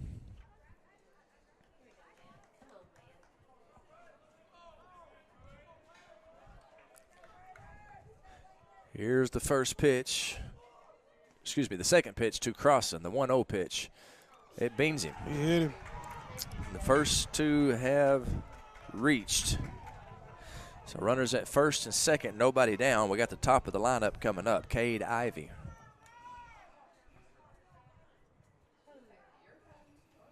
Double play here, fellas. Double play. Triple play. How about that? That'll work. Yeah. Let's end this thing right here.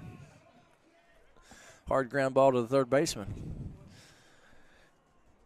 Ivy at the plate. Leadoff hitter, shortstop. Just misses. I think the strike zone may have went away, Mr. Miller. Ivy's 2 for 3. Let's hope it comes back. Here's the 1-0 to Ivy. Here we go. Instead, an inside move, pickoff play to second. He chases Barnett back to the bag. Here's the 1-0. Runner going. Swinging a base hit to right field. One run will score. Cut off by Kobe, and that is a RBI single. Barnett comes across, and Cawson advances to second. So the tying run is at second. The game-winning run at first. Kyler Tingler to the plate.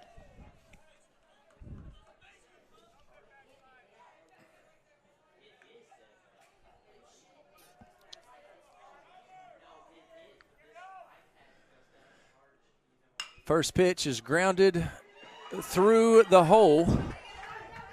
Runner is held up at third. That's a base hit, and the bases are loaded. As Cawson there made sure it went through before he tried to advance. Now then, the bases are loaded, and the tying run is at third base. The potential winning run is at second for their 3-hole hitter, Daniel Perry Jr. You know Landon Webb has got to be running on fumes out there. Young man has a heart of a warrior for sure, but yes, he does. He probably threw 70 pitches on Saturday. So he's coming back on 2 days rest, trying to pick up the win for the Raiders here just 2 days later. Steve Reich, fastball outside corner. I would want in that position. That's right. Bases loaded, nobody down, and a very good block there by Caleb Tedder. Yes. That's a tie ball game there. If he doesn't block that ball, if he doesn't keep it in front of him, that's a tie ball game. So good job by Caleb Tedder. 1-1 the count.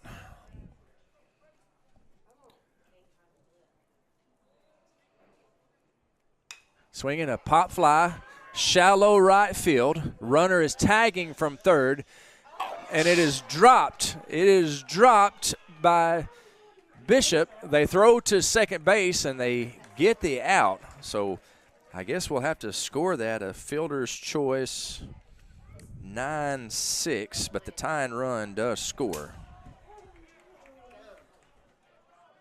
So we're all tied up at 7, and the potential winning run is at third base with 1 out. Runners at the corners with 1 out. Ivy at third. Perry Jr. now at first.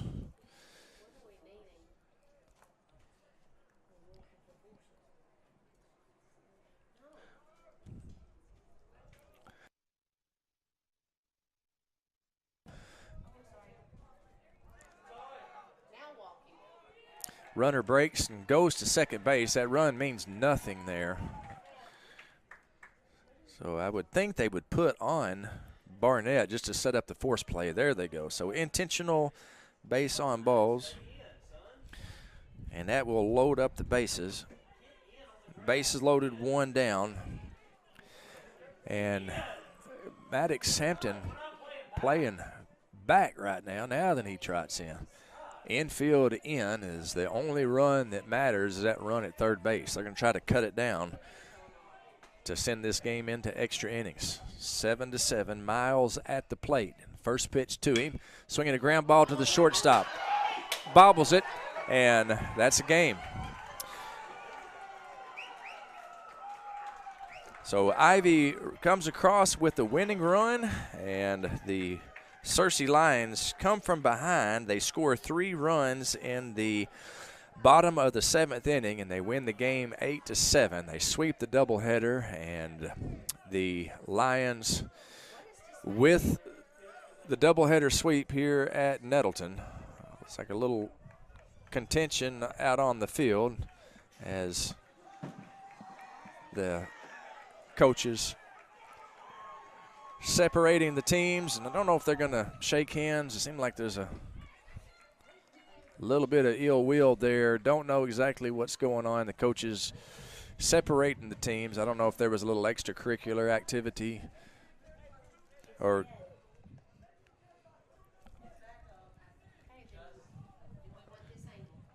In any event, the game is over and the Lions win. Tough loss here for the Raiders in walk-off fashion. Want to say great big thanks to our crew tonight, Lindsey Miller for running camera, Blake Isbell for running the sound and also running the wheels of steel and directing the broadcast. Want to thank Rashad Sims for sitting in with me. Oh, no problem. I appreciate you having me. I would like to say that you're good luck, but you're not. Oh, two losses, man. Like to thank Maria Raja for coming up and visiting her OTV teacher. Always glad to see Maria. For Gracie Miller for hanging out. For all of us here at NTV, thank you for watching. Good night, everybody, and God bless. Raider Pride is justified. Raider Pride forever.